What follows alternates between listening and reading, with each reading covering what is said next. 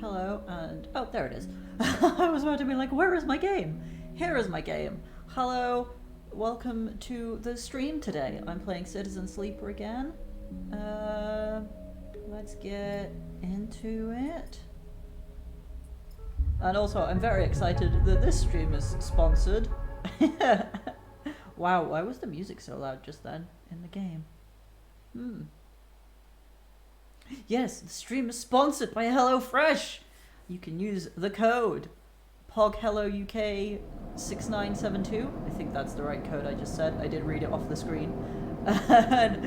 Or click the link in my panels. And it'll get you 50% off of your first box. And then... Shit, what is it? Let me remind myself. Crap,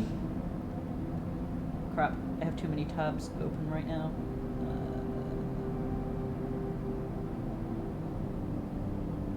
Bear with me while I gather myself. I checked this before I went live and already forgot.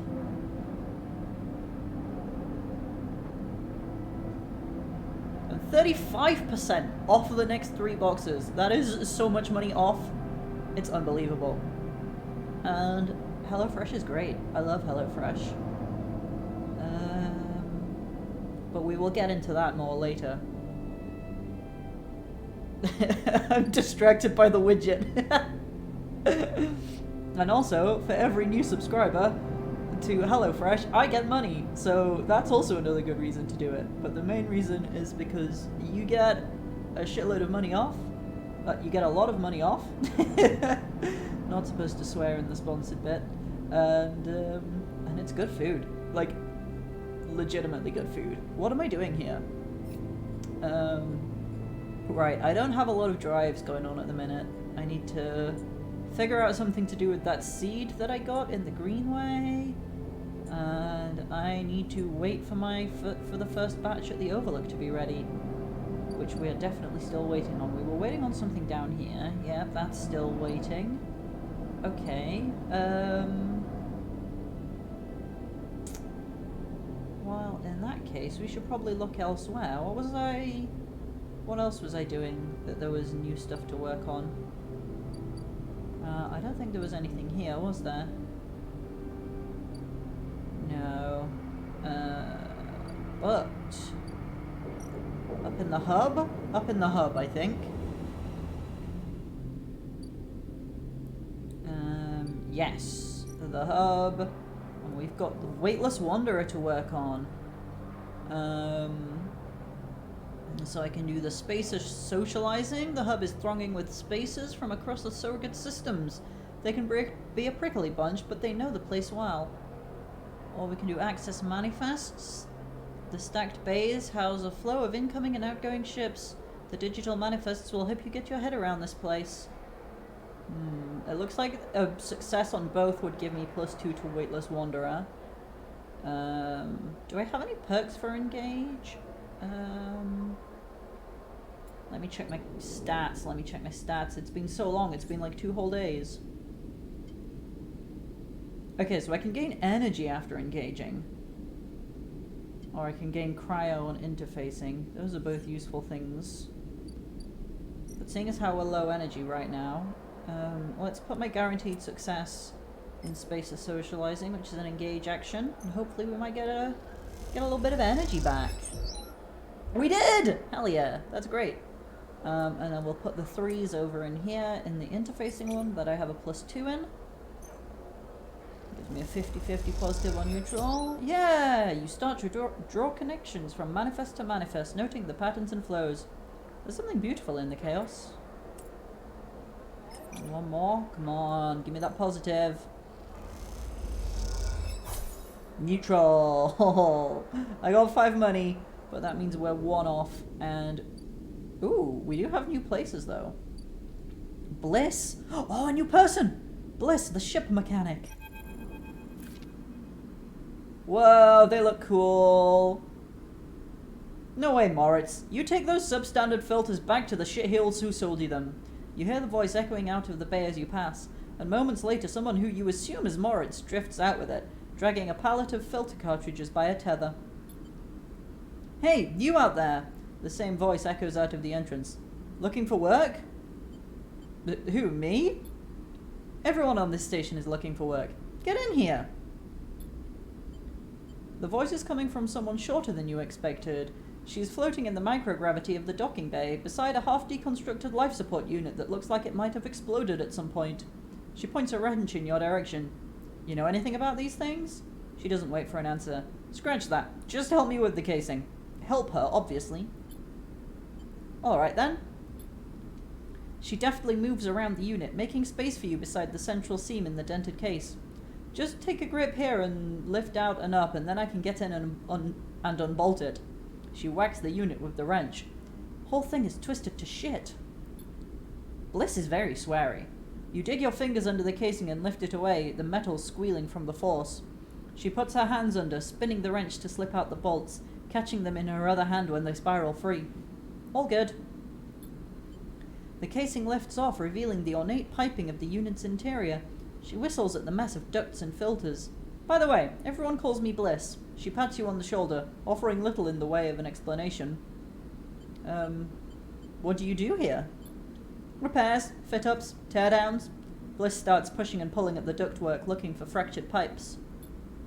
We haggle for contracts, but the good ones get snapped up quick by the bigger bays, so here I am trying to get this M2 unit running again for one of the freelance tugs. Small-time stuff.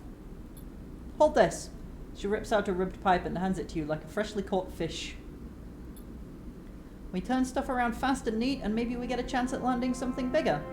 Something starts hissing in the unit, and Bliss quietens it with a precise whack.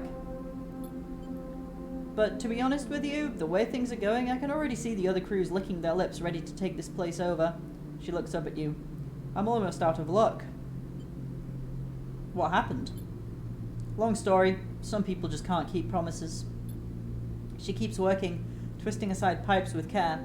There we are! Bliss pulls her hand from deep inside the unit and out it comes, clutching a lumpen cube, scorched black. This thing must have overloaded and popped half of itself out the side. You both duck down to the side of the unit and spot the exit wound, its edges fringed with more scorch marks. Grab me a replacement converter from the Rex, will you? Where is it? Bliss is already elbow deep in the unit again. You'll see it. She waves you away. You kick off from the unit and drift over to the wall Rex, where a catalogue of parts sits secured in clamps.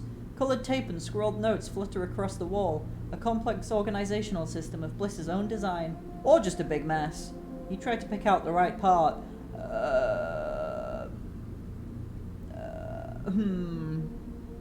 Well, she said a replacement converter and a transformer may not be a converter, so I will pick... Shall I pick the M2 or the F4 converter? I do not know. I am not a ship mechanic. F4 converter, and I hope it's the right one. You grab the part and push back to the unit. Bliss taps the casing as you arrive, where an M2 is printed in heavy blue lettering. Not exactly what I was looking for. She takes the part. It's okay, I'll show you the system when we're done. She straightens up from the unit. That is, if you want to work here. Bliss rubs her hands clean, looking down at her palms. Truth is, I need a hand here. My partner skipped out on me and left me with a whole mess. You seem like you might at least be better at spotting a clean air filter than Moritz. I'd be happy to. Wait, she frowns at the racks. That's not all of it. My old business partner, they rinsed the place, emptied the accounts. To bid for jobs, we need to put down deposits, bring in parts, pay tug fees. For that, she looks nervous, embarrassed. We need chits. An investment? Exactly. Partners. Straight split. Bliss settles herself against the unit and looks off into the distance. I guess I look pretty stupid. Here I am asking any random passerby to be my business partner. No offense. She manages a smile. I get it. Thanks, she meets your eye. I appreciate it. Bliss goes back to working on the unit. Look, it's no pressure. You find the money or you find someone who has, or you just forget the whole thing. Up to you. She gestures for you to help her refit the casing, and you both slot it back into place. I think I'm good to wrap this one up for now, but if you are into it, come back and we can bid on a new contract. Something to get our teeth into, something that pays. She gives you a serious look. You can trust me. I don't say this stuff lightly. You kick away from the bay, propelling yourself back to the handholds at the entrance. You slip out with a wave, and as you do, someone slips back in. You hear Bliss as you glide down the passageway.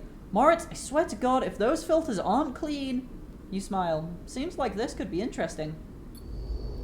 Ooh, new drive discovered. Help Bliss compete. Bliss needs investment and hard work to turn her repair bay around. Could you be her business partner? I don't know. Could I? 100 cryo. I have so many more cryo than that. A scam or an opportunity? Bliss seems solid enough, and this might be your best chance to get in on the hub's repair trade. I have 405 cryo. She can have 100.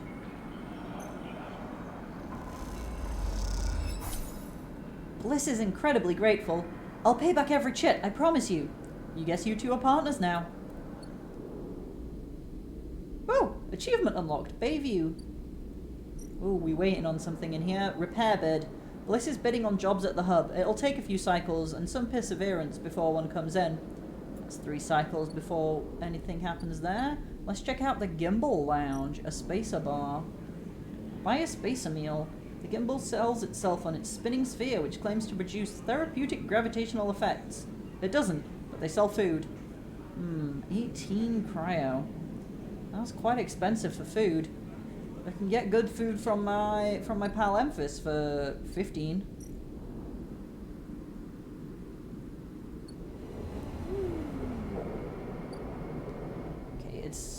sleeping time. We ran out of dice. We got nothing else to do. End cycle.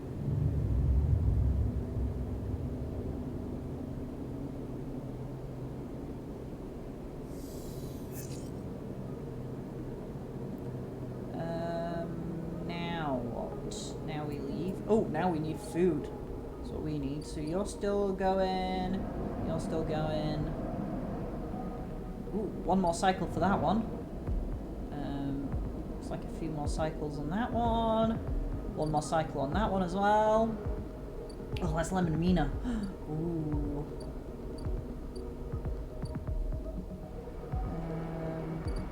I'm gonna try this new place for food. I'm gonna see what the Gimbal Lounge is like. 18 cryo though. How much energy are we gonna get from that? 3? I knew I should have just gone to Emphas. He's got all the best food. Gives me the same amount of energy, and it's cheaper. What about if I put a 1 in there? Ooh, that's a 25% negative. Let's put my 3 in there. Put it up to 5.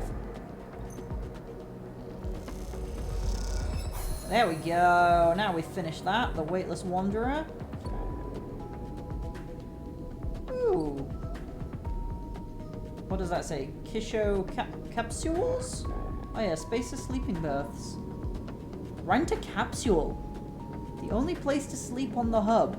Hacked off a colony ship and welded to the ring, they are surprisingly expensive to rent. So is that a... Well, it says rent, so I assume it's not a one-time cost, but I've got to see... I've got to try it. I'm wasting money here, but I just got to see what happens, you know? It's curiosity. You hand over the chits and get a passkey for capsule 0451. Time to find which of the identical berths is yours. I mean, I already have my own place, which I made myself, so I don't know why I did this. Yeah, and the only benefit is really convenience. Like, if I'm up here, then I don't need to go somewhere else to sleep. Everywhere has the same energy and condition loss every day.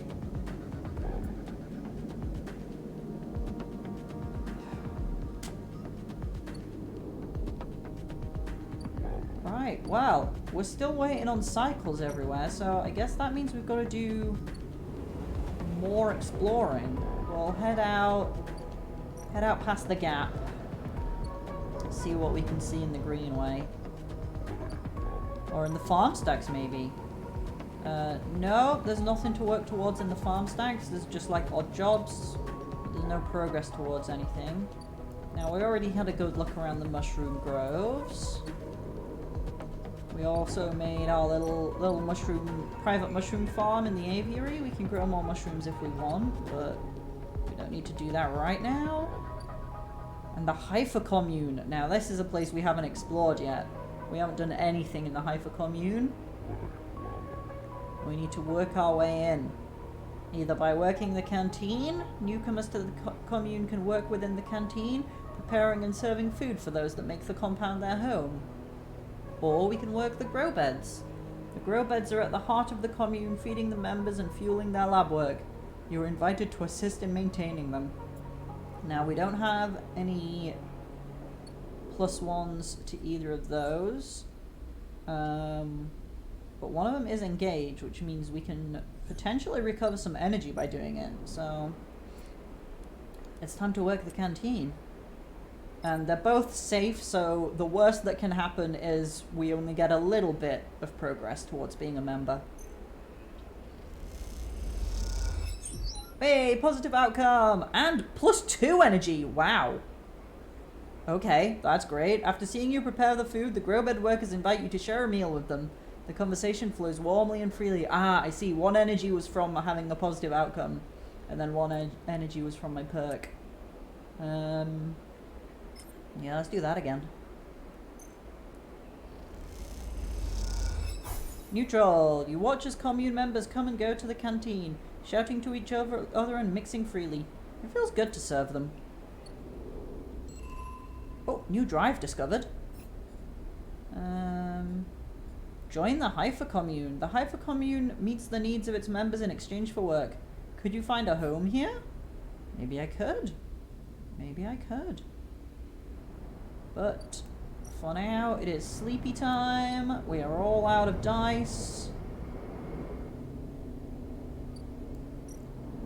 I didn't feed the cat this morning.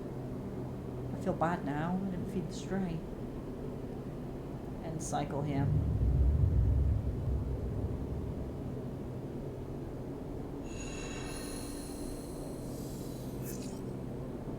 Right, feed the stray. Do not forget to feed the stray again. Lovely. We fed the stray cat now. Ooh, 2 3s and a 5. Right, let's see what's happening with Lem and Mina. I hope they're okay. There's no answer when you buzz Lem's unit, but the door is open. You push the door and find Mina, sitting in the middle of the floor, playing with Bun Bun. Hi, Mina. Hi, robot, says Mina sullenly, waving Bun Bun's paw without looking up. Where's Daddy? Mina doesn't respond. She walks Bun Bun across the floor, narrating quietly to herself. You look around the unit. It is a mess. Dishes and glasses on the side, some of Mina's clothes piled up in a corner. Mina is sitting by her bag, which is spilled out across the floor, her drawing slate cracked and dark. I would love to play with Mina, but I think tidying up is the responsible thing to do here. You start with the kitchen units, piling up the dishes in the auto wash and wiping them down. You pile the clothes up next, folding them neatly. Mina watches you quietly as she plays, curious but silent. You've just started to look at fixing her cracked slate when Lem enters. Sleeper, what are you? He pauses and looks from you to Mina and back again. Never mind. He drops a bag by the door and slumps onto the couch. Everything okay? Lem lets out a weak laugh. You forgot the past few cycles now too? Wish I was so lucky. He looks away at the open door. Look, now's not a good time. I want to help. Help? Unless you have a side reel ticket or two on you, I don't think there's much you can do here. He pinches the bridge of his nose. You understand they never even put us on the list, right? I've been all around the Rim looking for work and I've run into more than a few from the cruise. It turns out only long-time Havenage members were issued those Celis ID numbers. They never planned to consider us. Havenage say they didn't know that was what they were doing to use... Havenage say they didn't know that was what they were going to use to make the draw, and who knows, maybe Celis pulled the wool over their eyes. But what does it matter? All those hours in the yards for a hand-to-mouth wage and nothing else. He slams his hand down on the sofa. You giving up? Lem opens his mouth to respond, but stops himself. He looks at the open door again. They are moving the side reel up the hub now, you know? He says without meeting your eye. That's where it'll depart from.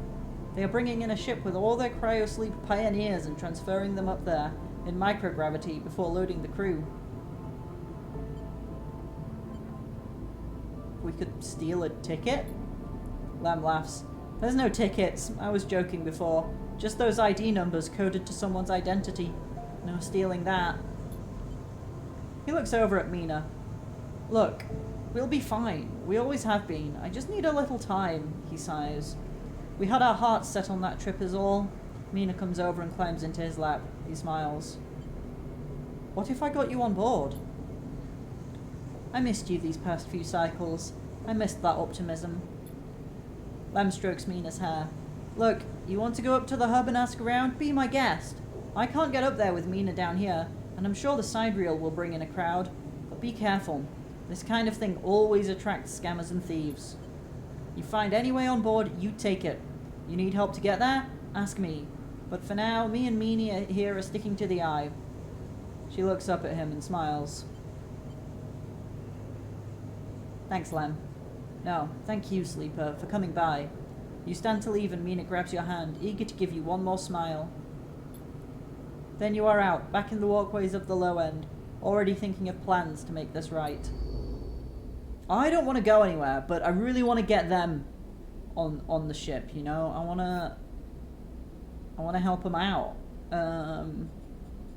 It's not a drive though. Maybe if I go up there and see what's going on now. Still like 3 more cycles on the overlook bar. But this should be... Oh. We got nothing. We've got nothing. It's just gone. What if I... Oh, maybe I might have messed something up at some point and missed my opportunity. There's literally nothing there I can do. Just some agents that I could hack their data, but I've got no need to do that.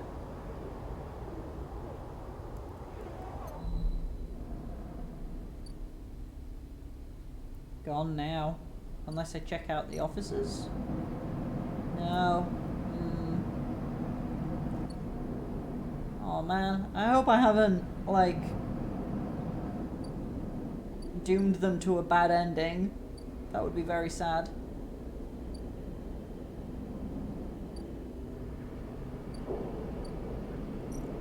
Okay, so up here, we still have a few more cycles to go, right? Yeah, oh, what's this? Oh, the side rail dock! This is where they brought it up to, the hub! Side Rail Horizon Departure Terminal. I see, I see. Scout the dock. The side rail is being loaded and prepped. Among all the commotion, is it possible to find a way on board? Ooh, the +2 to Intuit. I think it may be.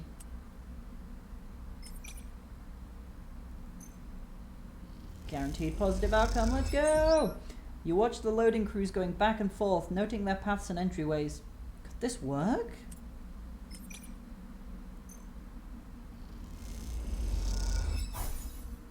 You ask a few of the off-duty workers about schedules and systems, and get a few useful tips. And one more for this cycle, and then we have to sleep again. Okay, we just need one good die tomorrow, and then we can do it. This is why it's useful to have this place, I guess. I can go to sleep here.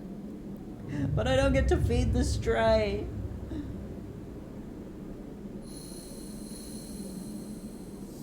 Very sad. Whoa! What? Oh, Moritz? Hey, a quiet voice greets you as you leave. Sleeper, it's me. Who? Moritz. He pauses. I work for Bliss? He rubs the back of his head. You are not an easy person to find. I move around. Moritz holds up his hands. Hey, no judgment. It's cool. You both stand there for a moment, each waiting for the other to speak. What's up? Ah, yeah. Well, Bliss needs you. A job just came in. A real big one. She's asking for you to come up and help her out. He nods sagely. I'll be right there. Nice, yeah. Moritz stands there for a little while, unsure if the message is delivered. I've got it. Cool, cool, cool. He looks around. Bliss just likes me to do a thorough job, you know? He rubs his hands together before burying them in his jacket pockets. See ye, Sleeper. Moritz ambles off down the corridor, kicking at a filter cap on his way out. Time to head to Bliss's Bay, then. Ooh, okay. Yeah, that's not... This is on a time limit. We better go there.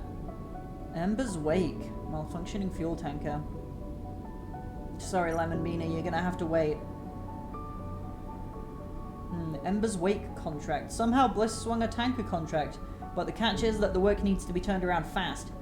Too fast. Okay, we've got 3 cycles to deal with this. Sealing the leaks. The tanker's crew have detected a set of leaks and they need to isolate and seal them as soon as possible. That's where you come in, and that's got 8 segments that need filling. Okay, a positive outcome. Oh, okay, so critical. Full system flush is a critical action, which means we get 1 shot at it, but it fills up half of the clock.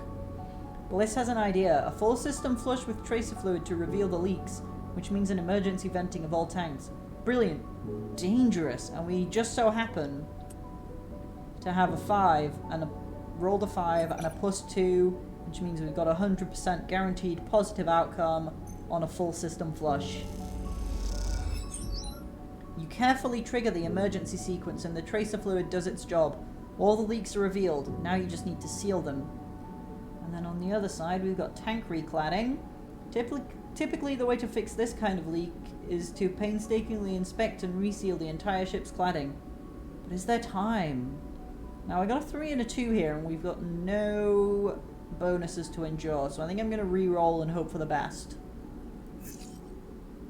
That's, yeah, is pretty good. A 6, yep, doesn't really get higher than that. The 2 is not great though. Your careful and focused inspection is rewarded with the discovery of a set of leaks. You seal them up tight.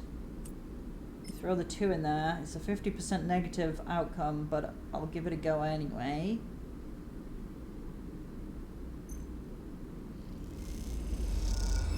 Oh, we got the negative. Inspecting the vast, featureless surface of the tanker is mentally and physically exhausting. You don't find a single leak. I gotta eat. I gotta eat! I can't be bothered going all the way to see Emphas. See, that's the point of this place. It's to make you lazy and make you waste money. And it's worked on me. Okay, we can definitely handle Ember's Wake before the time limit runs out, though. Easy peasy. Ooh, I'm going to be down to 2 dice if I don't stabilize. Let's get that stabilizer in me. Very good. And now it is sleep time once more.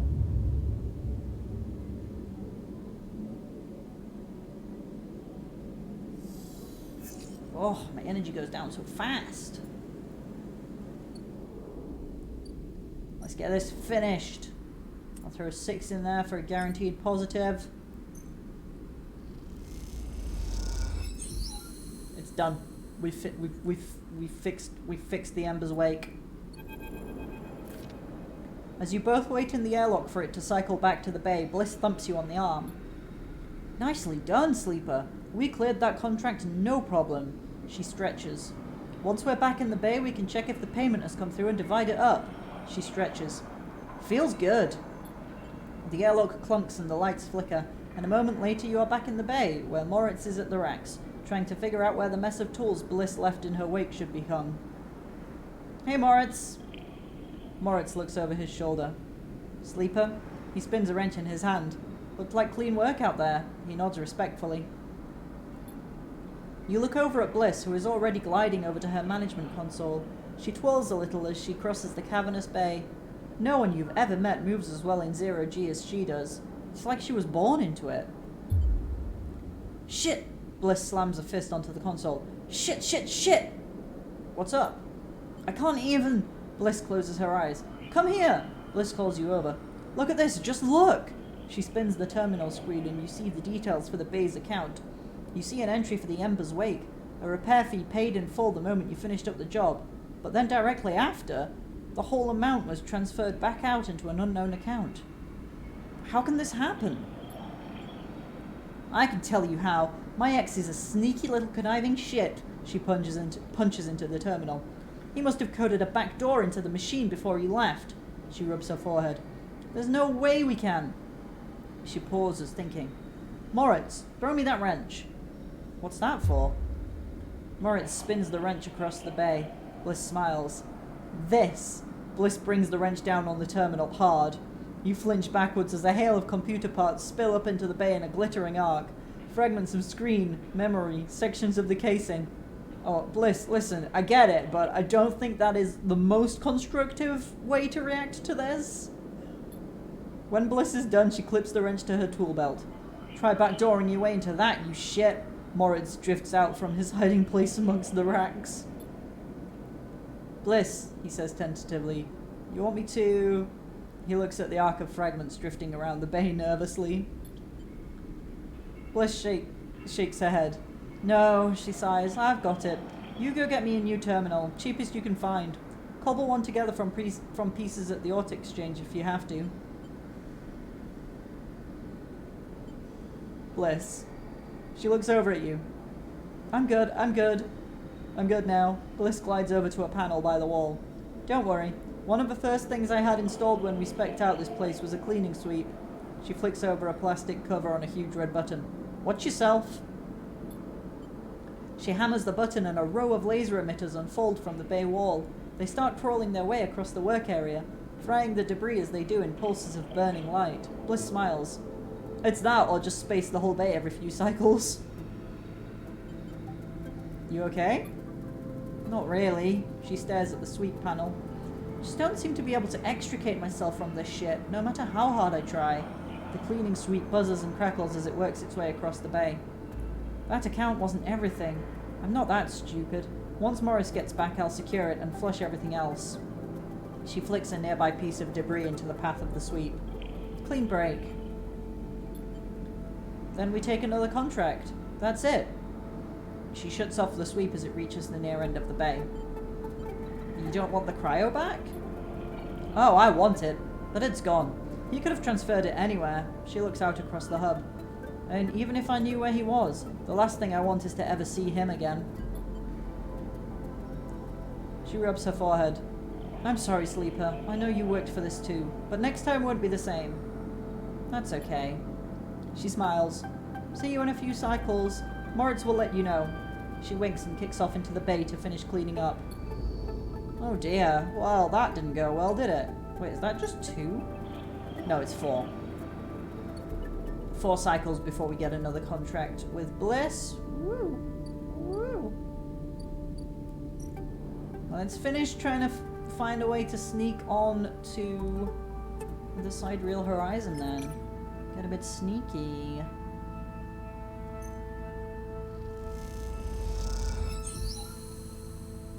Okay, we found a way on. Possibly. Let's find out what happens. Quite the achievement, isn't she? Sandra Celis must be proud. You recognized the resonating voice of Castor immediately and turned to see him, hooded and tucked into the shadows near the viewing platform. Oh, Castor! We only met you relatively recently. Castor? I see you remember our game. Good. He looks around, but the platform is clear. I'm afraid you'll have to wait for a rematch. Microgravity makes Tavla a little difficult. He smiles broadly. Castor walks out to stand beside you on the platform. The telltale clunk of magnetic boots accompanies his slow crossing. He notices you looking at them.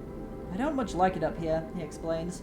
I hear there was some trouble at the Havenage shipyard when they announced the results of the crew lottery. They screwed us. I know, he sighs, meeting your eye. An ugly business. Celis are too used to the way things work in the core. Exploitation is the only logic they know. He gestures out at the Sidereal. You know why they built this monstrosity on the Eye? Money? That was a part, perhaps, but there are cheaper shipyards. He stares at the pristine yellow hull. Celis built it here, says Castor gravely, because they didn't want anyone to know it exists. He rubs his forehead. And secrecy is something I cannot abide. He turns to face you. There are people being loaded onto that ship as we speak. Sleeping people, locked in cryosleep like the person that you were emulated from. There are hundreds of them, and Celis wants to send them out to a planet at the edge of the settled systems without anyone knowing where it is. But you, Sleeper, can do something about that. You are like me. You deal with data. You can read it right out of the air. With someone like you on that ship, secrecy isn't a problem. You can ping back whatever I need whenever I need it, as long as you are on board. With you on the Sidereal, and with some minor modifications, he pauses, you can be my eyes and ears. I will keep track of Celis's grand project through you. In short, says Castor, stretching, I can get you aboard, Sleeper, but I am going to need you to help me. Who are you? I am a concerned party. Someone who likes to know what is happening when it is happening, not afterwards.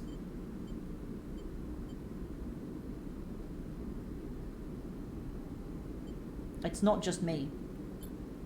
Yes, your friend, Lem. That can be arranged. It is difficult, but not impossible. The condition is, of course, that you go too. Castor clunks closer to the window, watching the tugs wheeling around the Sidereal. It's a simple offer, and the only one that will get you on that ship. Please consider it. He turns back, silhouetted against the ship. But to make it happen, I need your assistance, as I said. There is a Celis Foundation ship docked in the now empty shipyard. I need the data from its servers. This will allow me to produce the IDs necessary for your transit. Castor looks over his glasses at you. Celis aren't stupid, though. Their ship is totally isolated from the station. You'll need to get on board if you want access to their Airwalt servers. Once you have the data, meet me at your friend's unit so we can give him the good news. He smiles. I noticed his importance to you. And the little one. So cute.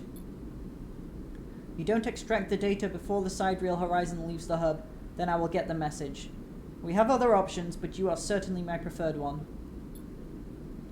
But be sure when you act, Sleeper. Once you take the data from Celis, you'll set off a series of events that will likely be hard for you to untangle yourself from. Either way, I recommend you stop asking around up here. You are bringing a lot of attention to yourself. Castor glances around as if to emphasize his point. There are only a handful of cycles until departure, Sleeper. Make your decision. With that, Castor marches back off the platform, the sound of his mag boots fading away, leaving you to contemplate the Sidereal Horizon and the part it may play in your future. Oh, I don't know! Oh, I don't know! I don't want to go! I still want to do so much here. Like, so much. I don't want to go. Oh, but I don't want...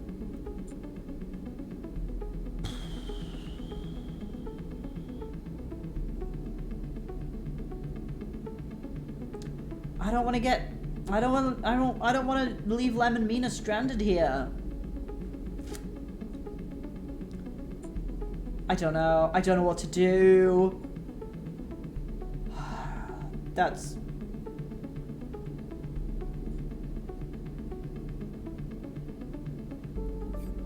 We've got, what, like 8 cycles? 8 cycles before it leaves. Oh, I should have left this well enough alone, shouldn't I? I shouldn't have. Oh no, I don't know what to do now. Do I hack the Sidereal and get the data and then hope that I can get Lem and Mina on board without going? Or do I abandon them? Do I just leave them here?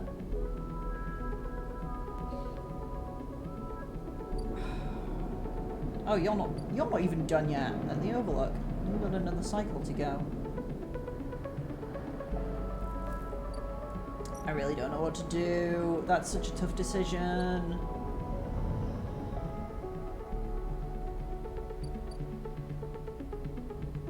There's like stuff up here I haven't even touched yet. I haven't helped the refugees. I haven't explored the wastes. I haven't joined the Haifa commune. Oh, it's difficult.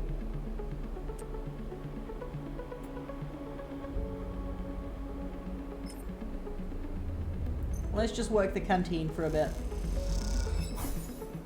Hey, I got +1 to energy.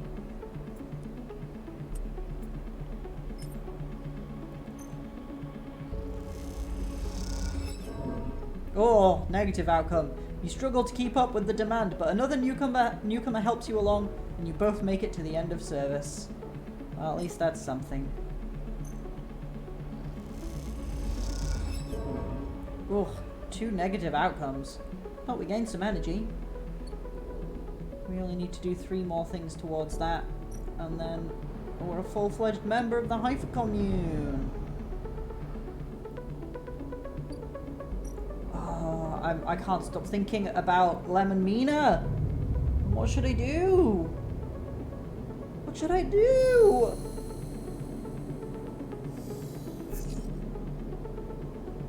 I should feed the stray for a start.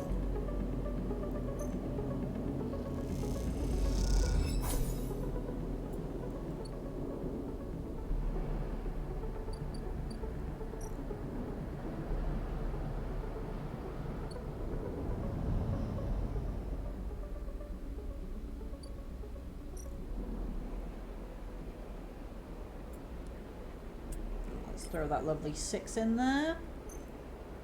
That'll give me some energy as well. Yes. Okay, we're done. We've worked our way in. Oh, achievement unlocked. Communist. Rico, commune botanist. You head down into the Haifa compound, following a blue painted line that is labeled laboratories. The member you were assigned to work with told you they'd asked to see you, but you still have no idea what about. The line takes you to a blue door, and through to a glass-roofed chamber where a network of stems and leaves filters the sunlight coming through the ceiling, casting the whole chamber in a strange yellow-green. Peaceful, isn't it? Distracted by the green, you missed the woman standing at a lab bench, camouflaged by the dappled light. Welcome to my sanctuary, she smiles. Come, let's talk, she says and beckons you closer. What is this place? Here? These were processing centers for the agriculture of the old corporate station. She offers a hand to shake. I'm Rico. I run the botany program at Haifa. What is Haifa?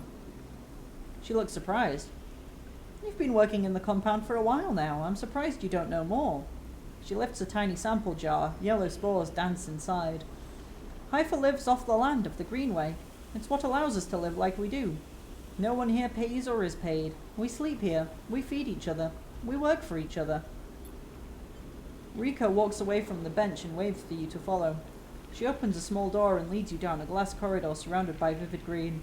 All this, she says, gesturing at the overgrowth, it's a kind of miracle. She looks at you with bright eyes. What do you think usually happens to plants on stations like this, when they are abandoned? They die?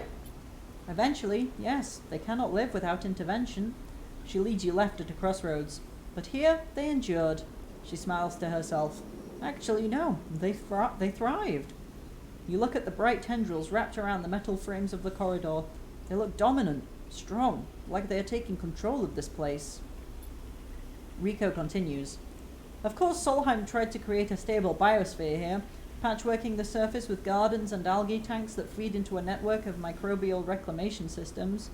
But the Greenway was always envisioned as extractive, a place from which the harvest is removed and sold to those living on the station, not a closed loop.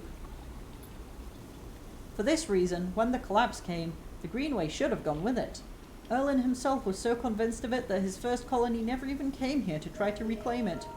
The AI instead relied on outside favors and influences, shipments from the inner system, and small-scale agriculture systems like kelp and fungal farm stacks. And yet here we are, among growth and decay, a biosphere flourishing. When Haifa came here, we expected to find only vacuum-dried stalks and leaves, and perhaps some fungal colonies hidden in the mulch. But we found a jungle. With this, Rico hits a button on the wall and leads you through a large pair of double doors into a huge, impossible chamber. It is every kind of green, from the pale algae tanks to the dark vines that surround them. It is wet too, a rarity on the eye. Condensation clouds the light from the high glass roof and gathers on the shiny broad leaves of shrubs. How? That is exactly our question. Rico turns to you, visibly excited by the room you're both standing in. It doesn't make sense, but in many ways the system has stabilized. Unlike the farm stacks closer to the gap, who need input to support their meager output, this place runs itself. Perhaps Solheim managed something new here. Perhaps they tweaked the plants, or built new systems buried deep below us. Or perhaps their collapse caused some fortunate cascade, an unlikely chemical reaction within the biosphere. That's what I'd like you to help me find out. She turns to you, her forehead wet with dew. Or maybe it has something to do with that mysterious AI gardener we met. Or we saw. We didn't really meet. Me? Yes, you. Rico sits on a railing. These halls run deep, Sleeper, and I'm getting old. She stamps her foot on the metal grating of the walkway. Whatever is causing this, it's to be found in the groves deep in the Greenway. Haifa won't spare anyone for an expedition. It's too dangerous and unnecessary, they say. I can make the case, but I can't get the votes. You Sleepers are hardy beings, I know that much, and you can speak to the eye, uncover its secrets in ways I never can. She holds out an arm so you can help her stand. Bring me samples, spores, seeds, and blooms. I can grow them in the lab and study them. The deeper they are found, the better. I will try. Thank you, she smiles, and thank you for listening. Rico leads you back out of the huge chamber and up through the passages. She is a little slower now and stumbles on the steps. You help her where you can. It's good to have new blood in the commune, she says. Many of us have been here a long time, and few come through. She settles back at her bench in the lab, stretching her legs. You go to leave. Come back if you find something, Sleeper, she calls. There are discoveries to be made. And you follow the blue line back up out of the compound. All the time thinking of that impossible magical green. Ooh, new drive discovered. Help Rico's experiments.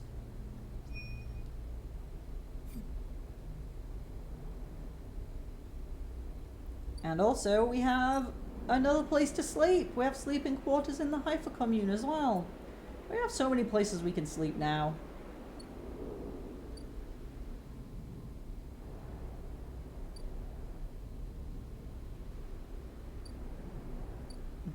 So these are all different places we can go now. How about the Hypha Labs? This is where we deliver spores to. Okay. We need 3 spores. Whenever we need spores, we need 3 of them.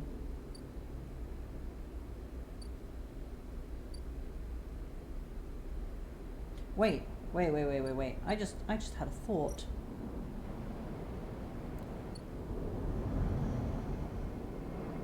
Did I check out? I didn't come over to the Overlook yet. Tala is done with the first batch of mushrooms. Tala comes to you one shift when the bar is empty, tapping you on the shoulder as you clean the bar. It's ready. She is grinning from ear to ear. The Geralt? Obviously! She grabs you by the arm before you can ask anything else and drags you into the back room. The smell hits you immediately when you enter, a cocktail of rich fermentation and chemical sharpness. The room is warm and bright now, the newly installed lights making the place look clean, whether it is or not. Tala has already pulled up a couple of stools around a metal crate, where 2 glasses with a few fingers of pale Gerol inside sit waiting. She smiles. I haven't even tried it yet. You can see she is nervous. You both sit at the makeshift table, the slight strangeness of the situation making you both jumpy. Tala hands you a glass. Cheers, she says solemnly and knocks the glass back. You do the same. The first sensation is burning, a sharp, nose-clearing blast of alcohol that has your frame querying whether you would like to activate safe mode. You gulp the drink back, and it is only then, behind the burn, that you taste the earthy tones of the mushrooms, the wood and the soil, the soil left behind like sediment, barely there. That's strong. Tala nods vigorously. Woof! That was heavy. As promised, though. You think? She swirls the glass and puts it down. Wait, I have an idea. Tala grabs a metal bottle from the newly installed work surface and adds a few drops of water into the Geralt. Try again. This time the burn is a warming glow, harsh but fading off, and the woodiness less heavy. You taste something floral in among the marshy decay, something fresh and bright that you never expected to find. Both you and Tala meet eyes. It's really good, right? It is! Tala grins with her whole face, and that makes you smile too. Tala pours out some more Gerol and then adds some more water. The action's already taking on the quality of a ritual. You both drink. Tala tucks her feet up beneath her on the stool, folding her legs. She looks down into her glass and swirls the liquid thoughtfully. What's on your mind? Tala looks up at nothing in particular. My father opened this place, you know, she says out of nowhere, a thought suddenly becoming words. It was his attempt at making a life for us, for my family, when we got to the Eye. Your family? My father, my mother, my little brother. She takes a drink. They aren't around now. I'm sorry. That's okay. My parents had long lives, and my brother is somewhere in the Starwood Belt. Ran off with a salvage crew. She puts her glass down. He's alive, as far as I know. I was just thinking about something my father told me. When he first set this place up, he wanted to call it the Bantayan, but he was afraid it'd scare off the customers, so he kind of translated it. Hence, the Overlook. And these past few cycles, when I've been in here, I've been thinking that I should rename the place. She looks at you. The Bantayan. What do you think? I love it. She looks away. Me too. Tala picks up her glass. That settles it then. To the Bantayan. You both clink your glasses and drink up. Tala hisses through her teeth. Still harsh. She laughs, then suddenly grabs your shoulder. Oh, Sleeper! I totally forgot! She stumbles to her feet. She lurches over to a corner of the room, covered with a plastic sheet, and whips it off like a magician performing a trick. Beneath it is a neat little kitchen. A sink, a work surface, and a compact oven with a hob. Your kitchen! She doesn't give you time to respond. You can come make stuff here anytime, as long as you promise not to raid the mushroom farm. I need those for the Girol. I was thinking too that if things pick up, we can start serving proper food at the Overlook. I mean, the Bantayan. Do you like it? It's perfect. Tala gives you a hug, then quickly stands back. I'm sorry. I'm so glad you're here, she grins. I think we've had enough. She glances over at the half-empty bottle. Perhaps you're right. As Tala tidies away the glasses, you inspect the kitchen, checking that it all works. It's small and salvaged, but after what you've had to put up with, it feels like a dream come true. Later, when she's done for the day, Tala comes back through to the bar, and you share a glass of the good Girol, the one she didn't distill. And this time you talk about nothing in particular, sharing stories about regulars or discussing the best place to eat on the Eye, which, after everything that has happened, feels like a nice change of pace. When it comes time to leave, you promise to cook for Tala, and agree to let her know which shifts you'll be working in the coming cycles, and then slip out into the cool of the rotunda. And in this moment you feel, for once, at home. Oh, that's nice. Achievement unlocked, free spirit. Drive complete. I've got an upgrade point. 2 upgrade points. My oh my. Wait, do I even need 2 upgrade points? No, I only need 1 upgrade point for all of these things. This is very silly. I can't believe I did this. Well, let's upgrade my engage to a +1.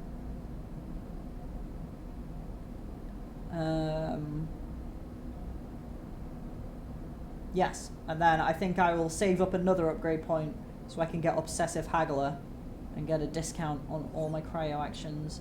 So what happens if we go to the Bantayan now? So we can do a shift as usual. Oh my god, we can actually cook? We can cook Matsutake caps? I need some Matsutake caps for later, and we can cook Girol caps. Wow. So I guess if I go get more mushrooms, that might be a cheaper way to get food. That's so cool. Okay, back up here and check out Bliss. I think we're still waiting on Bliss. Oh yeah, we got another 3 cycles waiting on Bliss. I pretend I don't see the side reel. I do not see it. I do not have to think about it if I do not see it. Now let's get back to work for Rico. So, there are no spores here. I don't know why it's telling me that's a place I should go, when I just need to collect spores, and this is where the spores are. Alright, let's get some spores!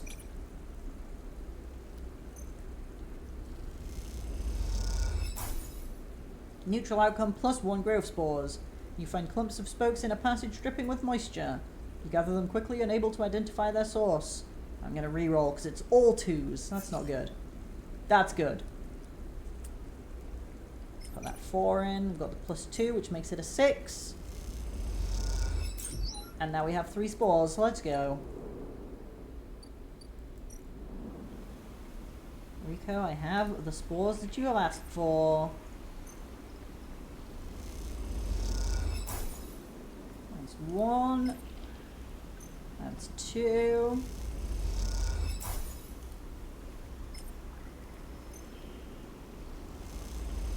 That's 3. Rico is grateful for the contribution. Sleeper, you warm my heart with each delivery. Thank you. Rico needs spores to study the strangely resilient biosphere that has formed around the Greenway. How is this place thriving?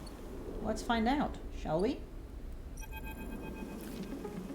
Sleeper, Rico greets you without so much as looking up from her work. I have some of yours here. Come see. She beckons you over to a heavyweight-looking console, wired to a series of specimen jars, some of which contain your spores. What does it say? The spores you have here are a real cocktail, a selection of types from within the groves, but I've been able to isolate a few. She taps one of the specimen jars. Here we have Tricholoma matsutake. Rico breezes through the Latin and Japanese pronunciation as if it was nothing. A species Solheim somewhat modified for use on the station. She brings up a panel on her console showing a chemical composition, all gradiented bars and obtuse acronyms. This is the composition of the Solheim modified Matsutake spores. Modified? Yes, Every species on the eye is a tweaked variant of Solheim's, of course, but that's not the point. Rico brings up another panel, identical in layout, but with wildly different colours and numbers. You see, this is what your Matsutake spores look like. They aren't the same? That's the conclusion, yes. Rico glances at the specimen jar as if it might have something to add.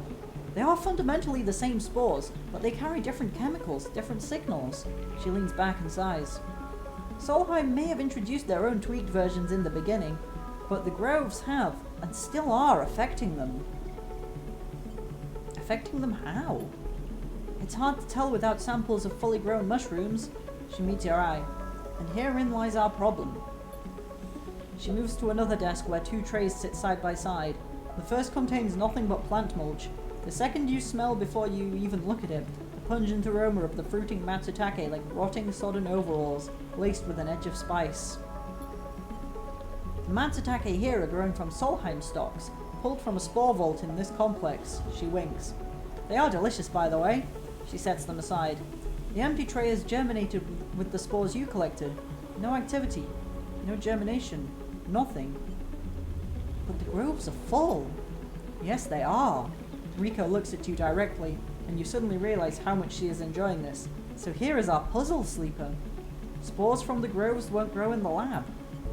But gathering the fruiting bodies from the groves is too unpredictable. We need to grow a fruiting body from some of these spores, so we can track it, understand it. In short, I need you to become my mushroom farmer. Actually, I already started. I saw a nice place, it looked like it would be good to grow some mushrooms, so I just went for it. Rico looks impressed. Well, an eager mycologist. I'd never have guessed. I assume you set yourself up in the aviary? I've been eyeing that place up for its proximity to the groves. Bring me whatever grows, not just matsutake. There's more than a couple of variants in there, so I'll need plenty of samples. She plucks a matsutake cap from the tray.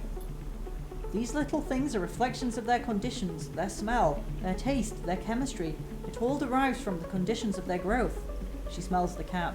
Enough of these and we'll have a picture of what is happening here, of the ways in which this biosphere is modifying itself, or being modified, whichever the case may be. Rico pops the matsutake cap into her mouth, taking you by surprise. And don't worry, Sleeper, she says while softly chewing. If this turns out to be a dead end, I'll make sure that not a single mushroom will go to waste. Amazing. Right, what do we need to bring you then, Rico? Oh my god, that is a lot of mushrooms.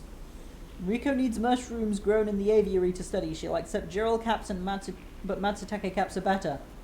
Wait, you won't take my club heads? But I have all these club heads! I can't do anything with these club heads. Well, I might as well give you the matsutake that I already have. The rich and pungent matsutake caps are Rico's preferred subject of study. Something about their environmental sensitivity. +3, not bad. You hand over the caps and Rico looks pleased. My amateur mycologist, thank you. Oh, we better get to gathering and growing some more spores then. How many spores before we can grow? Okay, we can grow one at a time. Great. Let's get some spores then. Yeah. We'll do a 4. Hey, positive outcome. I got 2 spores.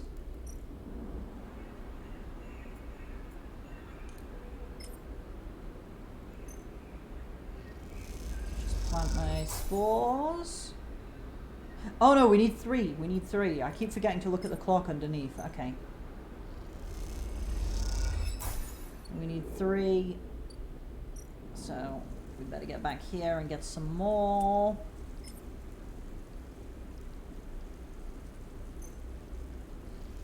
Oh, I guess I could also just pick Gerald's, but...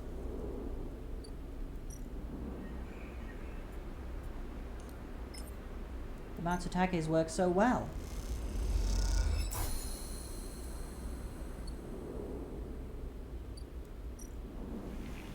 I'm assuming the Gerald would give me 1 at a time. And there's 12 total. So yeah, the matsutakes is way faster, but we ran out of dice for the day, which means it's time to sleep.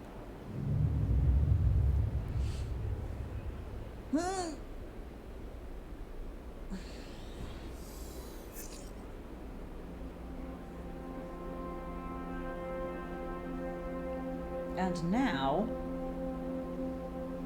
we have to take a break from playing the game because it's time for a little sponsored segment. Let me get some music going. Let me get some music. There we go. We got some music going. We gotta talk about HelloFresh. The amazing, wonderful HelloFresh, which I love. And I am sponsored by, but I also do love. Like, basically everything I eat is a HelloFresh recipe. And here is, if you click on the link in my panels down there, or hopefully, if I've set this up right, I can do this. Hello, computer, please. There we go. Type in exclamation mark HelloFresh. Boom! You can just click that link right there, and then type in the code, which I'm just going to copy and paste because I'm too lazy to type. You can also do that. You can also, boom, PogHello UK 6972. You will get 50% off of your first box and 35% off the next 3. That is a huge saving. Look, if you're getting a box for 2 people with just three different recipes, that's like 3 days, it takes it down all the way down to $14.25. That's amazing. If you want, you can just go up and down the number of people. I always go 2 people. HelloFresh is great for like meals for like groups and families, but here is a secret super cool life hack. If you live alone or you're just cooking for yourself, get a meal, do a meal for 2 people, and then leftovers in the fridge, and you've got tomorrow's dinner already ready. It's perfect. 5 recipes a week. You are saving £20.25 just by doing that. It's amazing. Why will you not let me select? Oh, that's not where you. I can't read. That's where you put your email address. So I'll stick my email address in there. I think I probably am not eligible though because I'm already.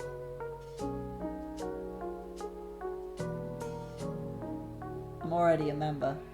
I don't remember my password.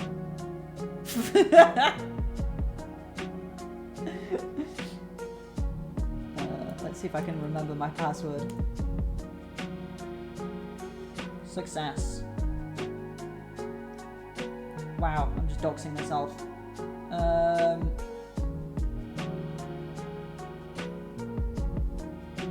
But yeah, the point is, let's just look through HelloFresh website without going through the code stuff because I can't do it because I'm not a new member. But if you're a new member, you get. Oh my god. I gotta. Let's just look at my menu. There we go. There's so many options.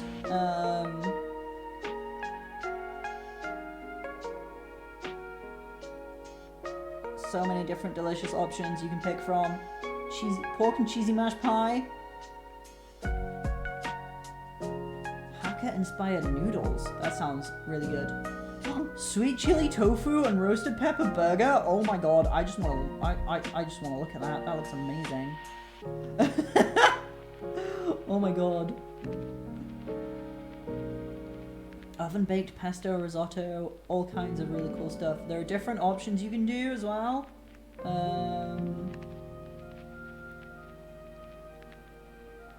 Oh my god! It's being very annoying to me. What about if I am logged out? I just want to show people how cool it is and what you can do. See, you can do like meat heavy, or you can do vegetarian. You can go for family recipes, quick cook, so it's nice and easy. Hey Nick, how you doing? I am currently being sponsored by HelloFresh. It's amazing. Check it out. I don't have the widget visible on this scene. I'm a pro streamer. Please don't pay attention to the fact that I'm not doing it right. Where is it? Just got home. Nice. I hope your day was good. Let's get that widget up.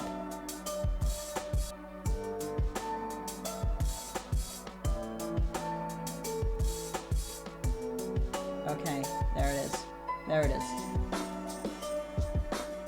HelloFresh widget. There we go. HelloFresh, I love HelloFresh, it's great.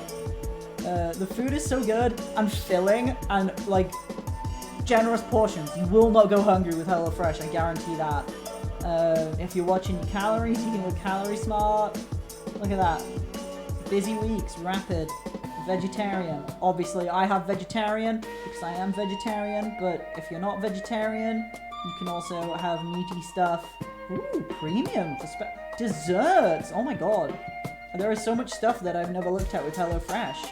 You can have desserts? Oh my god, I want to look at these desserts. Choose your meals after sign up. Oh my god, HelloFresh. Let me look at your menus. Well, the point is, I just want to show everyone how good the food is. Brunch? Oh my god, you can do brunch? That brunch looks so good. But yeah, it's easy to prepare, and they send you, like, they deliver it direct to your door. It's super convenient and easy. All the food is like portioned, so like they only send you the amount of ingredients that you need, so there's no food waste, so it's more environmentally friendly. Not only is it convenient, not only is it delicious, not only is it filling, it's environmentally friendly as well. Can't beat it. It's HelloFresh. Sign up using my code PogHelloUK6972. Click the link in my chat or in the panels under the stream, and you too can live deliciously. I think I've done enough talking up HelloFresh now. I think I have.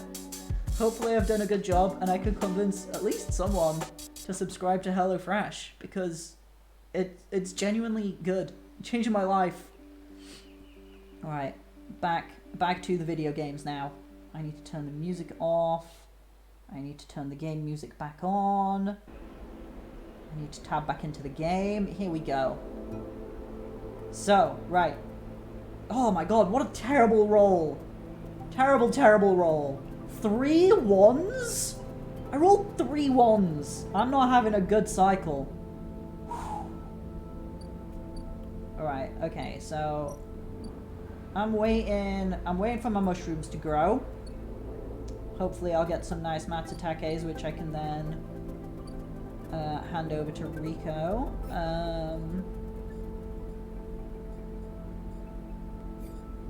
Let's go see if Bliss is ready for our help. I don't think she is, but if I don't check every day, I always forget. So I just check at the beginning of every cycle. Bliss, what's going on with you? No, we got 2 more cycles to wait for Bliss. I pretend I don't see the sidereal horizon. I do not think about Lem and Mina being trapped here on the eye forever when they desperately want to leave. I just do not think about it. Okay, so I have options. I could, while I wait for my artisanal mushrooms to grow, I could just go foraging for wild mushrooms. Or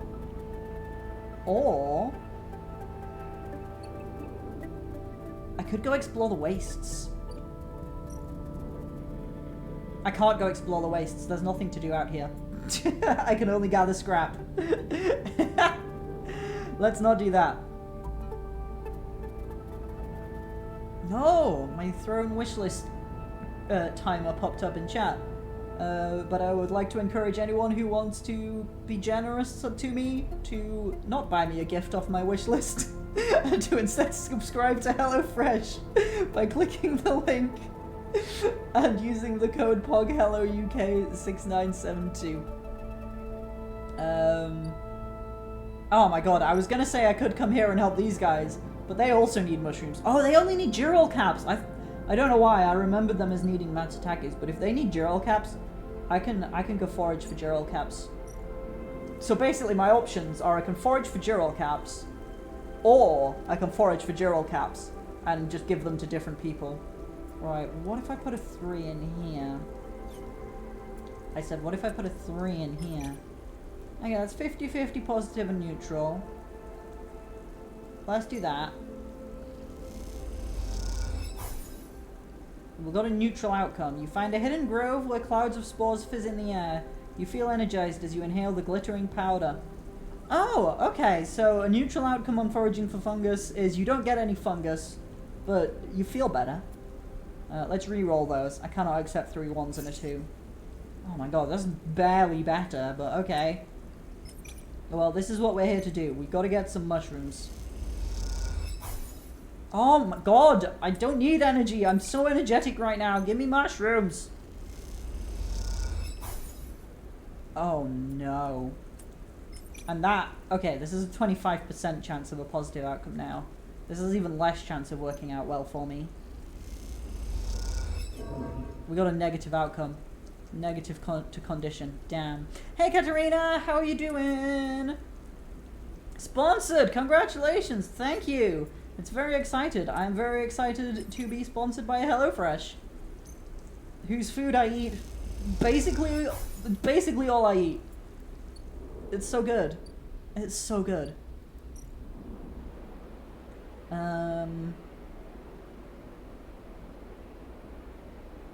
you know what? I'm just gonna throw a little scrap in here.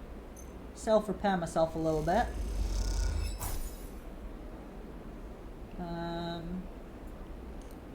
Throw another one on there. It's definitely not worth using a stabilizer right now.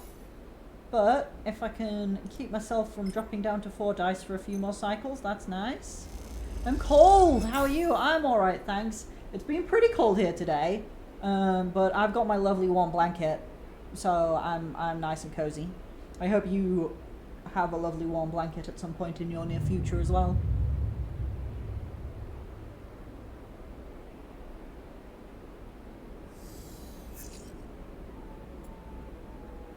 Okay, these rolls are better than yesterday's at least. I got one more cycle before Bliss needs me again.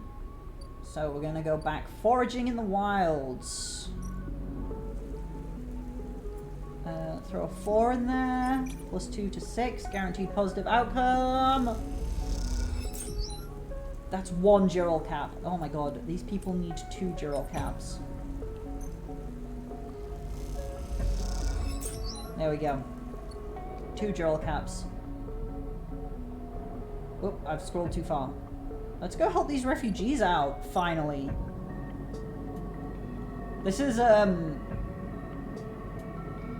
is like free DLC stuff now over here, episode Flux. But it seems we're getting close to the end of everything, so it seems like a good time to do it. Escher asked you to bring supplies, and fragrant, eye-grown Gerald caps seem like the perfect thing to impress her. Excuse me, I put those Gerald caps in there.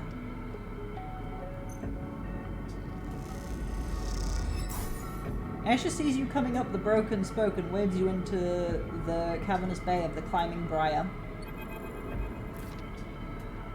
You came! Peak smiles as you walk into the Climbing Briar's cargo hold behind a gloomy Escher. They brought mushrooms! Escher tosses the mushroom caps onto a crate, raising her eyebrows at Peak. Peak gives her a look. Thank you, Sleeper. They pick one up and sniff at it. Are these edible? Yes. Peak turns the cap over in their fingers before putting it down. We're not so used to fresh produce. Escher is securing crates as she speaks and doesn't look up. Hawthorne doesn't have much in the way of farming. Hawthorne? The installation we grew up on. Escher wipes off her hands on a rag. XPR loves to name their property after natural things, but that's about as far as their relationship with plant life goes. XPR? This an interrogation? She glares. Either way, we're done with that place, which is all you need to know. Escher leans back against the crate she was securing. We are going to need more than a few mushrooms if we want to help those refugees, though. What do they need? Food, water, components, a whole lot of things. Escher stands and walks over to the mushrooms you brought, placing them into a small container with care. The problem isn't just getting supplies, it's getting them through to the ships.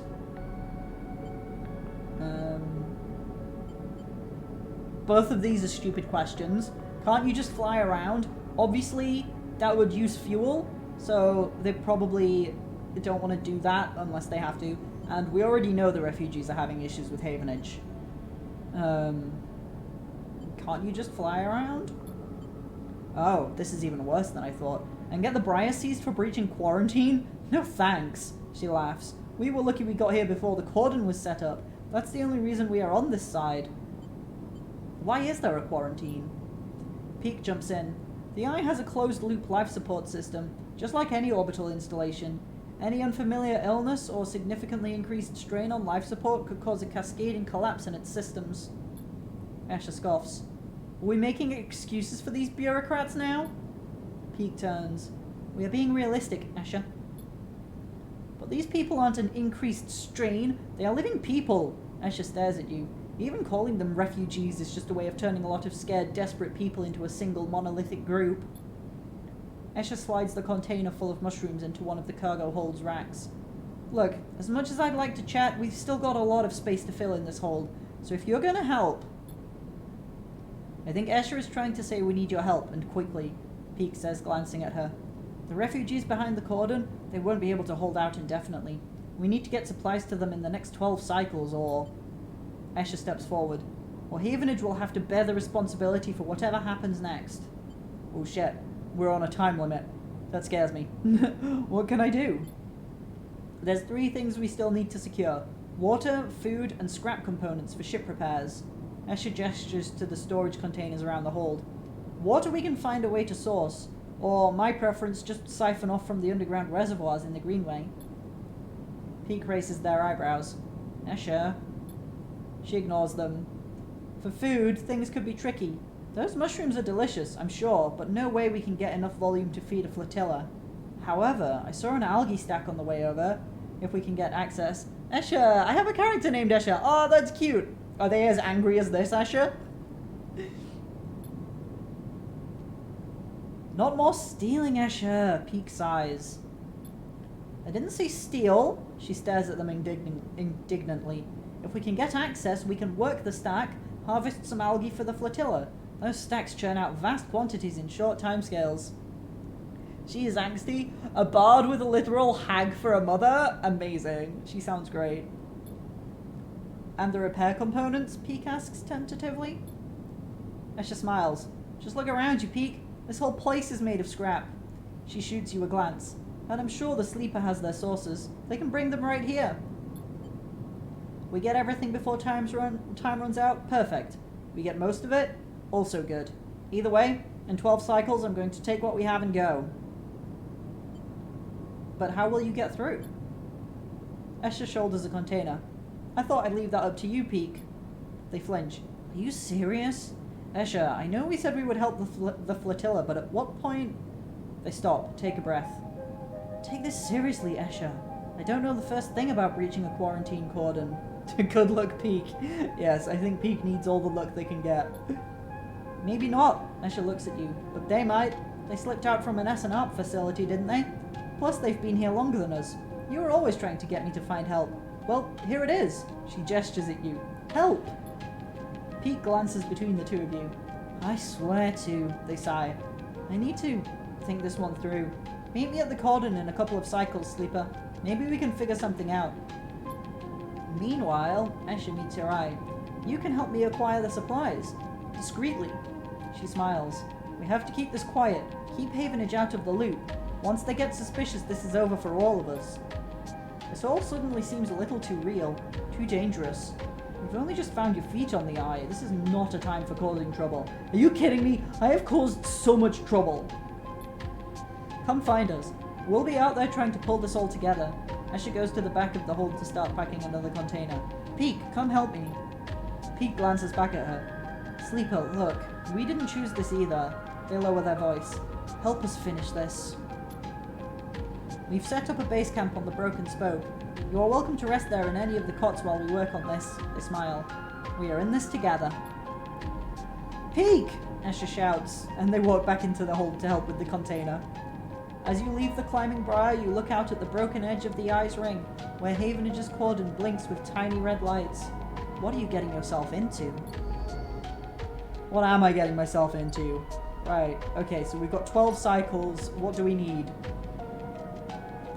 Scrap for the flotilla. One of the 3 things the flotilla needs are components for repairs. There's a lot of ships, which means a lot of scrap components. I just used 3 scrap components to repair myself. And now I need 8. Oh, what a waste. What a waste. I can't believe it. I could have been almost halfway there. Briar's Hold. The flotilla needs food, water, and components. You might not be able to get all of them, but Escher will take what you can get. Peak's plan. All the supplies in the world are nothing without a plan to get them to the flotilla. That's Peak's part in this. Escher's run. The clock is running. In 12 cycles, Escher will make her run to the flotilla. The better prepared she is, the better the result will be. Right, okay. So I need 8 scrap components. Oh, what's this up here? The cordon? Havenage quarantine?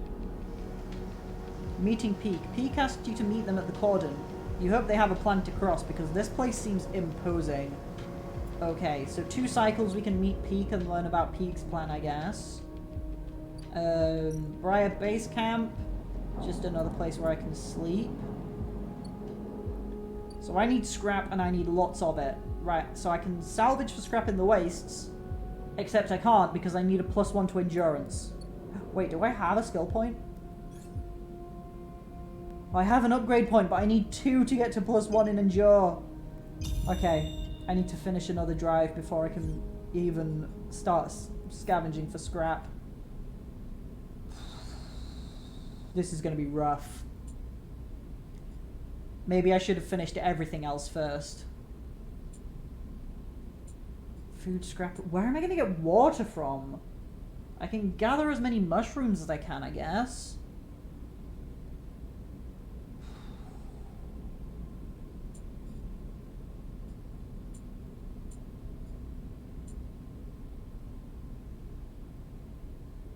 I shouldn't have done this yet. I've made a terrible mistake.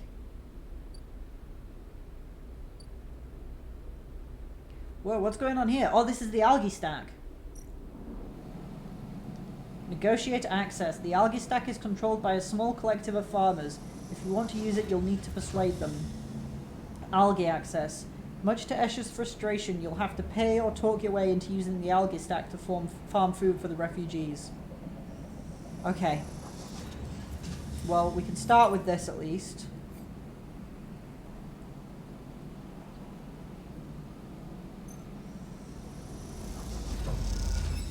That's a +2.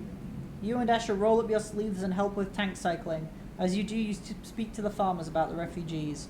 I'm going to re-roll those 2s because that's super low. That's good. That's good. If we get a lucky roll on this last one, we can gain access immediately.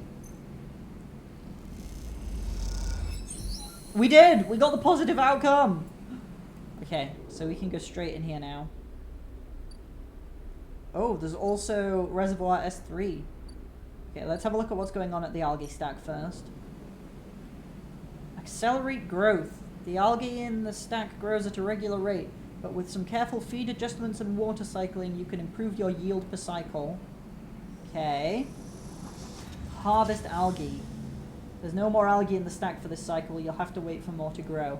Okay. Oh, okay. So it's on a cycle clock. So every 3 cycles algae grows. Unless I want to throw some accelerant into the mix. The algae takes time to grow, and each cycle more can be harvested from the stack. Patience is required. And we need to harvest 8 lots. Although it looks like we get a +2 for a positive outcome there. Right, okay. What about over here at Reservoir S3? Hack the sensors? The reservoir is monitored by a web of sensors. Hacking them will reduce the alert level of the system and keep you from getting locked out. Okay. Siphon water. The only way for Escher to get enough water together is to siphon it directly from the station's reservoirs. Havenage will not be pleased. And then we need 8 water for the flotilla. Escher needs tanks and tanks of water if she hopes to help the flotilla. Anything less is worthless to her. So I guess every time we siphon water, there's a chance of Havenage alert going up. Havenage have installed a complex sensor array to monitor the reservoir. Trip this and the whole place will go into lockdown. And then we can hack the sensors to make it go back down again. Right, okay. So that's it. But there's one more thing we can do. If we go all the way back, we cross over the gap, we go all the way back down here to the scrap freighters. Oh, you gotta be kidding me! There's I've already bought all my load from the scrap freighter, which means we'll have to wait another, like, 4 cycles before the scrap freighter comes back. Wait, what's this? Celis ship? Celis Foundation administration ship? Hold on. The fastest way to get to know the ship is by pretending to work there. A plan so bold it might even work. Oh, is this an alternative to get Lemon Mina? Oh, I wish I'd seen this earlier. I can't be doing this now. The refugees. Damn. Damn, damn, damn.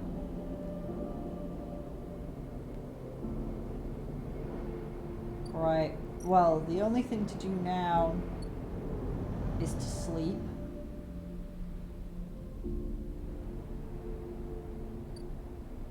In fact, why sleep up there at base camp when I can sleep down here in the commune, which is right near where I need to be? Oh, I have the sunbathe perk now. It takes dice though. And it only increases energy? Oof, not worth. Not worth.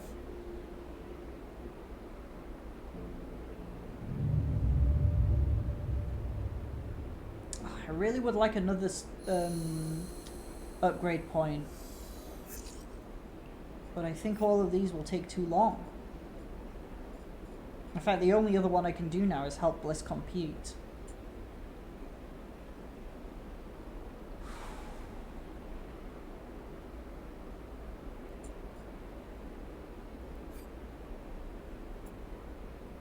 I've made a terrible mistake. Oh! Sleeper! Moritz is waiting for you on your way out. How have you been? Busy. I see, he nods. Well, I'll get right to it then. Bliss sent me down. We've scored another contract and she needs your help. That's the message. He pauses. Look, I know last time the payment didn't come through, but you did good work. Bliss knows that. It's no problem. Okay then. He pauses again. She's doing her best, you know? I know. He nods. See you up there. Moritz turns and strides off, leaving you in the corridor. Time to help Bliss. And maybe this time, you think to yourself, it'll work out. Oh god, she's going to be on a time limit as well, isn't she? No.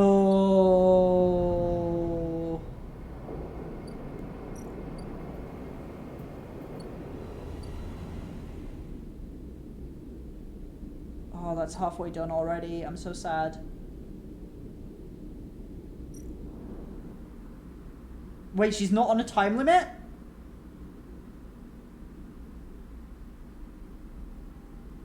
The sycamore seed needs to be reinforced and sealed, otherwise the crop will be lost. The sycamore seed's internal biome is in trouble. Every action will bring it closer to collapse. Oh god.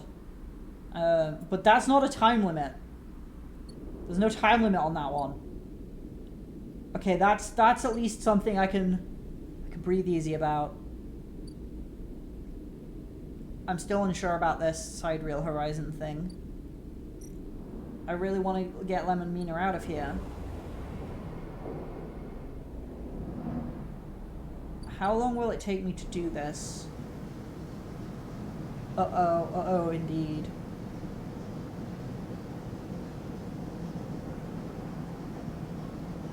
Okay, with that'll get me to +3, and that's critical, and that'll get me plus... Okay, so I can finish this Celis infiltration this cycle, guaranteed. I'm gonna do it. I need to help them. The fastest way to get to know the ship is by pretending to work there. A plan so bold it might even work.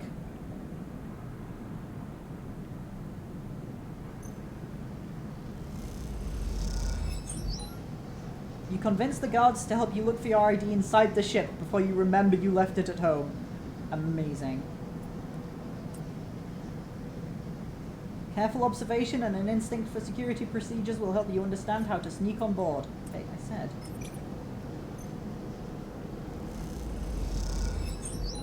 You note down shift changes, security keys, camera positions. A possible route starts to emerge in your mind.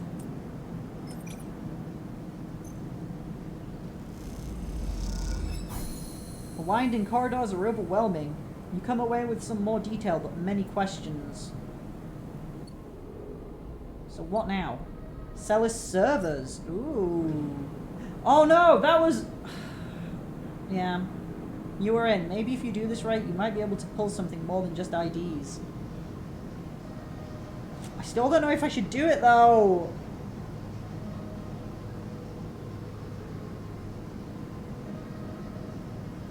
I'm gonna do it. Surely it won't lock me into leaving on the ship. Surely. There'll be a way to just betray... I forgot his name. The guy. For the good of Lem and Mina. Don't call me Shirley. So sorry, Katerina.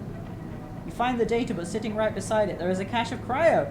You take both. Too easy. Nice. I got a little bit of monies.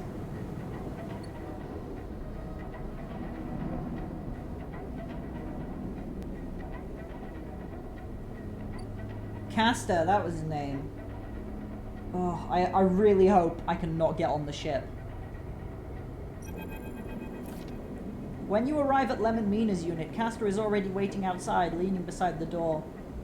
Forgive me, Sleeper, but Celis is already buzzing with news of the breach. I was expecting you. I don't like you tracking me. That is unfortunate, Sleeper, because that is exactly what I will be doing for the foreseeable future. Castor reaches into a pocket and produces a sleek green and white hand terminal. The data, please. What is that? Something I acquired from Celis while you were busy on that ship? Castor pushes up his glasses. I haven't been waiting for you the entire time. You hand over a drive with the data and Castor fishes around for a converter cable to hook it up. He slots it into the terminal, and after some whirring, a set of 2 transparent films marked with numeric sequences are produced.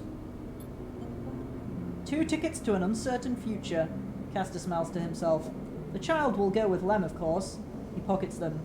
These are yours. But first, he holds out a white cube. Your side of the deal. What is it? Something to help us make use of you. He passes you the square and you rest it in your palm. A small, white, perfect cube. Suddenly you feel a sharp pain and flinch. Oh, shit. The cube jumps from your hand and rattles along the walkway. You look at Castor apologetically. Castor smiles. Not to worry. It has done its job. Now it is for you to do yours. You look down and see a tiny pinprick in the center of your palm. Nothing sinister. Castor puts the terminal away. This way we can keep track of you and the Sidereal Horizon. I didn't agree to this. You did, Sleeper. Castor adjusts his glasses. You have to understand that I could have done this without you knowing. This way, everything is on the table, so to speak. Yeah, but you didn't warn me in advance that you were going to stick a tracker inside me. Castor hands you the transparent films, and you see shimmering portraits of you and Lem flickering beneath the surface. Go, give them the good news. And he reaches across and buzzes the unit. Lem slides open the door, half dressed in his gear. Sleeper, what brings you up here? Come in. He beckons you inside. You look to the side expecting to see Castor, but the wall is empty. The unit is cleaner, better organized than last time.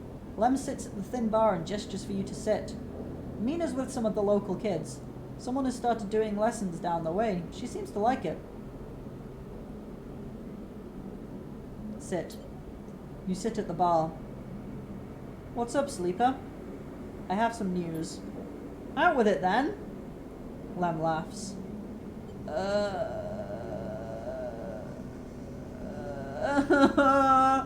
Oh, Mina's doing alright now. Oh, no. I don't know. I don't know. I don't trust... No, I'm rethinking things already. You look around the unit. You look at Lem. He looks better, softer, more full of life. It's as if a weight has been lifted from his shoulders. You think of Mina a few units down, learning with other children. You falter. Is the Sidereal Horizon better than this? Lem starts to look a little nervous. You in trouble? Debt? Nothing. Forget it. You sure are acting funny. Lem squints at you. Are you sure nothing's up? I'm good. Just tired. Oh god. Why is Castor there? I hear you, Lem nods. Been taking shifts moving freight at the midline. Hard work, but makes use of my Conway drone training. He pats you on the shoulder. He continues, but you barely hear him. What is holding you back? It is now or never. Will you leave together, or are you better off on the Eye? Oh, it's big decision time. There's no coming back from this. There is no coming back. Honestly, I don't think it's better to leave. I don't think it is. I think Mina's making friends. She's going, like, learning lessons. Like, kind of a schoolish thing. And Lem seems pretty good now. He's got a decent job. Yeah, I'm not going anywhere for sure. I'm invested in the refugees and the Haifa commune. I'm destroying the IDs. I'm doing it. I'm doing it. I'm doing it. I don't trust Celis. You make a decision. Lem and Mina are better off here. You are better off here. Castor can go hang. Lem notices you aren't listening and stops. Fancy staying until Mina gets home? She'd be thrilled to see you. Sure, I love hanging out with Mina. She's adorable. It's not long until the sidereal leaves, you know? I was thinking of taking Mina to see it off when it does. What do you think? Are you sure? I think so. It still hurts, but the way I see it, you can't hide from these things. Lem looks across the tiny unit. Holding on. That's all we can do, right? Just hold on a little. He turns to you and smiles. The buzzer goes. That'll be her. Lem gets up and opens the door, and Mina, a bundle of energy and life, rushes into the room. Robot! She shouts. I learned how to draw a tree today! Lem laughs. Show me!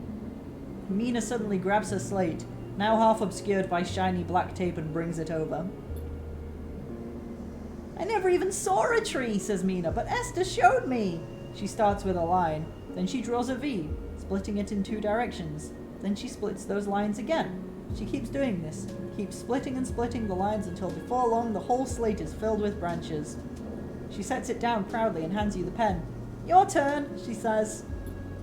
And a while later when you leave, you don't even think to check for Castor by the door until it's too late. You stop and turn halfway down the walkway, but there's nothing there. Even that little white cube is gone. You stop and take out the 2 films, the faces, yours and Lem's staring out from them like figures encased in ice. How did Castor even get these images? A rush of anger runs through you and you crumple them in your hand. You let the films drop and they bounce once, twice, then fall through the grill of the walkway into darkness, the future leaving as easily as it arrived. You pause for a moment. There doesn't seem to be anything else to be done, so you keep walking back through the low end, deep in thought. Achievement unlocked, the running game. I just hope that doesn't come back to bite me now. I hope Castor doesn't get mad. Oh wait, I can still go to Castor's table. I can still do business with him like normal. Wow, that's a surprise. I didn't expect that he would still just like do business with me as usual after I let him down like that. Okay, I'm feeling a lot better now. So I'm not escaping on the side reel. No one's going anywhere on the side reel. That's just gonna leave, and it's gonna be fine. Bliss is not on a time limit, so I can help her out in my own time. I can just focus on the refugees now. I know Rico is waiting for me, but that's not urgent either. Alright, so we've got, yeah, we see Peak tomorrow. So I think the best thing to do is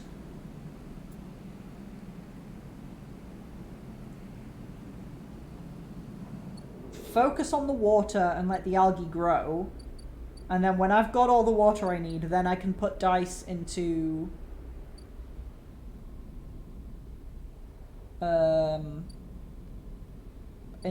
speeding up the algae harvesting. The only issue I will have then is getting scrap, because I need a +1 to endurance to be able to gather scrap in the wastes. And the only way I'll get that is by finishing another drive.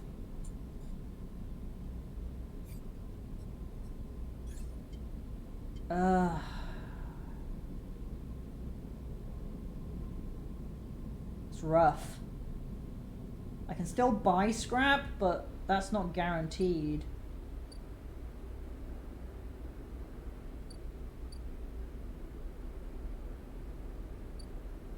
For now, let's just work on the water.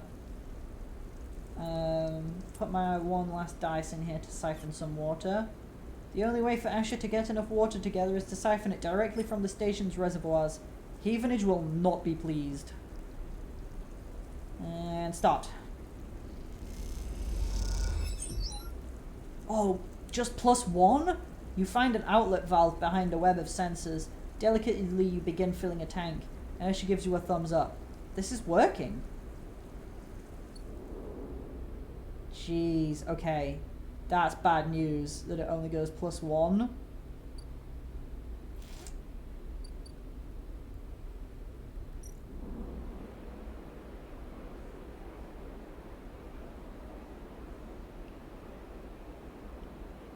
End cycle here. Oh man, next cycle I'm only gonna have 4 dice as well. Oh, it's rough. Oh, it's rough. I'm starving, that's fine. I can just go buy some food. Oh god, I've got to go quite a long way to buy food now. Where is my favourite boy, Amphis? There he is! Amphis, it's been a while. Give me some spiced fungus. Lovely. It's not quite a delicious home-cooked HelloFresh meal, which is the best thing you'll ever eat. Enter code POGHelloUK6972 for 50% off your first box, but it's still pretty good.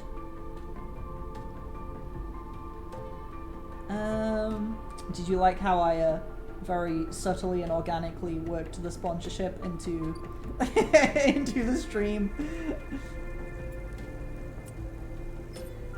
Okay, let's siphon some more water off here. Oof. It's so slow. Smooth! Thank you, I thought so. Oof. Oh god, this is a 50-50 positive and neutral. Please don't be neutral. It was neutral. Okay, we still get +1, but we also get... Oh! I forgot! My perk for engineer is sometimes I get scrap. So I have a scrap now. I'm 1/8 of the way there to my scrap. 1/8. Oh god. You tap one of the pipes, but as you do, you see the flashing warning light of a sensor. You hope no one notices. Asher grimaces. Oh my god, I re-rolled my 1 and got a 1. I re-rolled my 1 and got a 1. What are the chances? Am I really gonna do that? It's a 25% chance of a negative roll. Let's pray. We got positive! Let's go! You find an outlet valve behind a web of sensors. Delicately, you begin filling a tank. Asher gives you a thumbs up. This is working. Okay, we only need to get 3 more on water. And then that's done. It's a shame I only got 1 scrap out of all that, though. Complete active scenes? Wait, who's... Oh, Peak! I forgot about Peak! Right up here. How are they doing? Sleeper! Peak catches your attention from the shadowy corner they were leaning against. Any trouble getting up here? None. Good to hear. Come, take a look at this. They beckon you over to a nearby window which looks across the ruined ring to the blinking red lights of the Havenage cordon. The cordon's temporary structures, a net of metal struts meant to detect and dissuade any ships from entering or leaving the flotilla, jut out into the black. And all around, the tugs flit, securing them in place and tending to the red blinking drones that demark the quarantine. It's an impressive and worrying sight. What do you think? Peak interrupts your thoughts. How would you get through? How would I get through? I guess use one of the tugs, I think.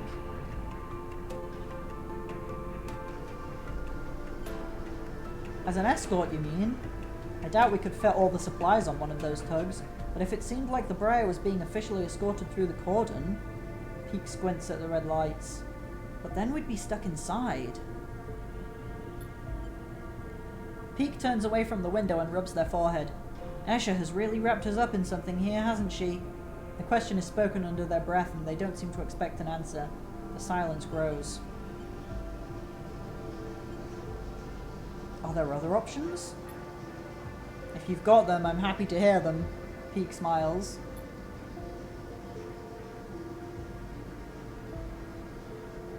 Sorry, had to drink some water.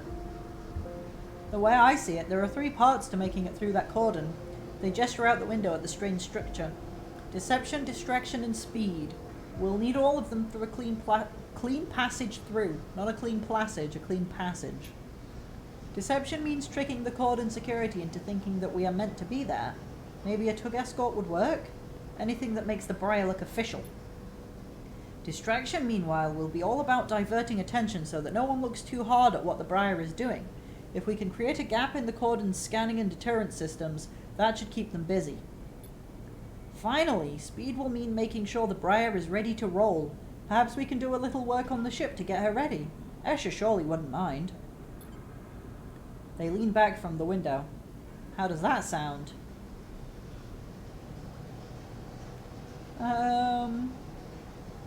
Excellent! Peak grins. Don't get too excited. There's a lot to get sorted before we make the run. Peak looks down at their slate. 10 cycles left. They glance nervously out of the window at the cordon nervously. Wait, I said nervously in the wrong place. 10 cycles to gather the supplies and to prep this plan. It's tight. Very tight. Peak looks at you. If this goes wrong... Peak sighs. Just get out, okay? They squeeze your shoulder. I'll follow Escher anywhere, but you don't need to get dragged down with us. It won't come to that. Peak brightens up a little. Of course, but just keep it in mind. Let's get to it, Peak stretches. I'll tell Escher about the improvements to the Briar and the rest. Let's explore the cordon as best we can and look for openings. I have no idea what guardian angel sent you to us, Sleeper, but I'm very glad they did. New drive discovered. Help. Nope. Breaking quarantine. Let's check that one. Scope the cordon. Right, let's have a look around here then. Cordon intel. You and Peak need to get a sense of how the Havenage operation works before you can prepare your plan to slip through it. That's going to need a +6. So we can blend in with a crew. One thing about being a sleeper is people always assume you are working, so blending in with the tug crew shouldn't be too tough. But a positive outcome from that will only give me +1 to cordon intel. But if I intercept comms, the cordon buzzes with radio transmissions and data packets. Intercepting them will help give you a sense of how things run here. That'll give me a +2 to cordon intel. And I have a +2 to interface, so that's more likely to succeed as well. But for now, we sleep.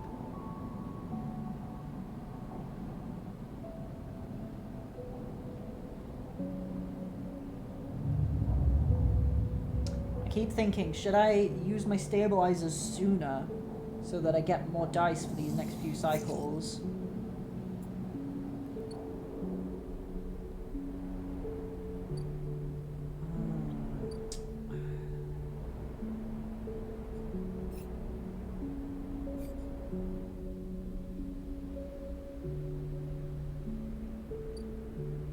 Oh, algae. Now you can freely harvest edible algae to ship to the refugee flotilla. Even Asher admits it has a pleasant earthy taste. I have a 6 as well, that's perfect. So I can get a nice +2 to food for the flotilla. Wait, can we do that again? Oh, okay, so each one of those is one that we can harvest. We'll leave that, I think, until I have better dice to roll, though. To use, even. Now I'll head to the reservoir. Yeah, because I've got a +2 to this one, so we can use not quite as good dice to get a better outcome. In fact, we can guaranteed finish this now without setting off the alert.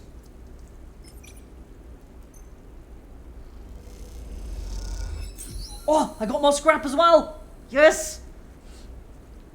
A quarter of the way there on the scrap, all the way there on the water. Tucked into a service corridor deep below the reservoir, Esh is double-checking the seals on the water tanks loaded onto the motorized trolley. Though you are far enough away from any thoroughfares not to worry about being overheard, you both still speak in hushed tones. How will you get these to the Briar? Escher glances back at you. We'll trolley these up to a bay further along, and then we'll bring in the Briar for a quick and quiet collection. Speaking of quiet, she gives you a look and then looks pointedly back down the corridor towards the reservoir before hitting the ignition on the trolley to start it moving. You take the other side of the trolley and walk it up to the wide service corridor, with its flickering lights and Solheim detritus. You doubt it gets used by Havenage, at least that's the hope. You glance across at Escher, her face a mask of determination as she guides the trolley along. Maybe some conversation will make this journey go a little easier. How did you meet Peak? Escher pauses, a little surprised by your question. She glances back down the tunnel, but in this deserted passage she can hardly keep up the pretense of silence. We grew up together, she answers quickly and turns back to the trolley, but she can tell you are expecting her to add more. She seems to gather herself for an answer, not wanting to ignore you, but trying instead to get her answer straight in her head. Our outpost, Hawthorne, is not an easy place to grow up. The administrators keep a tight hold of everything. She rolls her eyes, even though they are trapped in the same decaying installation as everyone else. Peak, she pauses. Peak found it harder than most. She pauses again, judging her words. I stepped in to help them out. Silence descends again, but you can feel the wheels turning in Escher's mind as the creaking wheels of the trolley take you along the corridor. Peak isn't the most practical of people. They used to be... Well, they needed someone to teach them to look after themselves, stand up for themselves. That was me, she smiles. After that, I couldn't get rid of them. Escher stops talking, but you see her eyes have lit up, and you imagine she is recalling some moment or other from her and Peak's past. You both reach a wide bulkhead doorway, and have to stop to shimmy the trolley over the edge. When you are done, Escher turns to you. I'm good from here. Head back. And with that she is gone, moving off into the dark tunnel ahead. You watch her go and then turn around and walk the distance back to the staircase you entered from, the tunnel humming around you as you do. As you walk, you try to piece together Escher's past, but all you have are glimpses of a person she once was. She seems to prefer it that way. Okay, that's one objective down. We're out of dice again. I need to feed myself. And by feed myself, I do actually mean just get Emphis to feed me. Emphis!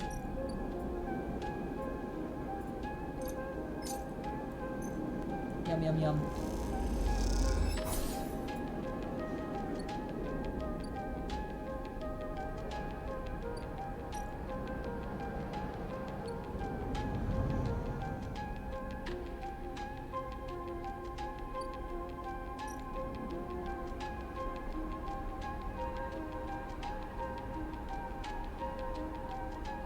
Alright, I have to use dice to actually harvest the mushrooms as well, which is not ideal. Yeah, that can wait. I've got to focus on the refugees for now. Let's end the cycle here.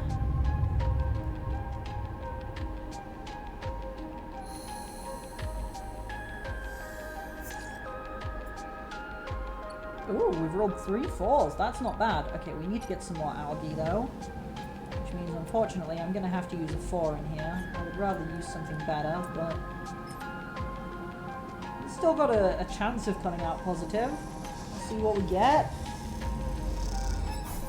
Neutral. We got +1. Draining, drying, and packing the algae is delicate and tiring work, but you managed to get a good yield. Okay.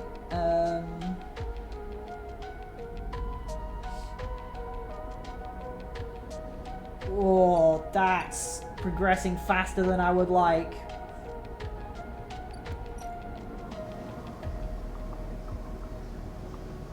Okay, we can do well up here though. We can intercept the comms. The cordon buzzes with radio transmissions and data packets. Intercepting them will help give you a sense of how things run here. You tap into a broadcast detailing the order of operations for new crews assigned to the cordon. This is exactly what you need.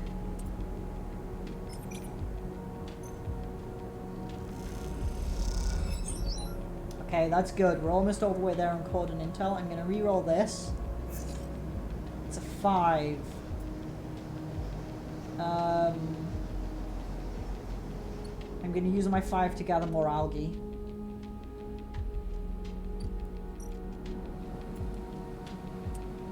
And it's a 50-50 positive and neutral. We got the positive, let's go. Huge poggies. We only need to gather 3 more algae, and then that's done. Let's not use my stabilizer yet. We'll go 1 more cycle. Normally, I let myself go down to 3 dice, and then when it's about to go down to 2, then I stabilize.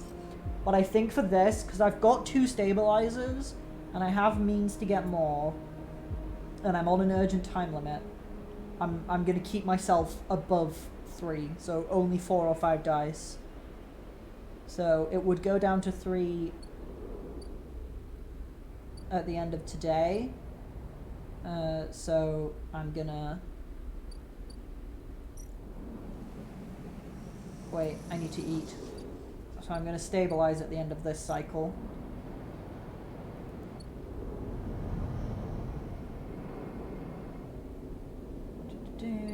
Oh, check the... Oh! The scrap freighter's back in. Right, I'm gonna buy some scrap. I can buy scrap 3 times. Good, it gave me the scrap.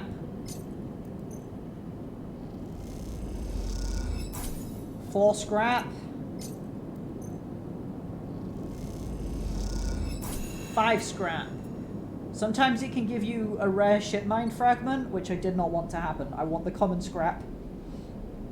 Okay, so we're at 5 scrap now. That didn't even take any dice, just a bit of money, which I am now realize I'm starting to run low on. I got a bit blasé with money, a bit too willing to throw it away, because I had a lot of it for a while. But I'll be okay, I reckon. Big spender, yeah. And an investor. I invested in Bliss, and then she had her money stolen, so that was not great. Oh, yes, we got the positive outcome. This is a guaranteed then, because we only need 1 more, and this is guaranteed to give at least 1. Perfect. Okay, the algae is done as well.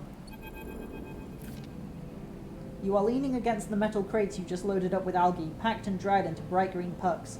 Escher hops onto one beside you, flexing her aching back. Is this enough? Escher squints at you, as if you just interrupted her train of thought. It's a look you have become familiar with. It doesn't matter either way. This is what we've got. She sighs, rubbing the back of her neck. In these past cycles, working the algae stack with Escher, you've had little insight into her mind. She rarely seems happy to start a conversation, but is always eager to end one. Despite this, you feel like something has grown between you. Something like silent trust. The kind that tends to seed itself in the fertile soil of hard but necessary work. Concerned? Escher laughs. You could say that. She turns to face you. I think I'd be stupid to not be concerned about all of this. She's right, of course, though it's hard to focus your concerns on one thing in particular.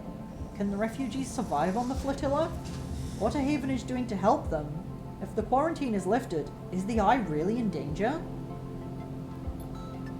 Each worry is far too large to even begin to process, to judge, and they mesh with each other. And they mesh with other, more personal worries until you feel the anxiety growing in your chest. You look at Escher and are suddenly eager to speak, to talk about something, anything, rather than just sitting and feeling this growing weight. Why escape XPR? Escher pauses, her protective instinct fighting with the trust you've built. You can see her begin to shrug the question off. Then she stops, rethinks, sighs. What you need to understand, Sleeper, is that Erlin's Eye wasn't the only place where the Solheim collapse happened. Sure, Hawthorne, where we grew up, was an XPR installation, but that didn't screen it from Solheim going under. Actually, Solheim was the only reason XPR were ever here. She pauses, hesitant to get into the whole story, but wanting to offer something. She flinches, correcting herself. They are a service corps, you understand? They set up outposts and surrogate systems like this to offer refueling, logistics, and maintenance services to bigger companies with extraction contracts. She gestures to the eye around her, like Solheim. When Solheim went bust, XPR lost their client. And Hawthorne? Well, we lost everything. We became an outpost tasked with just holding on. Keep the refueling platforms running, they said. Keep the outpost stable. Hold on to our claim. She rubs at her head, as if recalling all this was somehow physically painful.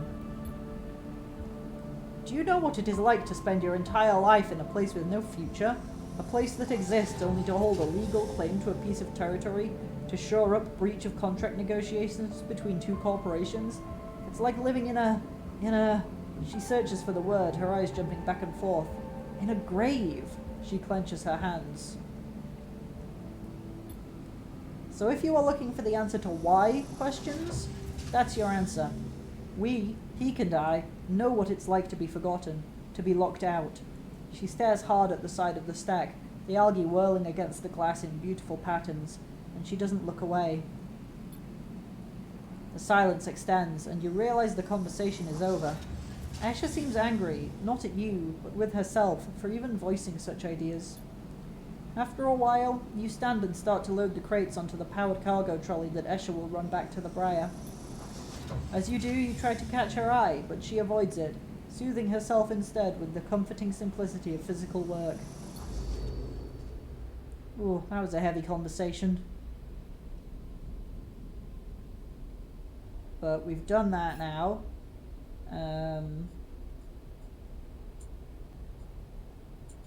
Yeah, so if we go in here, yeah, we've got 2 on Briar's hold there. So we just need 1 more, and that's the scrap, which we need 3 more of. But while we wait for the scrap freighter to come back in, let's get on helping Peak with their stuff. I'm definitely going to re-roll these 2 2s. Absolutely appalling stuff. That's better. One of them is a 5 now. And that's a guaranteed positive, which means we finished the Cordon intel. Whoa! Okay. Let's see. We've got Cordon operations. Sabotage sensors. Some careful sabotage to the Cordon system should create a sensor gap that will allow the Briar to bypass the automatic quarantine systems. Blind spot. Creating a blind spot in the Cordon's perimeter will give the Briar a better chance of evading detection when Escher makes her run. Havenage suspicion. All across the Cordon, Havenage security are keeping a closer eye on things. Gain their attention and you'll struggle to maintain access. Ooh, yikes. So that's a 4 and that's full. And what's over here in the Havenage hangar? Oh god, it's okay, the suspicion is across all of them. That's really scary. Slice thrusters. The tugs have a powerful suite of ion thrusters for rapid maneuvering. If you can sneak in and slice some off, you'll have a significant upgrade for the Briar. Briar upgrade. The kind of thrusters the tugs use will give the Briar improved maneuvering, useful in the cramped quarters of the flotilla. Right, so that's a 6. This one was a 6 as well. Yep. This one's engineering as well.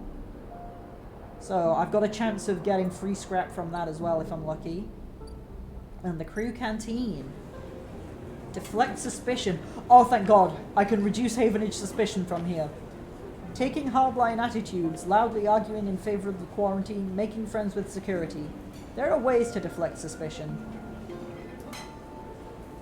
And convince a crew. With division rife among the tug crews, gaining support for a supply shipment will just be a case of picking the right crew and approaching them discreetly. I'm glad the 3 different skills required for this section is the 3 that I have +2 in. That's very nice and helpful for me.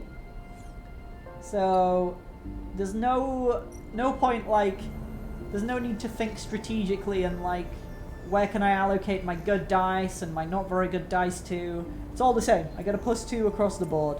So we will just start at one end and work our way across. And hope and pray for good outcomes. This could go anyway. And we got the neutral outcome. Oh my god, neutral still adds 1 to suspicion? That's scary. Balanced, Roxy! I am very balanced. In the game. It takes a long time to work your way through the access protocols, leaving you a limited amount of time to cover your tracks. Okay, we've got time. We've got time. We can do this. We can do this no problems. Okay, I am going to use my stabilizer now. Wait, complete active scenes? Wait. There's more. There's more. What have I missed? Somebody needs to talk to me. Oh! Do you know what I think it might be? I think the Sidereal Horizon might have left. And probably Lem and Mina might want to talk to me. But let's pop up here and see. Because he did say he was going to take her to see. Yeah, that's what it is. Final conversation with Lem and Mina. Oh, Mina looks like she's having fun. There is a crowd, but you spot Lem and Mina immediately as you enter the dock. They are anchored, like everyone else, along the viewing platform, watching the final stages of the Sidereal Horizon's loading and preparation. Lem! He turns and searches nervously through the faces to see who called. Then he spots you and a weak smile passes across his face. You move up and join him on the platform. We decided to come watch in the end. He nods at a sleepy-looking Mina whose bright eyes are locked on the yellow hull of the Sidereal Horizon. Meanie wouldn't let me stay away. I'm sorry, Lem. Lem laughs weakly. What have you got to be sorry for, Sleeper? As far as I know, Centracelis doesn't answer to you. You three watch the ship for a while, in the same hushed state as most of the crowd. All the anger seems to have faded out of those who didn't make the crew. Perhaps down in the low end the timbre is full of angry workers, drunkenly denouncing Celis, but up here the atmosphere is reflective, somewhere between a funeral and a ritual. You seem to have a lot on your mind, friend. Lem puts a hand on your shoulder. Want to tell me what's been bothering you? I'm worried about you. Us? He reflexively strokes Mina's head. Don't worry about us. He turns away from the ship to face you. If you think this is the worst we've been through, then you are wrong. Lem puts Mina down beside him. She kicks off, glides to the viewing window, and presses her nose against it. You know, there's been plenty of cycles where I thought Mina would be better off without me. Who am I to decide her life for her? To drag her through? He gestures around at the eye. All this. But when I see her smiling, I see her dealing with things, making fun out of nothing. It reminds me that she's the one dragging me through. This is her world now, and who am I to decide it isn't good enough for her? You ever hear of the three-body problem? Oh, I know, it's so sweet. That's the main reason that I didn't give them the things that would let them go, is because Mina seemed to be doing well. And she seemed to be happy here, so I was like, I can't take her away from this if she's happy here. Nope. It's a physics thing. The idea is that once you have three bodies moving in space, affecting each other, the results cannot be predicted. It's chaos. Lem starts trying to demonstrate with his hands, wheeling them around each other as he speaks. That's how I see us. Me, Mina, and, well, you now. We are all bodies in space, and we can't see how that's going to work out for us. But the important thing is we are all affecting each other, right? It's not just one of us calling the shots, making the decisions, shaping the others. Each one is equal, pushes and pulls and is pushed and pulled in turn. And maybe there are other bodies too, right? The Eye, Esther a few units down, other kids, other systems, hell, the whole Helion solar system's itself. And some of these bodies have bigger forces, bigger effects, but none of them, not one, can totally dictate the movement of the others. So the whole thing keeps spinning and going, and in the middle of it is us three, and everything we do has an effect. A real effect in the system, on each other. And if we move together, push together, hell, maybe the effect can grow. Maybe chaos can help us. He stops suddenly, noticing how rapid his speech has become. He drops his hands to his sides. Well, that's it. He laughs. I understand. Lem nods and turns back to watch Mina as the docking clamps release on the side reel horizon. A tremor goes through the watching crowd, but no one speaks. Mina, suddenly scared, kicks off from the windows and glides back into your arms. She settles there, the lack of gravity meaning you can't feel her weight, only the grip of her small hands on your clothes. Then the side reel horizon leaves, the spectacle of a vast machine doing the job it was built to do, hypnotizing half the crowd into stunned silence. But, despite the scale of the endeavor, and your part in it, you can't feel proud, or even impressed. What you see instead, as Mina clings onto you for comfort, is that same system Lem just described for you. In it, the side reel and the Celis Foundation are as vast as a sun, around which millions of other bodies orbit. Their scale is terrifying, and the breadth of their influence impossible to conceive. Yet here, in this small nested system of Lem, of Mina, of you, of the Eye with its orbits and transits and the people that are linked to it, those vast forces can be countered. They shift you, yes, and the people around you, but they do not negate the pull of friendship, the orbits of community. As the side reel moves away from the dock, you think of the bodies on it, those thousands of cryosleepers that, like the person you once were, have given themselves over to that system. You imagine each of them has their reasons, their dreams, their fears, but you worry for them. You worry that they have shackled themselves to something so much bigger than themselves that it would crush them without a thought. The thought makes you bring Mina closer, holding her too, and as you do, Lem puts an arm around you both, and you stand together like that for a while, until the bright spots of the side reel horizon's drives have faded into the dark, and it is time to go home. Achievement unlocked, the 3-body problem. Whoa! No, don't do this to me! Stop rolling the credits! No!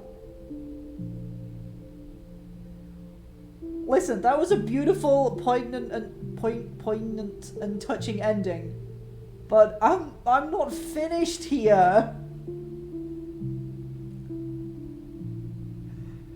I literally couldn't do anything else. Like, it doesn't let you go to sleep and start the next cycle until you've done, like, all the scenes of talking to people. So I'm gonna dive back in as soon as the credits are done. Got a text from my mum. Just been for a long walk, think I deserve some Animal Crossing time now.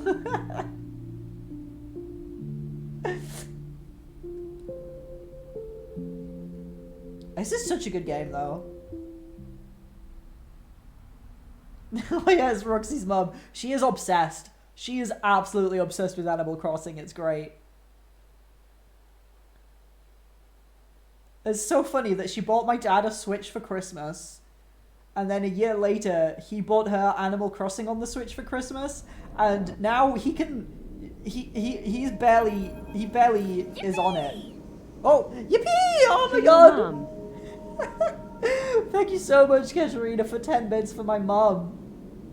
Oh, let's see what Casta has to say now. I wasn't expecting this. A strange choice. Casta stands beside you at the rail, watching the pinpricks of light from the side reel horizon's drives disappear. But perhaps not unexpected. You turn to look and Casta is beaming at you with an unsettling warmth. Aren't you angry? About what? He squeezes your shoulder. I only wish for you to exercise that strong drive of yours. If it happens to align with my own, then that is pleasing to me. But if it does not, I cannot punish you. What about the side reel? Casta looks out to the stars. I will do my best to follow its progress, he pauses. Celis itself is of more concern. Sandra Celis has taken a step back from the public eye. It seems some internal struggles are playing out within their pristine halls. Casta sighs. But I doubt core politics are of much concern to you. Casta moves down along the rail. The eye, though. That seems to be your primary concern. Am I right? I have unfinished business. He pats you on the back. Don't we all? It is the nature of life to leave things unfinished. I have more projects than I can count. So many games still to play and things to learn. Mood! I have so many games still to play. I don't have projects or things to learn. I just have games to play. May your future cycles be as fruitful as my own. Caster turns and starts to clunk away in his mag boots. I will be keeping an eye on you, if you don't mind, Sleeper. He waves as he walks. My curiosity remains piqued. Once he leaves, you stay a little longer at the rail, watching the stars. Thinking about all those people out on the side rail horizon, drifting towards an unknown future. I nearly said, I was tempted to say it's my home. But I don't think it feels quite like a home yet.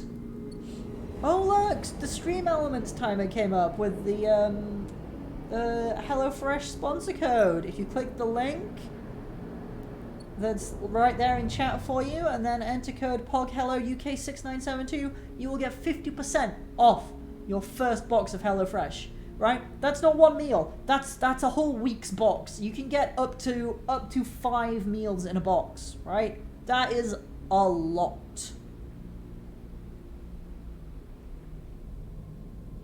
And that's up to 5 meals, and each meal can be for up to 4 people. Wait, I think you can go up to 7 if you go different boxes. You can get like a whole week's worth of food in one of these boxes. That's what it's 50% off of. It's 50% off of a whole week's of food.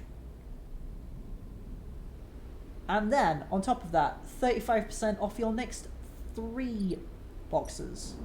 It's a huge saving. You should go do it. If you're not already subscribed to HelloFresh, you should definitely click on that link. Enter code POGHELLOUK6972. And subscribe to HelloFresh. I forgot to use my stabilizer. So much happened. I forgot to use my stabilizer. Okay, we're having 1 3 dice day. Do you know what? I'm going to use it. No. I should wait until the end of the day, because sometimes bad rolls can sometimes affect your condition. Right, how long? Oh my god, we're halfway. We're halfway. I'm scared. It's okay. It's okay. These all go up to a 5. Is it worth re-rolling though? Because, like 3, all 3s. I'm gonna re-roll. I regret re-rolling. I can't believe that. All 3s and it changed to 2 2s and a 3. Oh shit, we got the neutral outcome. Okay, this can go positive, neutral, or negative now. Oh, it went neutral again, right? We've got to go to the canteen. We've got to deflect some suspicion. Oh god, if this goes bad, we can gain more suspicion. Absolutely terrified. Should I not do this? Should I do something else with this die? I'm gonna risk it. Oh god, what if I ruin everything? Okay, we got a neutral. That's a -1 to Havenage suspicion. You spend some time with Cordon Security making sure they see you as a friend, not a threat. It's tiring but effective. Okay. We sleep. We stabilize first. Do you know what the sad thing about sleeping in these other places is? Is that I don't get to feed the stray cat every day. I think that's really sad.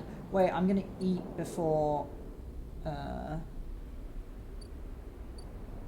sleep.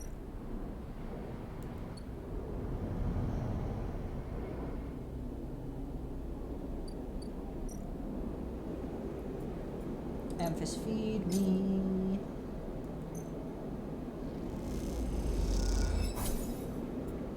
Much better.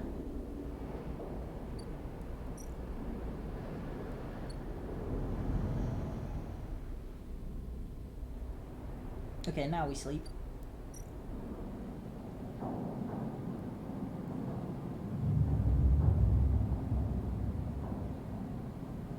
Oh, I should have checked if the scrap ship was in when I was down there. Oh well. I forgot how many cycles it's been. Okay, good news. We've got 2 4s and a 6. And with +2s, all of those are a guaranteed positive outcome.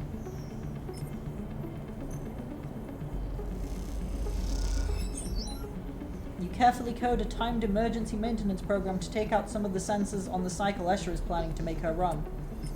Unfortunately, even a positive outcome only gives +1. That's harsh. But it doesn't add to suspicion, at least. There we go. We've done that. We've created the blind spot. Peak is waiting for you when you slip out of the operations center, nervously poking at their small slate. Sleeper, they hiss. I followed what you were doing on the network. Incredible work. How do you do that? It comes naturally. Peak smiles. I can't tell if that's modesty or just the truth. Interfacing skills like that? It's almost worth being. They stop themselves. Sorry, I didn't mean... Don't worry about it. Peak nods. Sorry. You and Peak quietly slip into the main walkway and work your way back to the public areas of the cordon. Havenage has had to quickly respond to the flotilla's arrival, and that means a lot of contractors and spacers walking through these corridors. You blend in easily enough. I haven't really met a sleeper before, Peak begins. As you might have guessed. They smile nervously. Hawthorne is an XPR service outpost, and since the collapse, no one came for refueling or repairs anymore, so my generation has never met anyone outside the company.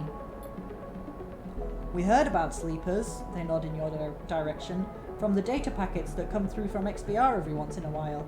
They usually contain news along with the corporate propaganda, but the reports were light on the details. SNARP have kept the sleeper program pretty quiet anyway, and I think XPR are only interested in telling their employees about it because it made living in our company town look like a good life in comparison to being a piece of corporate property. They freeze. Sorry, again, I don't mean... They look down. I'm just not sure how to talk about this stuff. Neither do I. Peak smiles. Glad I'm not alone. I'll shut up about it now. You walk on a little further, the walkway becoming busier. You both relax a little more and go with the flow of people.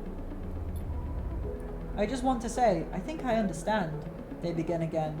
Clearly this has been on their mind. I understand the need to escape, to get free of it all. They laugh at themselves. The structures, the systems, the company horizons in a company town. They stare ahead. The small places, small corridors, small people. They look away. The slow death it brings. That's it, they turn to you. I get why you signed up to be a sleeper, and why you escaped from that too. Nod. You try to form words, but you can't. There's altogether too much running through your head. But you look at Peak and they look at you, and that seems okay for now. You walk in silence again, each of you in their own thoughts, but moving together through space nonetheless. After a while, you come to the entrance to the cordon, where handfuls of workers and crews filter in and out through two huge loading bay doors. Peak stops. Okay, they pause. I'm heading back to the Briar. Once again, incredible work on the sensors. That blind spot you created? That should give us a real advantage. See you soon. They head off, disappearing into the crowd almost immediately, outrunning their own nervousness. So we're done here now.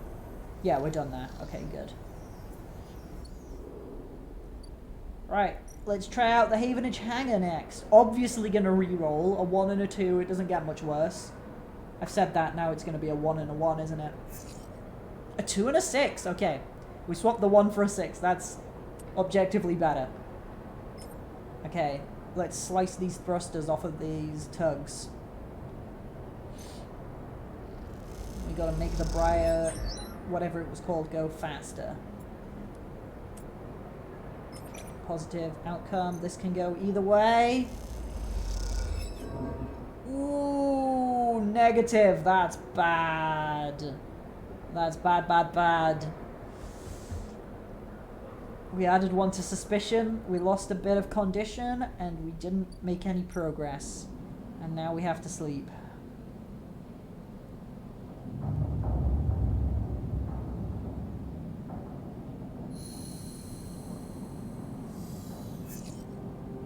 What are we rolling? Ooh!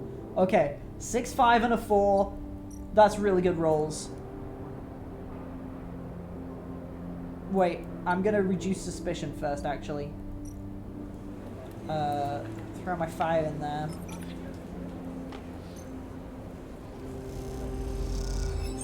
-2 to Havenage suspicion. You play devil's advocate to a crew disgruntled with the cordon and the quarantine. Wow, words are so hard. You make sure everyone notices your arguments.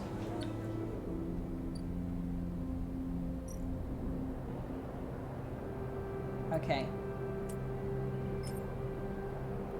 Let's get these positive. Hello, I lurky, but I be here. Hi, Jenny. I hope your day is going good and you enjoy your lurk. Can I interest you in subscribing to HelloFresh by clicking on the link in chat and using code POGHelloUK6972 for 50% off your first box and 35% off your next 3 boxes. It's a good deal and it's good food. And you won't have to keep doing your online shopping and thinking about that all the time. Reroll. Hello, Fresh Jenny. Oh, we got another guaranteed positive. That's good.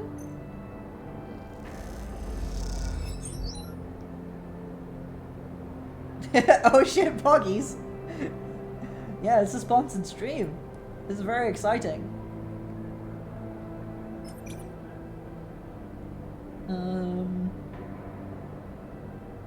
Let's do it.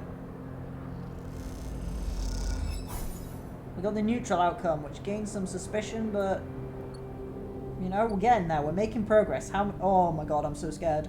I think we can do this. I think we've got enough cycles. If we get some decent rolls, we can sort this out in time. Let's get some more food. Oof. Dropping down below 100 cryo now.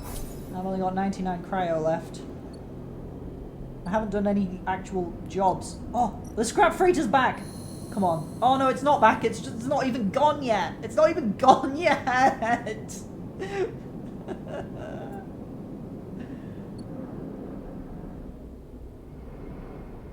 What am I gonna do about scrap? If I hadn't used scrap to repair myself immediately before activating this storyline, I would have enough scrap now.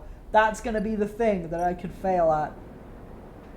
I've done. Oh right, it's sleep time. I've done 5 chances at getting some random free scrap, and I didn't get a single one yet. Hopefully this last one will give me some. No, I'm just. Yeah, I don't think the scrap freighter is gonna be back in time, so I don't think I can buy more, which is really scary. What the fuck? A rapid burst of movement catches your attention. A drone, its fins adjusting as it hovers in place, floats in the corridor. Hello? The drone shifts a little but does not respond. The drone buzzes closer and a voice gurgles out of its speaker, distorted and strange. Sleeper, come to the cordon. We need to speak. Who is this? The drone clicks and whirs and the recording starts playing again. Sleeper, come to the cordon. We need to speak.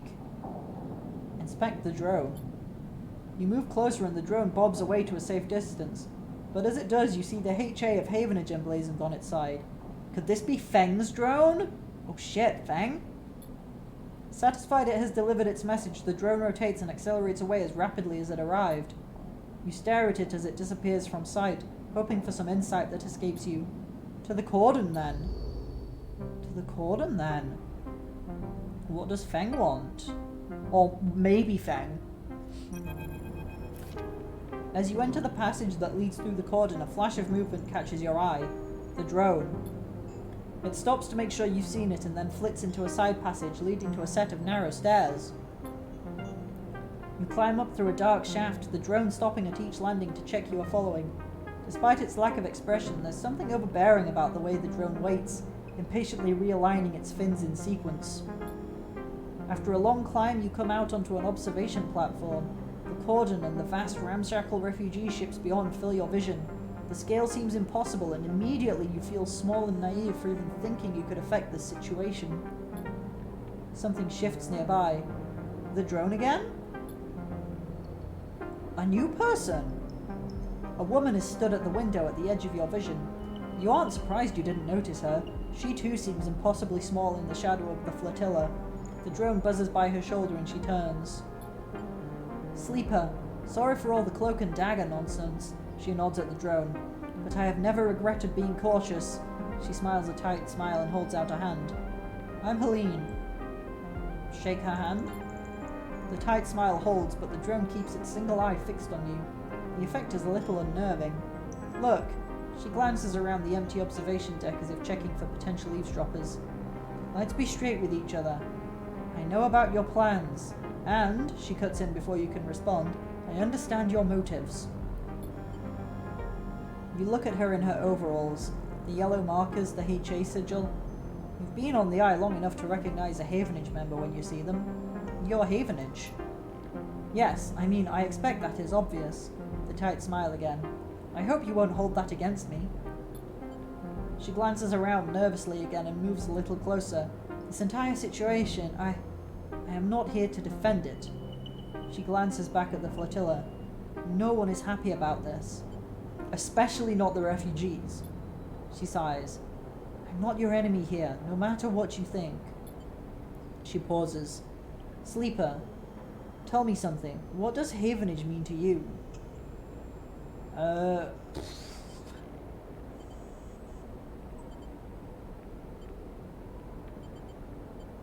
work in progress, I guess?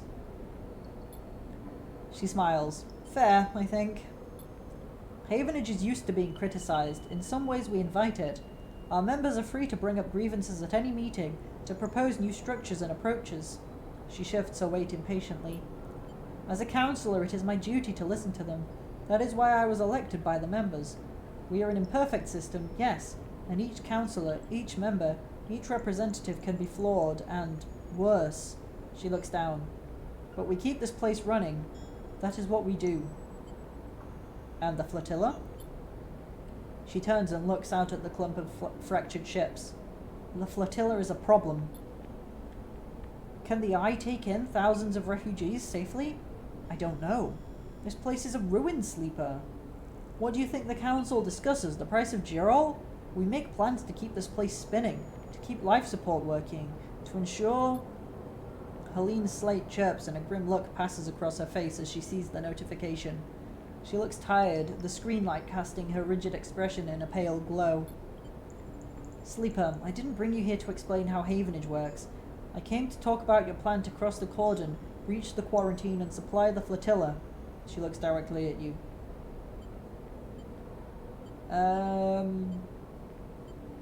Play dumb. Who's Sleeper? She smiles. Please, I don't have time for games. I know you think you are helping the flotilla, but you cannot do this. Right now, halfway along the ring, one of a countless series of debates are being held. These debates are to evaluate the potential harm that could be caused if the refugees of the flotilla are left to enter the station. These debates are at a standstill. Helene walks to the window.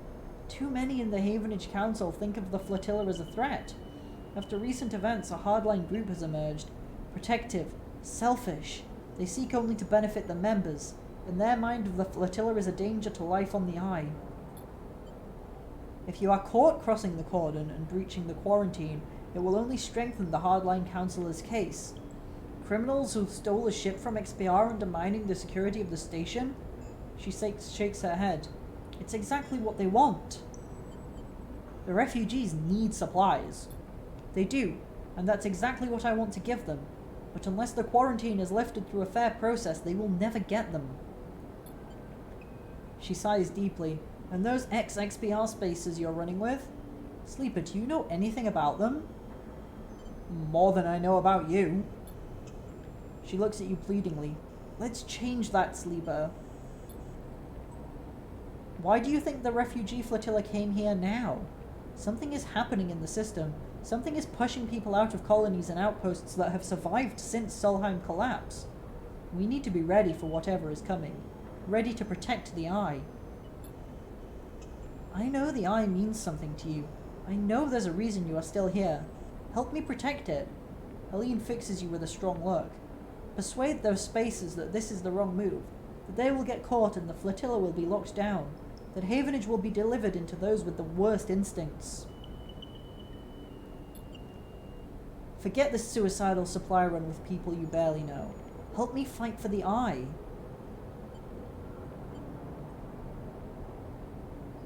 I won't betray them. Helene looks away, but you will betray your home. Don't offer up the excuse the hardliners need to lock the flotilla out altogether, to persuade the members they are the safest pair of hands. She looks at you imploringly. Please. You look back at her and the flotilla behind, and sense a desperation in her plea. A notification breaks the silence. Shit! She rapidly scrolls through pages of data. Sleeper, I need to go. She looks torn. Think about this, please. Talk to the spacers. Help them see reason. And she quickly leaves the observation deck before you have time to respond. You stay for a moment, watching the lights of the tugs and the flotilla, and wonder what it feels like to be on one of those ships, so close to your destination and yet so far from it. And then you think of the Havenage Council chamber, across the Eye, where the right of these people to find safety is being debated. You shiver, and then you too are gone, back into the stairwell and the cold dark below. Okay. Well, that's not great.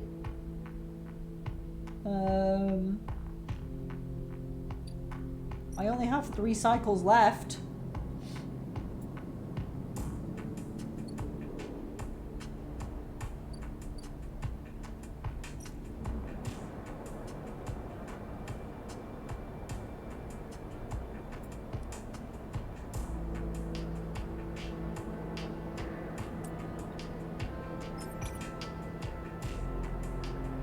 I think I'll just get back to helping them, to be honest.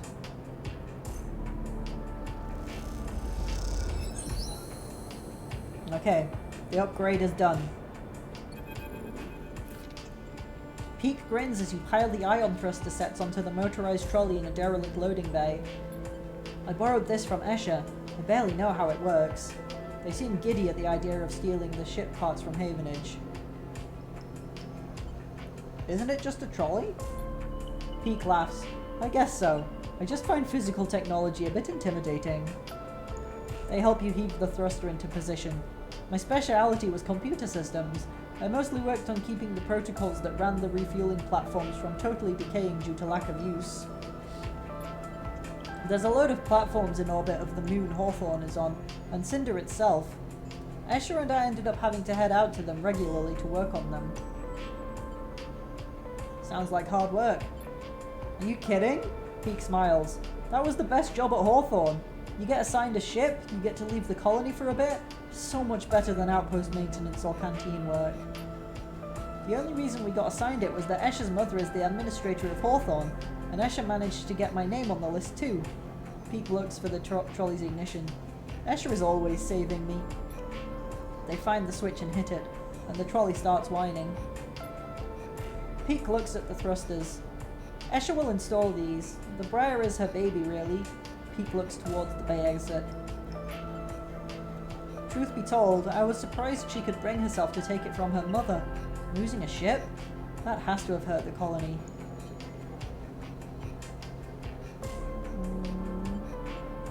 What is her mother like? Tough. You'd have to be to keep control of a services outpost with no services to provide. Peak looks away. It's a tough place overall, Hawthorne. And Escher's mum? She likes it that way. Peak shuffles the trolley out of the bay into the corridor. They'll manage without the Briar. No choice. Peak smiles. And I have to admit, I'd love to have seen her face when she saw we had gone. Peak pauses. Don't tell Escher that. They walk on quietly, lost in their memories of Hawthorne. Okay, I think I can manage the rest. Peak brushes their hair out of their face. You've done more than enough this cycle. Peak looks over the thrusters. Once these are fitted, the Briar will handle better than ever. You might even get a thank you from Escher. Peak laughs. They head off into the corridor, the trolley whining its high-pitched whine. See you soon. 2 down. 1 to go. I put that in there. Okay, that's a 50-50 positive and neutral. Yeah, let's do it. Ooh, positive, nice. You notice a crew sat apart from the others. Apparently they have been discussing smuggling supplies through the cordon themselves. And then we've got guaranteed positives on these two. And that puts us halfway to done on obtaining a tug escort. But for now, we must sleep.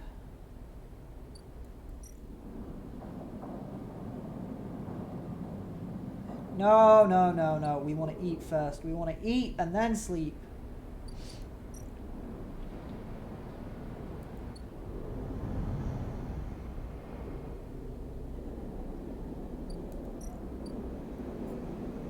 Oh, I'm running out of money.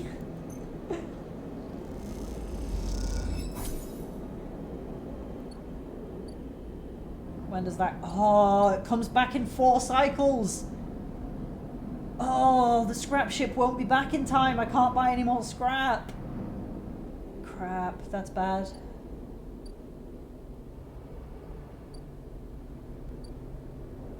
Wait, I can go see Lemon Mina?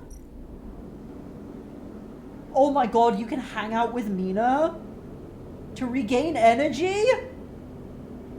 That is amazing and adorable. I cannot believe that's a thing. I'm so happy. I mean, I don't have time. I can't right now, but the fact that that's an option is beautiful and wonderful.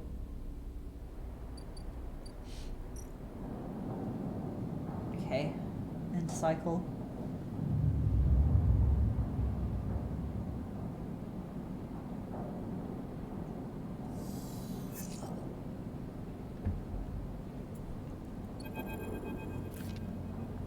Oh, it's Peak. Sleeper. Peak is waiting for you when you leave, but they look different. Pale, drawn out. You need to come up to the Briar, now. They don't meet your eye. What's happened? Not here, Peak hisses. Come to the ship. We'll be waiting. Peak walks away. Don't take long. And with that, they disappear around the corner, leaving you anxious and confused. I am anxious and confused. What's happening? As you walk into the Climbing Briar's cavernous bay, now filled with crates and containers, Escher is waiting for you. In front of her, sliced open with its inside scattered across the top of a heavy-duty crate, is an object you recognize. Helene's drone. You freeze. Come in, quick! Peak nudges you into the bay, looking behind you before sealing the entryway. We have to start being careful. You move closer to the container, your eyes on the drone splayed out in pieces, some parts of it hooked up to a slate that Peak picks up and begins tapping away at. Escher looks up from the dissection. We caught it buzzing around nearby, heading for the ship. She leans over and taps the HA sigil on one of the removed pieces of plating. It's a Havenage spy. We think we got it before it sent data back, but we can't be sure. Peak looks at you nervously. Escher cuts in. Have you noticed anyone watching you? Any drones like this? Anyone following you up to the Briar? I've seen this drone. Escher frowns. Following you? I met its owner. Escher pauses for a while, Peak looking between the two of you. Explain, Sleeper, Escher says quietly. Tell them about Helene. I think honesty is the best policy here. You explain that you met with Helene at the Cordon, and you tell Escher and Peak about what she told you, that the Havenage Council are debating lifting the quarantine, but they are blocked by the hardliners. You speak faster and faster, but before you can finish, Escher walks away in anger, and then comes back again, her eyes burning. What is this, Sleeper? Have you understood nothing from what we've told you? She paces in front of you. Havenage are not your friends. They are administrators, which means they are interested only in their own power, their own survival, their own causes. They divide people as easily as sorting livestock. The greater good of their work demands it. The wider project of the station, the colony, the nation. Her eyes are wide as she speaks, her anger barely contained. I didn't have a choice. Peak cuts in. Listen to them please, Escher. They are with us. Peak glances between you two. What was the Sleeper supposed to do? They were ambushed by this Helene. I only listened. Let me tell you something, Sleeper, Escher says, her rage hardening into pain. When people become administrators, they give up something. Some part of being human, being an equal among others, goes away. They start talking about the greater good, the systems, the ways in which their hands are tied or their processes compromised. My mother was the administrator of Hawthorne, and I have seen what it did to her. That noble, higher calling, it is toxic. People should never have the chance to decide the fate of others, and those that do so at a cost to their humanity. Peak tries to cut in, but Escher holds up a hand.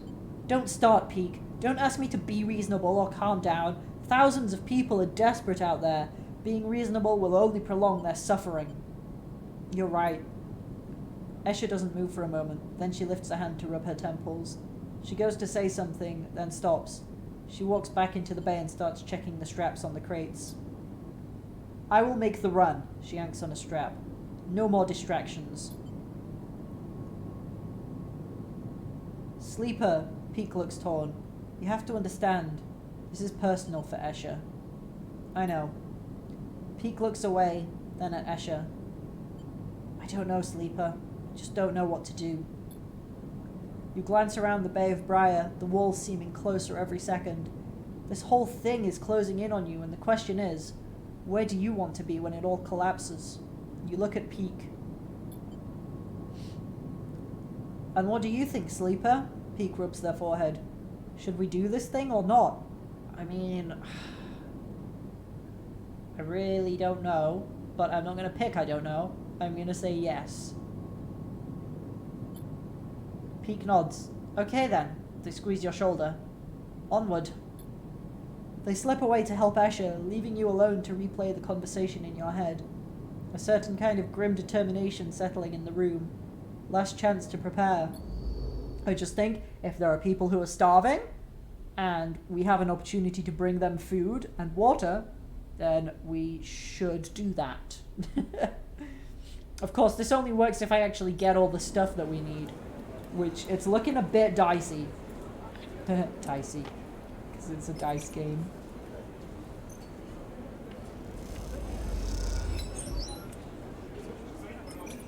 Okay, this could go either way. Come on, positive. Come on, positive. Neutral. Okay, the suspicion is up. I'm going to re-roll these. Oh, that's bad. That's a bad roll. That's bad. That's bad. Oh, this is scary. This is scary. Please, please, please don't give me negative. Please, please, please. Positive. Let's go. Okay, if I put this in here, that's... Okay. Come on. Come on. Come on. We got the neutral outcome. The tug escort is sorted. You meet Peak leaning in a corner of the canteen in their typically unassuming way. It occurs to you as you approach that Peak must have had some practice at staying invisible. All good? They look up from their slate. That crew you were talking to. They nod to the group leaving the canteen. Will they join us? They'll do it. Nicely done. Peak beckons for you to follow as they peel off the wall and head out into the walkway overlooking the cordon. Glad you were here to talk them into it. I never had much of a way with people. Peak smiles and looks away quickly as you walk. You and Escher seem to do okay. Peak laughs their light and easy laugh. Escher's not really like other people, which you've probably noticed. If only everyone was like Escher. They fade off, something drawing their attention. What I mean is, people have caused me a lot of trouble. I've had people hate me without knowing a thing about me. They tuck their hair behind an ear. I'm sure you know the feeling. I do. I do. Peak glances at you. Sorry to hear that. It marks you, am I right? It does. Peak nods. You both walk in silence for a moment. Not an awkward silence, but one of solidarity. Peak leads you around a corner, heading back to the main cordon access way. I appreciate you coming in and helping us out on this, Sleeper, on talking to the crew and, well, you know. Maybe after this insane plan is done, we can talk properly. They keep looking ahead, and you realize they are nervous. I'd like that.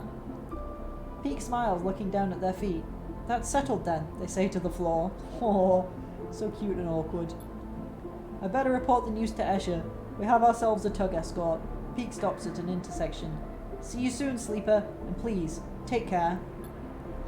And with that, they drift away, their head down, their gait changing as they do, their practiced invisibility shrouding them like a cape.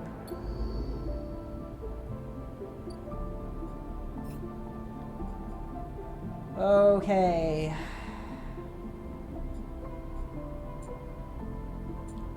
Now what? And now I need scrap. But I don't have the skills for gathering scrap. I don't have any upgrade points.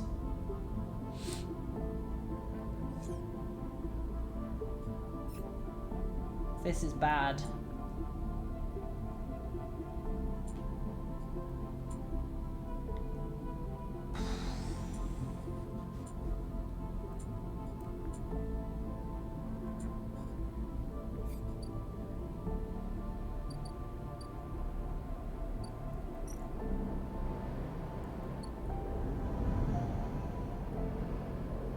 I don't think there's anywhere where I can buy scrap either.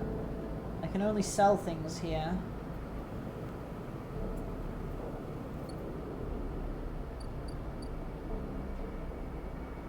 What about at the freight hub? Oh. Well, I can gain random items here, so some of them might be scrap. But that's... I don't know. Like, what if I don't get scrap? Caster doesn't give me scrap.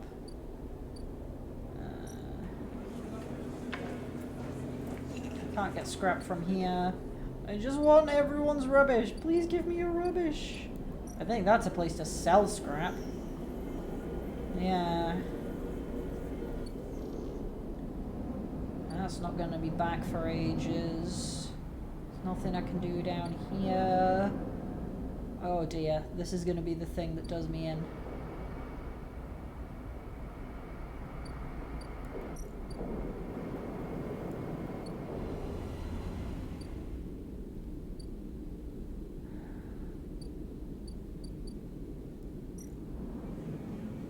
Yeah, I can just buy food at the lounge.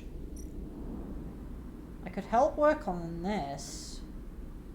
There's an engineer action which could theoretically give scrap, but it would have to give me 3 scrap in 2 days.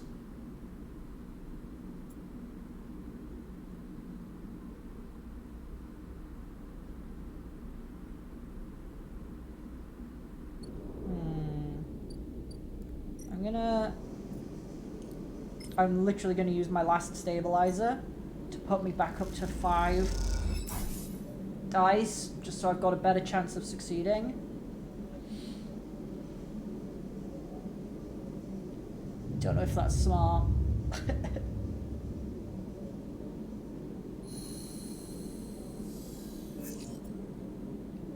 That is some good rolls, though.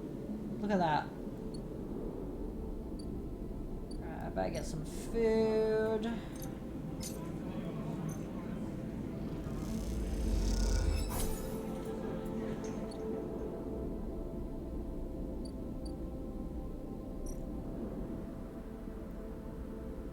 Right. I'll do this. I know it's not an engineering thing, but it gives me massive progress. And if I finish this really fast, then I can get an upgrade point. You vent the section in a progressive sequence, allowing Bliss to rapidly rescue crops while you work. You gain more than you lose. Welding in a zero-G farm is tricky. The torch, the heat, the sealant, everything can damage the crop you are trying to save.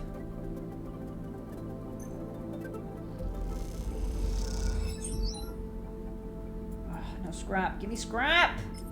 I need it! Oh my god! How rare is it to get the scrap? This is ridiculous!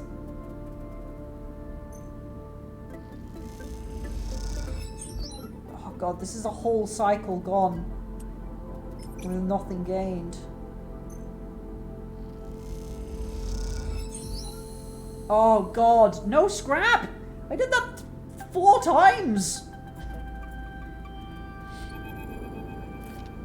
You and Bliss are floating in the bay's airlock waiting for it to cycle. You pick a few leaves from your clothes as you wait. They float around the chamber as if carried by a lazy wind. Clean work. Bliss bows a little. Well, thank you, Sleeper. You didn't do so bad yourself. She checks her tool belt. Seems like we're getting into a good rhythm. The now familiar sequence of clunks and rattles sound out, and then the door hisses open. The moment it does, you know something has once again gone wrong. What's all this? Bliss asks confused-looking Moritz. Beside him are a set of crates anchored to the bay floor. He has clearly just brought them in through the bay's freight lock. Moritz looks nervously between the two of you before answering. It's payment. He runs a hand along the crate. The Sycamore Seed crew just brought them over. He stops, but seeing the look on Bliss's face, adds, They were very thankful. I bet they were, she clenches her fist. What the hell is inside? Moritz leans over and struggles with the catches on each side of the top crate. As he does, Bliss turns to you. Don't say it. Bliss stares into space. Don't you dare say it. Say what? You know, she looks back at you, this isn't my fault. Moritz finally gets the catches free and the lid floats off, drifting up into the bay. As it does, a small brown lump floats up with it. Moritz reaches out and catches it as it passes him. Is that a... mushroom? Bliss finishes. A damn mushroom. They paid us in mushrooms? Not just mushrooms.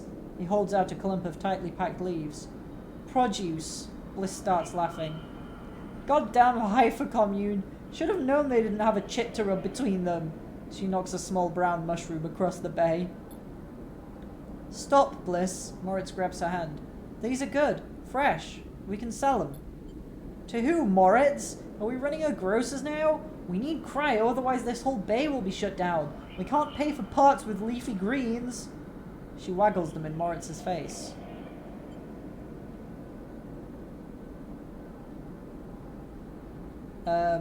I can use them? Bliss raises an eyebrow. What, 4 whole crates? Even you can't be that hungry. You can take a few, but the rest will sell. She smiles to herself. At least Moritz will sell them, if he is so eager.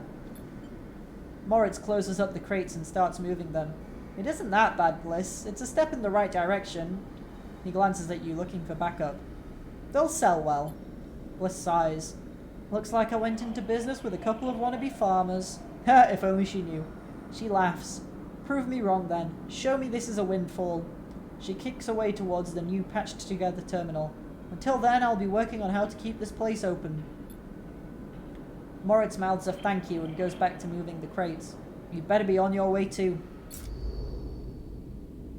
Damn it! It didn't complete the drive and I can't do anything there for another 4 cycles, so I don't get an upgrade point. I don't get an upgrade point. I didn't get any scrap. I fucked it. It's all ruined. There's literally nothing I can do. There is no way for me to get more scrap.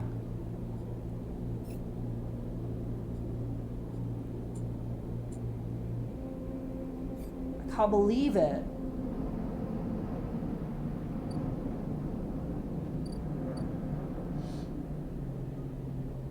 This is devastating.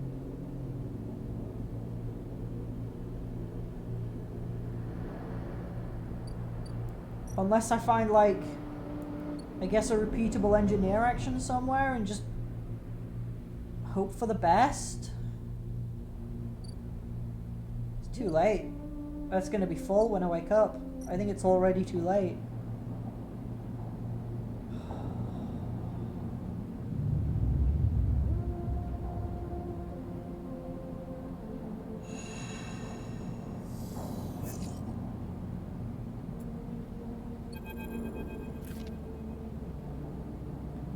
She's gone, Sleeper. Peak is breathless and shaking. She started the run without us. Escher? Peak looks confused. Who else? Let's go. If we head to the coordinate now, Peak starts back up the corridor. They turn back. She has to make it, Sleeper. She has to. A shiver runs down your spine. Escher, I hope you know what you're doing. Well, we did. Drive failed. Oof. That hurts. We did all the stuff to help her make it across at least. So hopefully that counts for something. And we got most of the supplies? We got all the food and water at least. Oh god, let's see what happens here now. You arrive frantic and anxious at the cordon. Peak is nowhere to be seen. Then you hear footsteps hammering on the metal stairway Helene's drone led you through before, the one that leads up to the observation deck. You leap up the stairs 2 at a time and make it to the top, momentarily blinded by the light pouring into the observation deck. Sleeper, Peak emerges from the light. I know she's trying to protect me, but it's okay. She chose. But what about my choice, Sleeper? I'm not a child anymore. I can fight for myself. They turn away. There she is! Peak rushes to the wide window, leaning forward to catch a glimpse of the Climbing Briar's blue XBR livery against the black of the void. You spot the Climbing Briar, a glint of blue and white, and beside it the red glare of a tug's lights. The tug crew went with her! Peak smiles. I knew they'd keep their word. That'll help. Peak doesn't seem to hear you, but the idea of the crew backing Escher up makes you smile. Maybe this thing will work. You watch as the Briar and its tug escort arc down to... escort arc down towards the edge of the cordon, demarcated by the red lights of the perimeter system. So far, so good. The Briar will just look like another refugee ship being escorted into the cordon, at least at a glance. Pete grips the rail as Escher reaches the edge of the cordon, that invisible net of sensors splayed between ships and drones. Now let's hope the blind spot triggered. You think back to the mess of systems you had to wade through to set it up, the delicate contingencies you set up to trigger the sensor blackout at just the right moment. Without noise, without ceremony, the Briar slides through the cordon.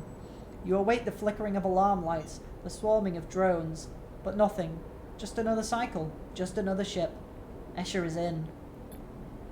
Both you and Peak let out the breath you've been holding and laugh. How did she do it? Peak smiled, shaking their head. We did it. Peak smiles wider. Yes, we did. They laugh. You feel a little shaky from the tension, but Peak's ease helps you settle. You imagine Escher, steely-eyed in the pilot seat of the Briar, searching for a place to dock. Maybe being stubborn has its advantages. You okay? Me? Peak sighs. I think that took years off my life, but I've got to hand it to Escher. She was right. You and Peak turn back to the window, looking for the Briar again amongst all those hulls, the calm fading as new worries settle in. You spot the Briar first this time, docking with the largest of the flotilla's ships, a vast converted tanker, half of its protective plates removed.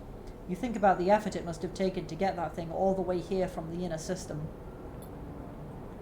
You watch the Briar, unable to get any sense of progress from its placid exterior. They will be offloading everything now, Peak says, both assuring you and themselves that everything is going to plan. You think of all the supplies loaded into the Briar, and how long the process of unloading them might take. It wasn't everything Escher had wanted, or perhaps everything that the flotilla needed, but it was the best you could do with the time you had. That's true, it was the best. I didn't give any of... Oh my god, I'm so stupid. I'm so stupid. I could have turned in the scrap as I was going along, but I kept hold of all of it.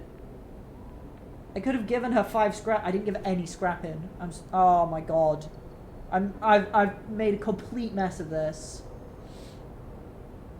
At least the food and water got there. You think of the reaction of the refugees, of the welcome and thanks they'll give Escher as the bearer of such gifts. You focus on that as you watch the Briar, and continue the nervous wait for it to finish unloading. It's breaking off! Peak points at the Briar, and you see the puff of air and dust that accompanies an emergency depressurization. Escher must have ended things early, but why? Then you see them, the tugs closing in on the Briar. Havenage must have spotted the ship. You and Peak are up against the window again, willing the Briar a safe path out of the flotilla. Suddenly the Briar shifts in space, a blue blur between 2 hulls. Peak whistles. Look at that! I smile at you. Looks like those upgrades we put together work. You watch as Escher cuts through the crowded flotilla, the tugs not daring to follow her dangerous path, and peeling away. It is hard to keep track of the Briar, and suddenly both you and Peek are searching the black for a sign. Where is she gone? Then all of a sudden she is out, blue against the black, pulling away from the cordon on a wide arc back towards the station. A clean run. Peek cheers and smiles at you. We did it! She's out! They beam uncontrollably at you, the tension released. You find yourself smiling too, smiling at these two beautiful idiots and their beautiful ship. Then Peek is hugging you, squeezing you with all the nervous energy that had been building. Thank you, Sleeper. We did this together.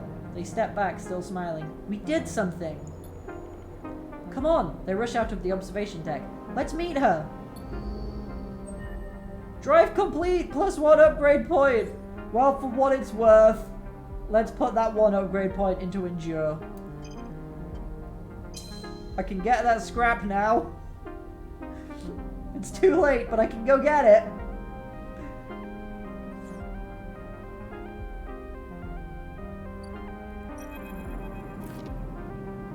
You and Peek rush into the Briar, finding yourselves in the now empty bay. The change is a reminder of what you achieved, and looking around you feel all the more satisfied. A hiss sounds at the far end of the bay and Escher enters, looking exhausted. Peek runs up to embrace her, but she sits down on the bay floor before they reach her. You did it! They sit beside her. Escher, you were incredible! She smiles a small smile at this, laying her head on Peek's shoulder. You suddenly feel like you are intruding, seeing the two of them like this, quiet and content. Sleeper, Peek calls. Come on over. You cross the bay and sit beside them on the hard metal floor. Escher, Peek asks, did you give the flotilla our chairs? They both burst out laughing at the ridiculousness of it all, at the exhaustion and the worry and everything else. You laugh too. It is impossible not to, and after a while you all come to a stop, Peek wiping their eyes and Escher shaking her head. You would have loved to see it, Sleeper, Escher says quietly. The welcome I got. They came to greet the ship once I docked to offload the supplies. I told them I was coming, of course, as soon as I got inside the cordon. But there were so many. Children, families, they were smiling at me, shaking my hand. Sol was there too, Peek, and he's just as gruff as he sounds over comms. She smiles. They took it all, crate after crate, until the ship was emptied out. Escher looks away. But there were so many, and even with everything we managed to bring, they needed more. They made me promise I would try to come back. Escher, Peek shakes their head. You know we can't do that twice. Escher stands up. What are we supposed to do? Wait for them to lift the quarantine? She is angry again, that familiar tension rising in her voice. Peek tries to pull her back down. Sit, Escher. Rest. You have done enough for today. Don't, Peek. I know my limits. Escher hardens. Okay. Well, seeing as they didn't catch you, perhaps they will lift it. They know the flotilla poses no danger now, and if they can account for the extra load on the life support... Escher walks away toward the ladder that leads up into the upper part of the ship. I need to rest, Peek. She holds up her hand. Sleeper? Then she limps up the ladder, step by painful step. I'm afraid if you are expecting a change in Escher's demeanor, Peek smiles at you. At least she's honest. Peek nods. I think I need some rest too. They put a hand on your shoulder and get up from the floor. We couldn't have done this without you, Sleeper. And I know those in the flotilla would thank you too. Go rest. Peek limps up the ladder too, leaving you alone on the metal floor of the bay. Your thoughts drift to all those people on the flotilla, sleeping and sitting on metal floors like this. Children, families, playing in cargo bays and repurposed fuel tanks. You know their story isn't over yet, and you look forward to meeting them. The quarantine will lift. You feel more sure of this fact every moment, even though you aren't sure why. You lie back on the metal and stare at the ceiling. What was it Feng told you, Erlin said? The eye opens for us all? Maybe the old guy was right. A home for the lost. You like the idea of that. Maybe in time you can help make that a reality. But something is bothering you. A sliver of a thought like a splinter you can't extract. Why are thousands of refugees coming here now? People don't abandon their homes for nothing. What wave is rushing through the system? And when will it reach the eye? You shudder on the cold metal floor and get up. Something is coming. You can feel it. This isn't over. Ho ho! Oh, hello. Episode Flux complete.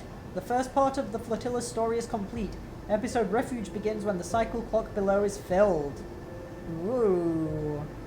The Gathering Storm. What's done is done. Now all you can do is wait to see what happens next. Ooh. Okay. Well, I'm going to take a quick break here. And I will be back in just a few minutes.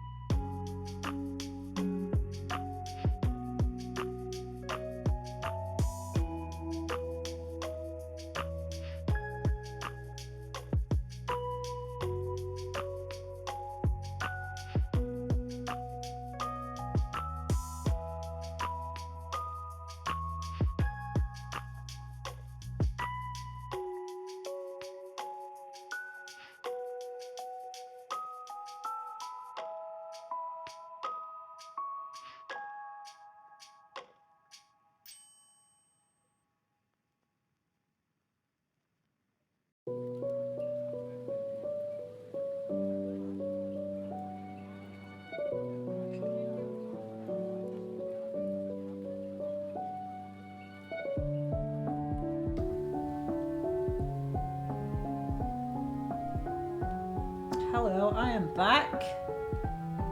And it's time for another reminder that this stream is sponsored by HelloFresh. Very excited to be sponsored by HelloFresh. It's a really extremely good service. I would highly recommend HelloFresh, even if I wasn't subscribed, to everyone who wants convenient, easy to make, environmentally friendly meals delivered to their house every week. You can pick for 2, 3, or 4 people. If you're on your own, just pick 2 people and chill the leftovers in the fridge. That's what I do. I don't know, I think different boxes can go different amounts of recipes per week. You can go 5 recipes per week. And if you click on the link in my panels below, or I will put the link in chat using my exclamation mark HelloFresh. Boom. Click that link, type in the code POGHelloUK6972 and you get 50% off of your first box. As you can see here, that takes it down from £45.48 to £20.24 if you're getting 5 recipes for 2 people, which is a huge saving. It's a huge discount. You can get all kinds of different options. You can go very meaty, you can go vegetarian, you can go family meals, you can go quick meals for when you're busy. If you're watching your weight, you can go for the Calorie Smart. If you're weird, you can go for pescatarian. I'm sorry, no disrespect to pescatarians intended. There's also a bunch of other cool stuff.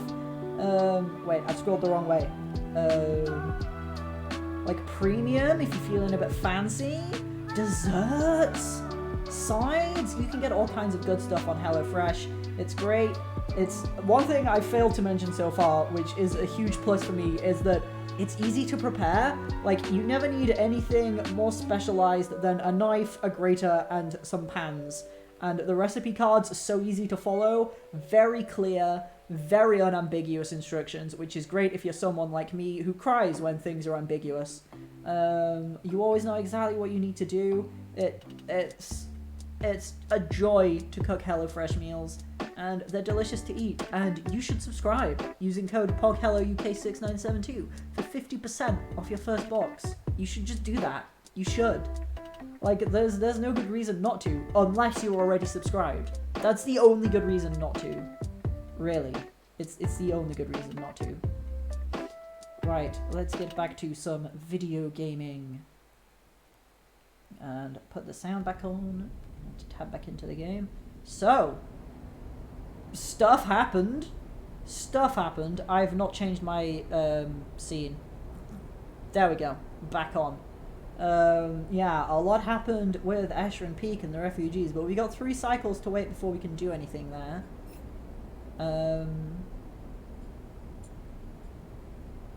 So I think I'm gonna go back and help Bliss. That's basically all we've got left now, is helping Bliss out, helping Rico with her experiments in the Haifa commune, and then seeing what's going to happen in episode Refuge. Oh, we've got to wait 3 more cycles for Bliss. So we shall leave her to it. And I think we need to get some mushrooms, right? I have 3 Gerald caps? Since when do I have 3 Gerald caps? I don't know. Let me track the correct drive. Oh yeah, we also have one other drive, which is Enter the Greenway, where we need to find a nurturing grow bed for the seed, which... honestly, I'm just hoping I'm going to stumble across that at some point, because I have found nothing. I'm hoping that maybe this will lead towards it. Right, what did... oh, she needed, yeah, she needed Matsutake's and Gerald's, didn't she? I remember now. Right. I'm gonna head in here and harvest these. I'll throw a 5 on it. That's given me a Matsutake and another club head. I don't know. I haven't found a single use for these club heads either. I can't sell them, can't eat them, can't trade them, can't plant them, can't nothing. You know what, I'm gonna throw my 6 in even though it's a +2. It's another Matsutake. As long as I get 1 Matsutake from this, honestly, it's worth it.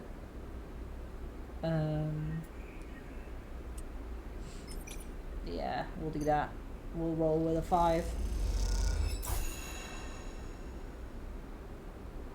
Neutral outcome +2 random mushrooms. Okay, so we've got 3 Matsutakes and 4 Girals now.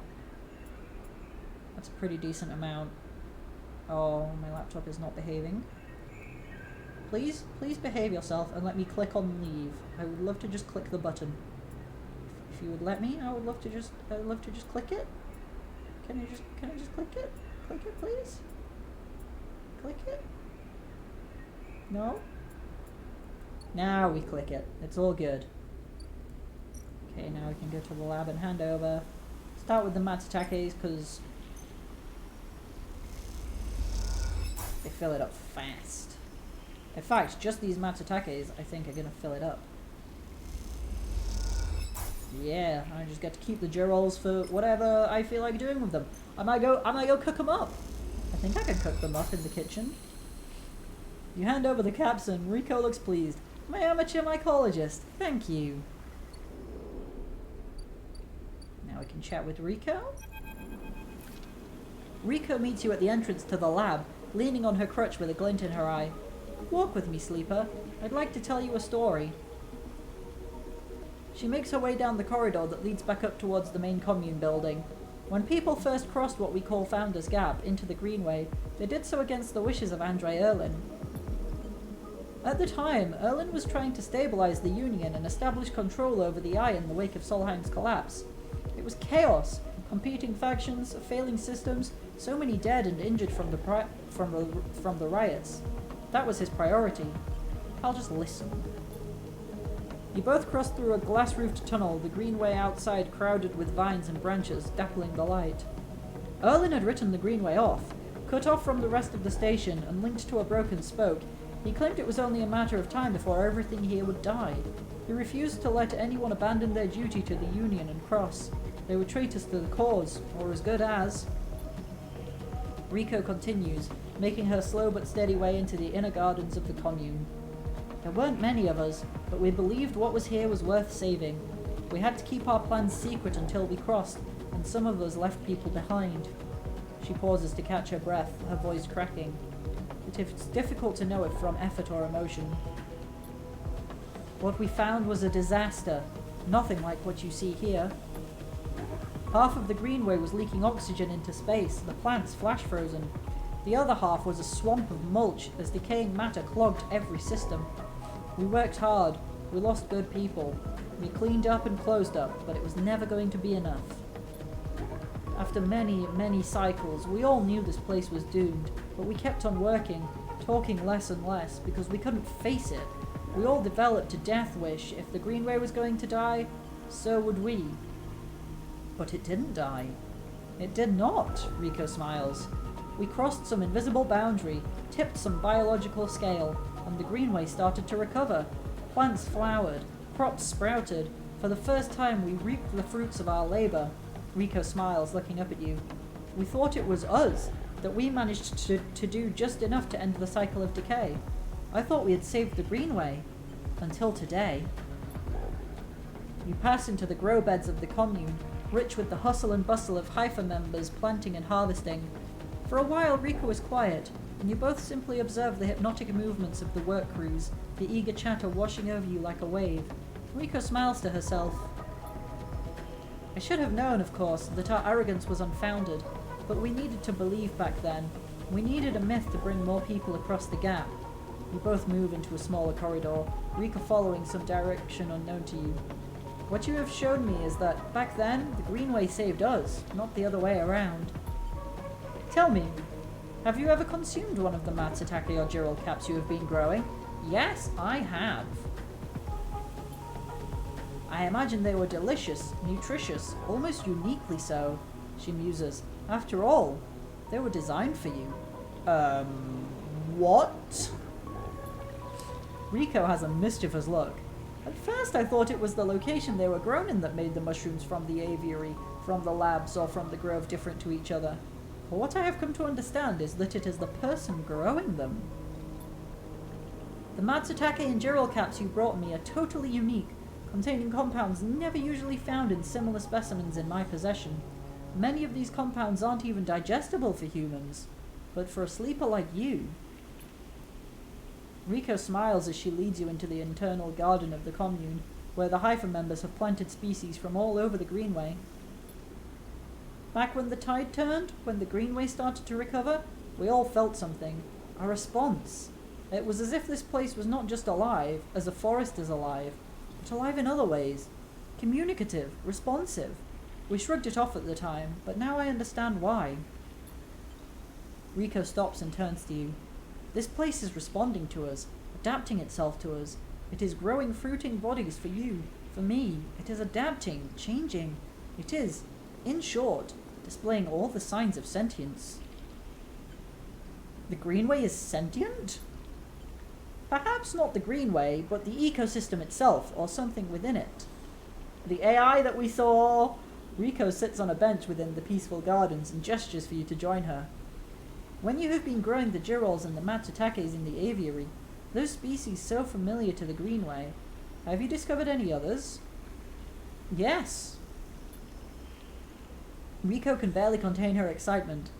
I should like to see those. Please bring me some next time you are here. You look around the garden, amazed at the sense of peace within it. Riko interrupts the silence. There is a species of mushroom that I haven't seen in years.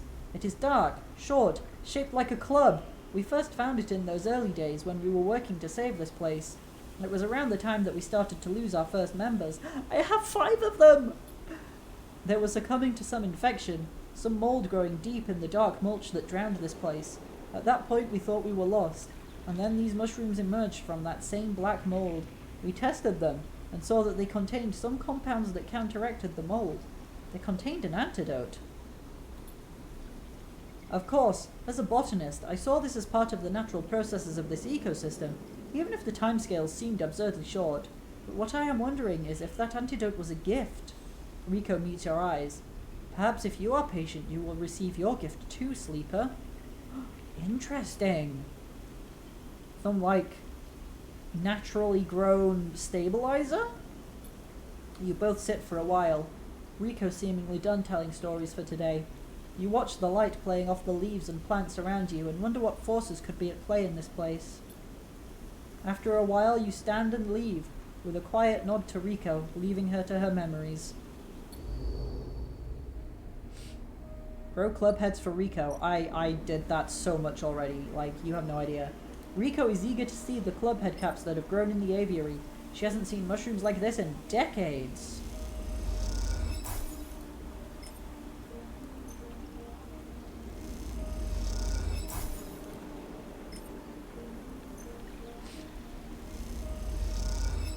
You hand them over to an eager Riko, who immediately begins work on the samples. Are these fruiting bodies the same that emerged during the early days of the collapse? Or something else? Only one way to find out. Riko is at her bench, running small vials of some liquid through an old chemical analysis machine. The whirring of the spinning drum fills the lab with white noise, and you aren't sure if she notices you approach.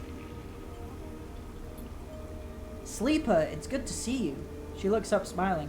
This little project of ours has been keeping me awake the past few cycles, but right now, well, I think I have something. What is it? The drum finishes spinning and Riko lifts a vial from it, holding it up to the light. This is something I extracted from those club heads you've been bringing me, and according to my analysis, it is a substance totally unique on the Greenway. You look at the small amount of liquid in the vial. Any idea what it might be? Riko asks, without looking away from the vial. Stabilizer. Riko nods. You aren't the first sleeper to come through here. Perhaps I should have mentioned that earlier. Riko's tone suddenly drops, changing the atmosphere in the lab immediately. I just thought... She pauses, thinking very carefully of how to continue. I just wanted you to trust us. What do you mean? She sighs. They came through a fair few cycles ago. We found them wandering in the broken section near the gap. The members who brought them in had never seen one of you before. They were terrified of this strange person wandering in from open vacuum. They were quieter than you, and damaged. We did our best to patch them up and welcomed them to the commune. I only really spoke to them once, while I was working on their wounds along with a couple of systems engineers. She looks nervously at you. I'd never seen a body like that before. I took some readings. Some samples. Samples? You have to understand. I was curious. I didn't know what I was looking at. I just took a little of the damaged material, less than a thumbnail. She shifts her weight to her crutch. The next cycle they were gone. They took a little food and hiked up towards the wild margins, where the greenway meets the wastes. Someone saw them in the distance, but that was it. They disappeared into the overgrowth. She sits down heavily, the vial in her hand. When I saw you, I wanted things to be different. I wanted to keep you here, rather than let you disappear into wherever they ended up. She smiles to herself. Yes, I wanted to understand this place better, but I also wanted to help you. It seems that somehow, both my wishes have come true at once. She holds out a hand with the vial. This is for you. You take the stabilizer, a glass cold and smooth in your palm. How? Those club head caps made it for you. Or at least who or whatever made those club heads. She starts to clear her bench. It was right there, contained in their tissue. They only had to extract it. I imagine you understand how incredible that is. I learned enough from that sleeper to know that your body, your frame is it, runs on some exotic technology. Exotic technology that has a time limit built in. Somehow, the Greenway knows that too. It understands your physiology much better than I ever could. It knows how to treat you. Just like that miraculous antidote that sprung from the mold, so too has this sprung from your presence here. The Greenway is speaking to you. It is welcoming you. She looks up. I know it sounds crazy, but I know it to be true. Here's the evidence.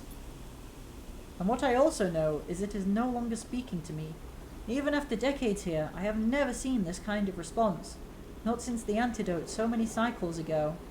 She smiles. So I'm going to make you a deal. You bring me as many club heads as you like. I'll extract the stabilizer and give it to you, freely. But you have to tell me what the Greenway says. You have to speak with it, to dig into it, to find what being is at the center of it. I've traveled as far as I can. I need you to do the rest. Can you do that? Gladly, yes. Riko sighs with relief and deflates into her chair. Thank you. I'm sorry for the other sleeper. Truly I am. I'm sorry I couldn't have done more. But I'm so glad I met you. She smiles. You are welcome here any time. Riko falls silent. She looks smaller now, more fragile, and you realize how old she must be to have seen the collapse firsthand. You idle a little in the lab, in case she asks for anything else, but she remains silent, and so you drift back into the tunnel, thoughts of that other sleeper, and where they ended up weighing on your mind. Oh, drive complete! Achievement unlocked, grow your own! +1 upgrade point! Okay, everything left costs 2 upgrade points, so we will leave that for now. Riko's grow beds! Oh, yes! The only way to understand what Gardener gave you is to grow it. Riko is incredibly excited by the prospect. Me too! Input 1 Gardener's seed! Been carrying the seed around for so long, and finally! I'll take good care of it, Sleeper, Riko smiles. Don't you worry. And now we wait. How long do we wait? Oh, that's a lot of cycles! The seed is planted and Riko is an attentive mother to it. What future is forming there? Okay, so we're waiting on that. That's 8 cycles. We're waiting on this. That's 3 cycles. And then I think Bliss is also 3 cycles?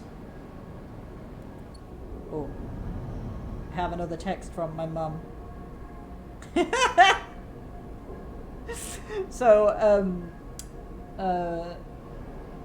It's my brother's birthday today, so last weekend we were all up at my parents' house, and he played a bit of Animal Crossing too, and then my mum's just sent me a picture of Animal Crossing with Isabel saying, "Today is also Johnny's birthday."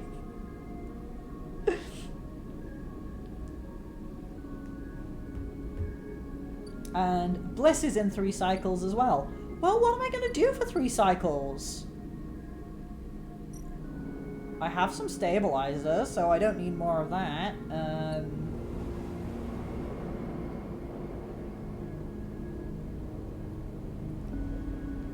I mean, I guess I could just farm some more.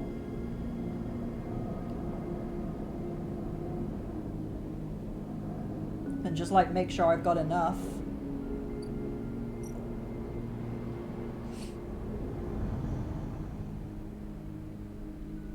Oh, how many does it take? It takes 3. Oh, it takes 2? I have 2 club head caps. I literally already have enough. With a couple of club head caps, Rico can extract the miraculous stabilizer they produce. It's a hard thing to believe. Awesome, so now I have 2 stabilizers. I have, like, I've basically immediately gone from extremely stressed and failing everything to just like, yeah, I'm chill now. It's chill.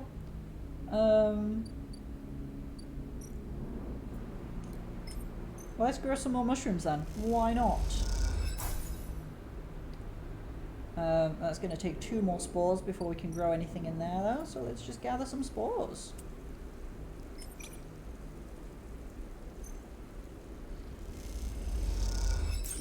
And we got the positive outcome, so we got the 2 spores. Who needs money when you can grow your own medicine?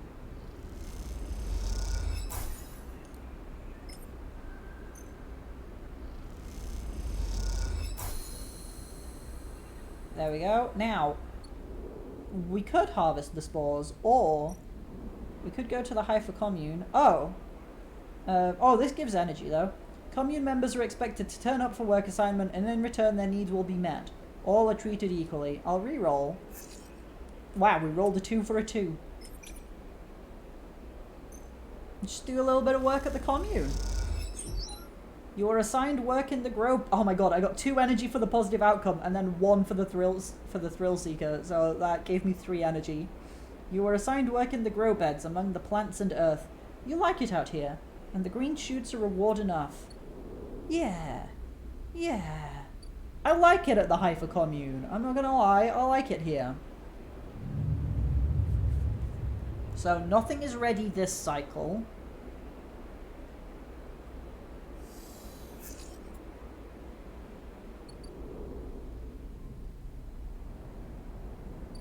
No, you've got another 2 to go, which means Bliss also has another 2 to go.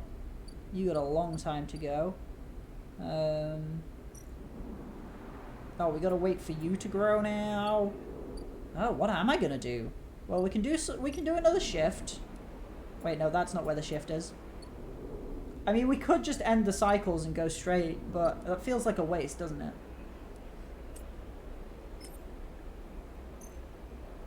Do another shift so we can get some more energy. Lovely.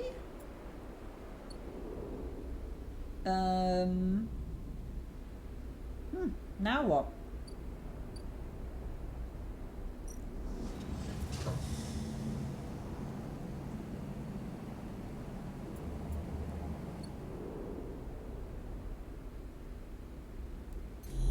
I could do some hacking.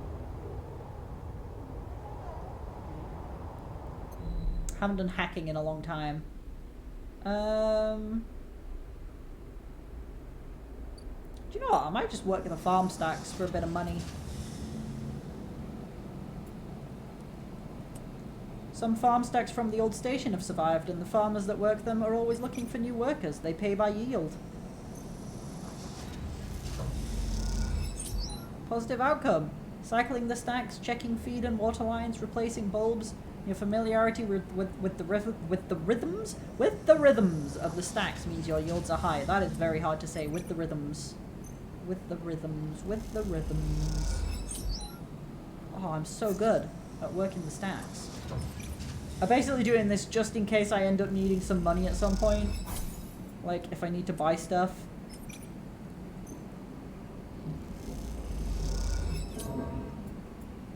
Negative outcome, +6 cryo. Even a negative outcome gets me money. End cycle.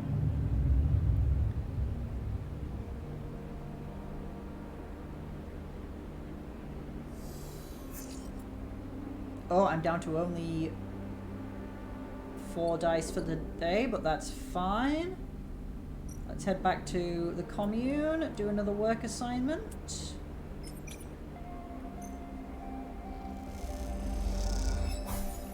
Lovely, there's my +2 energy for free. Well, not for free, for doing my work. So you already... Yes, next cycle. My mushrooms are not ready. Oh, do you know what I could do? I could gather more spores. So that,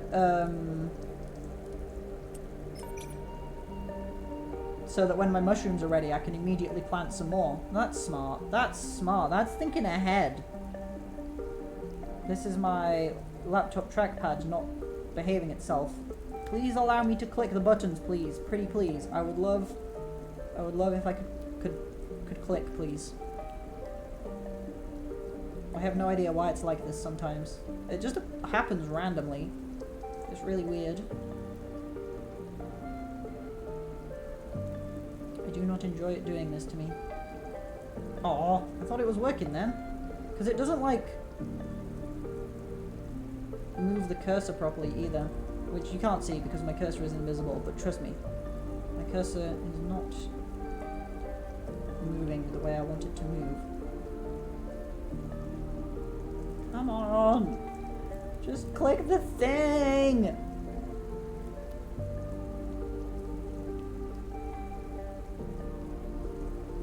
This is absolutely appalling behavior. It's working! Yay! Okay, neutral outcome. In that case, I'll throw this in there, get a positive outcome, and then I'll have the 3 spores that I need. There we go. I'm prepared for that now. And then one last shift. Let's re-roll for the exact same thing again. If I had a nickel for every time I rolled a 2 and it came up with a 2 again, well, I'd have 2 nickels, but isn't it strange that it happened twice? And back to sleep we go.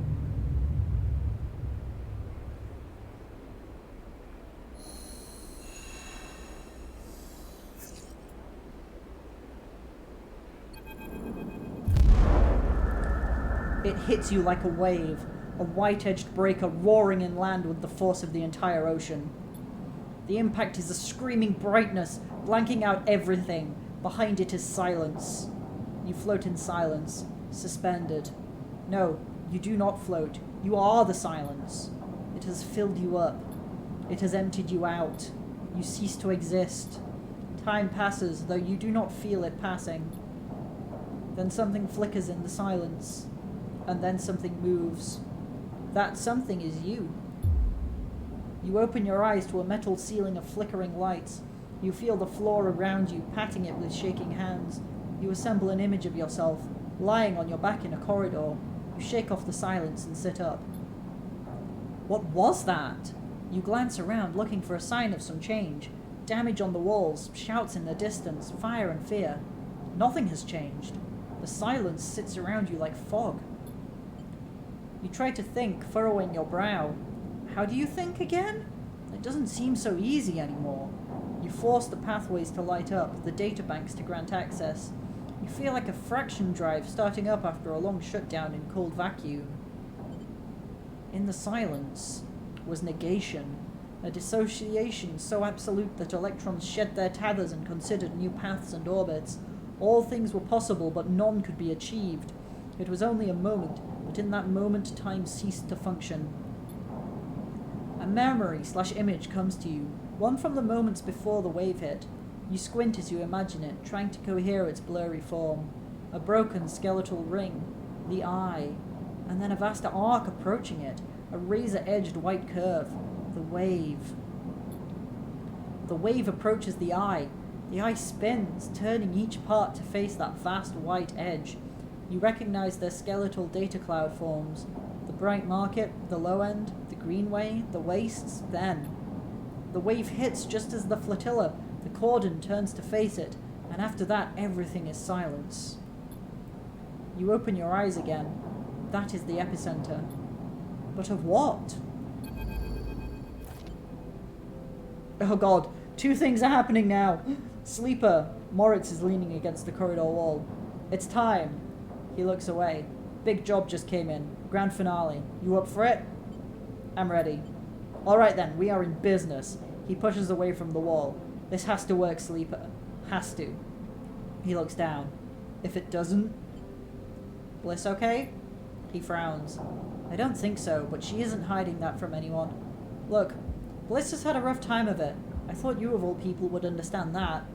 He runs a hand through his hair. Sorry, didn't mean to be. He smiles. Bliss is a good one. She gave me a chance. I owe her. He straightens up. I know you have your own things going on, Sleeper. We all do. But the Bane needs someone. Bliss needs someone. Hell, I need someone to help me keep Bliss from spinning out completely. He scratches the side of his head. Otherwise there's not much I can do. He shakes his head. And I would hate not to pay back my debts. Moritz stretches. I've got to get back. He nods and walks away. I'm out. See you up there. Okay, so we got a big job with Bliss.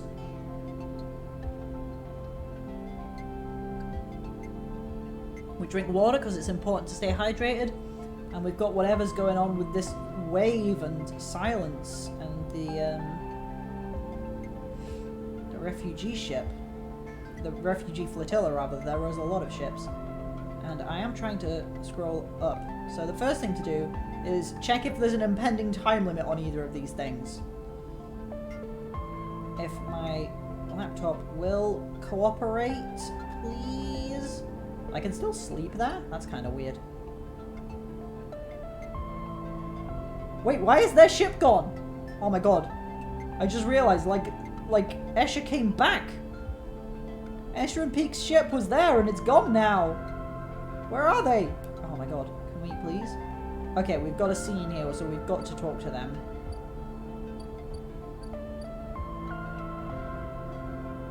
Please, please, please, please.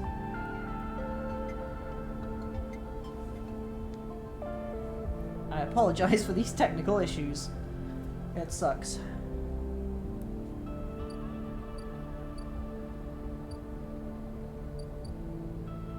I should just get an actual mouse. if I'm gonna actually use this, should you just get an actual mouse? Please. It keeps looking like it's gonna work, and then I click, and then nothing happens. Please, please. Why are you doing this to me? So, how's everyone's day been? This is it now.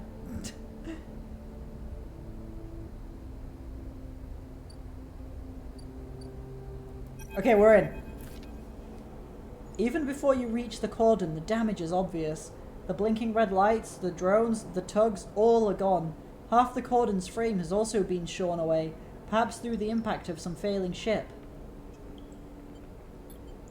People push past you in the corridor, both Havenage staff and contractors clearing the cordon. Push forward. You push through the flow of people, and despite a few suspicious looks, they offer no resistance. The further you pass into the cordon, the less people you see. You can see a few sections have been closed off, their bulkhead doors sealed and red warning lights punctuating the corridors. But otherwise most areas seem functional. Suddenly you feel a hand fall on your shoulder. Havenage security? You should have known better than to wander into this place. You brace yourself as you turn. Sleeper! Peak's wide eyes greet you as you turn. The cordon! They glance around, panicked. It's gone down! The Briar and Escher are still in there. Do you think she did this? Or perhaps Havenage messed up? They start pulling you towards the edge of the cordon. We should find her! What if? It wasn't her or Havenage. Peak stops. What are you saying? There was a wave. Peak frowns. A wave? What do you mean? They pause to think. A signal that only affects electrical systems, perhaps? An EMP would have taken out most of the station, but... Peak runs a hand through their hair. I don't know what you are saying, Sleeper. That doesn't sound... They look away down the corridor for a moment. Look, I have to find Escher. I'm sure you felt something, but we can talk about that later. They set off down the corridor. I can't sit around talking any longer. Find me on the flotilla. I'm going to find a way to Escher no matter what. With that, they rush away into the depths of the cordon, leaving you behind. Seems like you'll need to follow if you want to get any answers. Oh damn. The cordon. Scrap for passage. You find a small shuttle scavenging supplies from the cordon to take back to the flotilla. They'll take you too if you bring some scrap along. I have some scrap. Wait, no, before we go any further. I think before we head over to the flotilla, we definitely want to check out, oh, my mushrooms are nearly grown.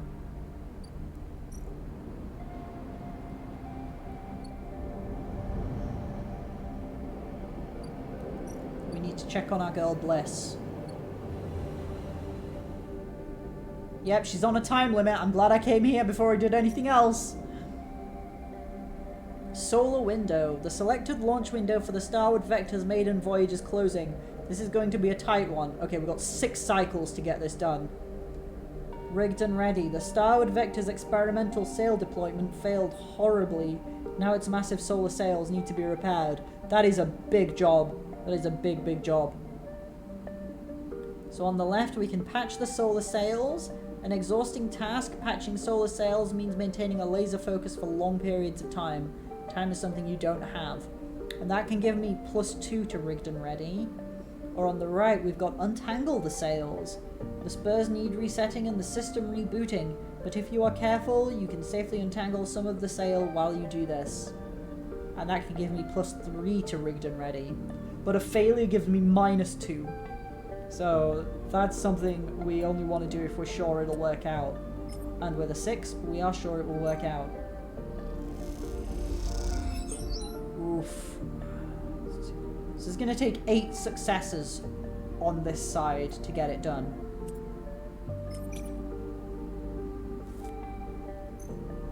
Let's keep it going. You delicately spin the spur, unwinding the sailcloth without it tearing. Bliss thumps you on the arm. She's impressed. Okay, let's re-roll. A 1 and a 2 are not acceptable. That's more like it. The 4 immediately becomes a 6. That's another guaranteed positive. Okay, we're getting there, we're getting there. This is 50-50 positive and neutral. We got the positive! We are halfway there in 1 cycle. Do you know what? Wait. I don't need to go back down there. Seeing as how we have 2 stabilizers and also like a steady supply now, like we have an easy way to get more. I'm just gonna throw one in now. I'm just gonna stabilize. And keep myself operating at peak capacity. Why not?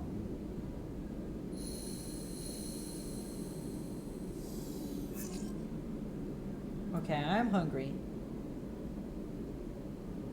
I gotta eat.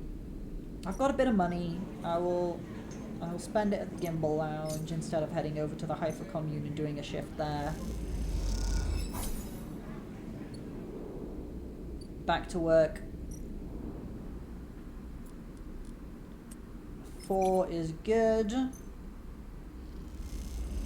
Gets us another 3 steps closer. The 5. Oh, we got the positive outcome again!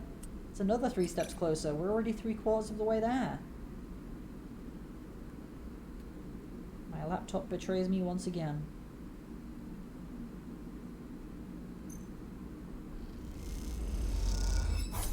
We got the neutral, so that's +2. You run the system's diagnostics, each time shifting a spur a little more. This is working, but you have to be careful. I am being careful. I'm going to re-roll my dice, because I got 2 2s.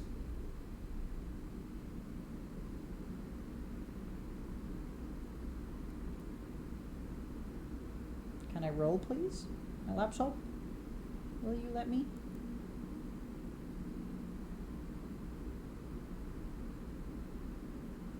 No, you won't let me?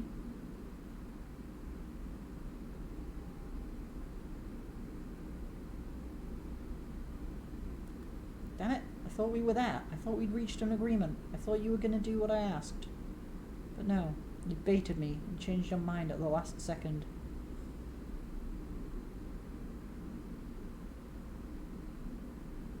I'm trying so hard right now. You have no idea. I'm trying so hard.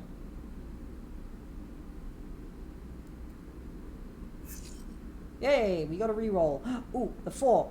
Right, if I can manage to click and drag this 4 to where I want it to go, which we can't, not right now. No.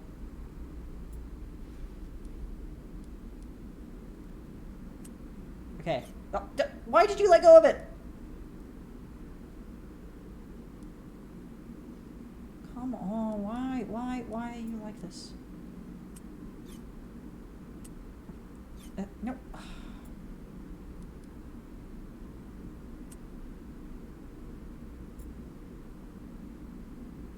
There. Why haven't you dropped it? I'm literally not touching the...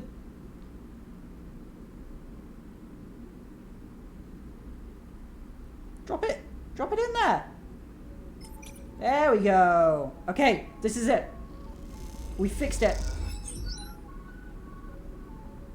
Wait, no, we're 1 off because we got a 2 one time. Oh my god, okay. This'll fix it.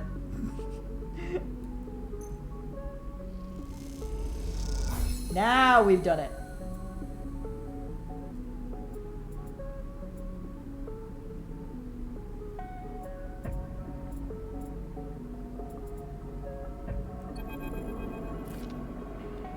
The atmosphere in the airlock is euphoric.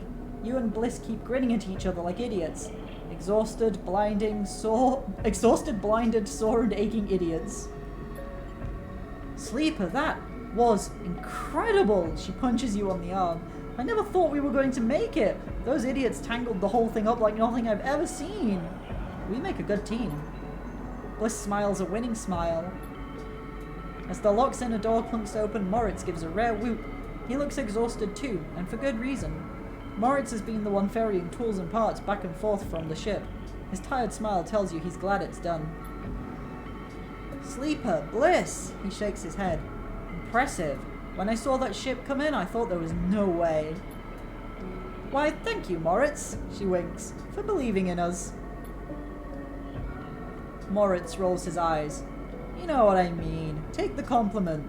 He shoulders some of the gear that came back in with you and Bliss and heads to the racks to stow it. Bliss turns to you. I think you should be the one to do the honors. She nods to the ragged-looking console that Moritz assembled. I don't want to jinx it. She smiles, but you can see she is genuinely nervous. Don't worry. I'll stop worrying when the chits are in my hands and I'm giving them to a gimbal bartender. You glide over to the console and check the screen. It takes a second to see what you are doing through the flickering, cracked display, but after a moment you see the accounts. And there it is.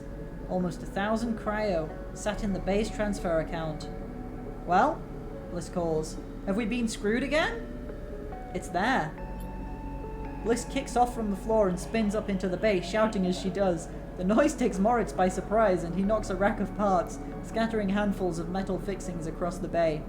The sight is something, glinting steel catching the work lights like glitter. Sorry, says Bliss, grinning when she comes back down. I needed that. She kicks off and joins you at the terminal. Moritz even managed to sell that produce. We made a tidy profit, eventually. She laughs. Here. She loads a stack of blank chits into the terminal and transfers a chunk of the cryo to them. This is your cut. Bliss hands you the chits. Thank you for believing in this place. She looks away and smiles. Even when I couldn't. When you first met me, I was on the edge of giving up. All it would have taken was one more push. But now? Now this place is sparking again. Work is coming in, there are funds in the accounts. Even Moritz has a spring in his step. You both look over at him, happily racking up tools. That's because of you. She punches you on the arm. He likes you. He's a good kid. He isn't bad, is he? She leans in closer. You know he came here looking to rob the place? I gave him a job instead. She laughs. Don't tell him I told you that. I just thought it might help you understand the kid. Moritz turns to look at you, and both Bliss and you awkwardly wave. Maybe it's time to change the subject. So that's what he meant about repaying his debts, basically. What now? From here on out, it's going to be a little easier. I'm going to look for some component contracts, stuff that will keep us inside the bay, not out in the black. No need to risk our necks if we don't need to. You want to cash out? That's fine, but there will always be work for you here when you need it. I appreciate it. She smiles and then, out of nowhere, quickly gives you a hug. She steps back and glances around reflexively. Take care, she says softly. You too. You turn to leave. And Sleeper. Yes? She smiles. Don't spend that all at once. I'm rich again! And I got an upgrade point! I have 2 now. All cryo actions are discounted by 20%. Yes, please. I have 418 money now! And I only have 1 active drive. Plant the seed and let it grow. I am letting it grow. Oh, there is potentially more to be done here. So we can do component repair. The bay is taking on low-scale repair contracts now. Moritz is happy to offload some of the work to you, so that's just another way to get paid. One last job. Moritz has heard Bliss speaking with someone remotely. Is there another job coming in? Ooh, another job in 6 cycles. Interesting. Well, we're done here for now, that's for sure. Time to head back across the gap.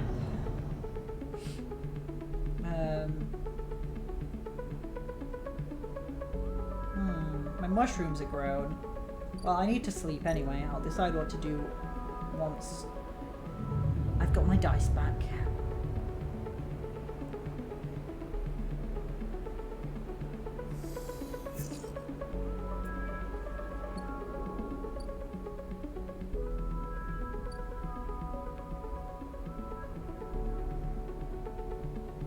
I need energy. Let's do some work in the commune. Wait. I just realized my perk tells me what the positive outcome is and what the negative outcome is. The negative outcome is +2 energy, and so I throw my worst dice at this. Negative outcome +2 energy. You are assigned work in the dorms, cleaning and repairing. It isn't the best work, but the meal at the end is welcome when it arrives. I love that! It's like, even if you have a bad day, even if you do terribly at your work, you still get fed. It doesn't matter how well you do, just as long as you turn up. I might as well harvest some mushrooms while I'm here. I got +2.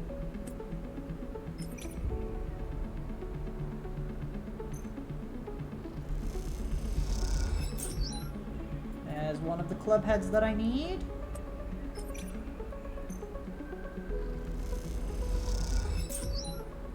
There's the other one.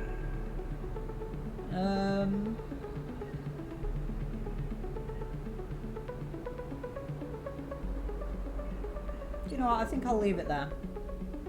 I don't want to waste all my dice on that stuff.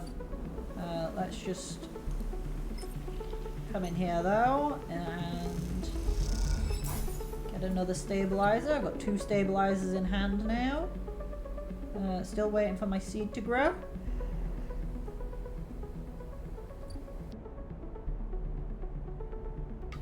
I needed to sneeze, so I muted. It was a big sneeze.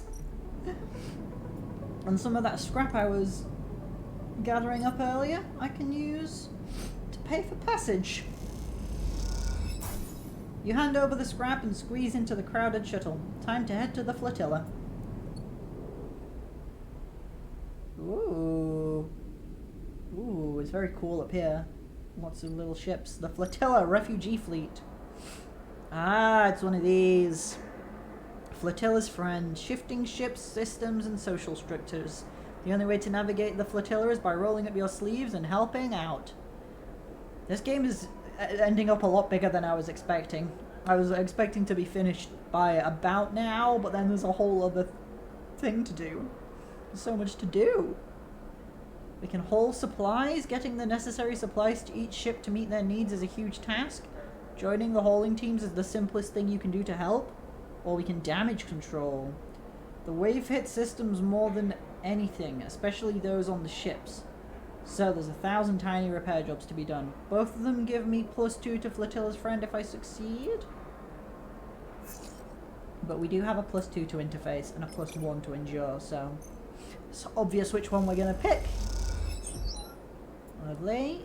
And neutral. Ooh, I got +5 money though. You work on the life support of the biggest tanker, expanding capacity and opening up more bays and bulkheads to move refugees into.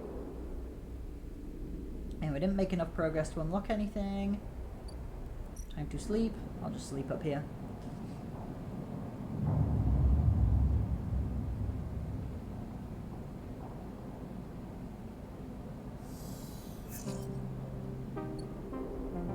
Okay, we need more energy.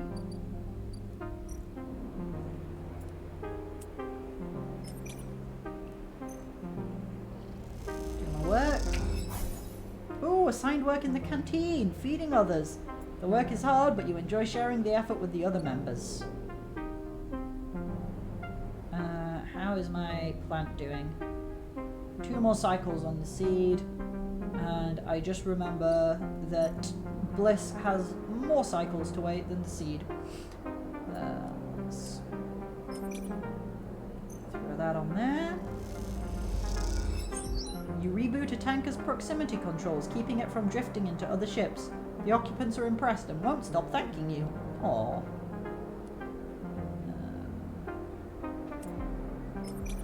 Go for that one. Neutral outcome, so in that case I'll put my guaranteed positive in there. I could have done that on the other side just to see what happened, but oh well. Doesn't matter really. Ooh, 2 people to talk to. Peak and Sol. Ooh. Talk to Peak first, because we know Peak. As you walk into the bay of the Climbing Briar, the familiarity of the space overcomes any trepidation. It feels good to be back, and the return feels earned, especially after all the work it took to figure out a route through the flotilla's jumble of ships that might lead you to this blue streak. You see Escher and Peak immediately, sitting at the back of the bay, deep in conversation. Their closeness causes you to stop, suddenly aware that you might be interrupting something private. Peak is gesturing wildly as Escher stares out into the middle distance, hunched over. As Peak tries to get her attention, she spots you. Sleeper, Escher nods. Didn't quite turn out like we hoped, right? Peak stops and glances between the two of you, the tension rising. The plan was always risky.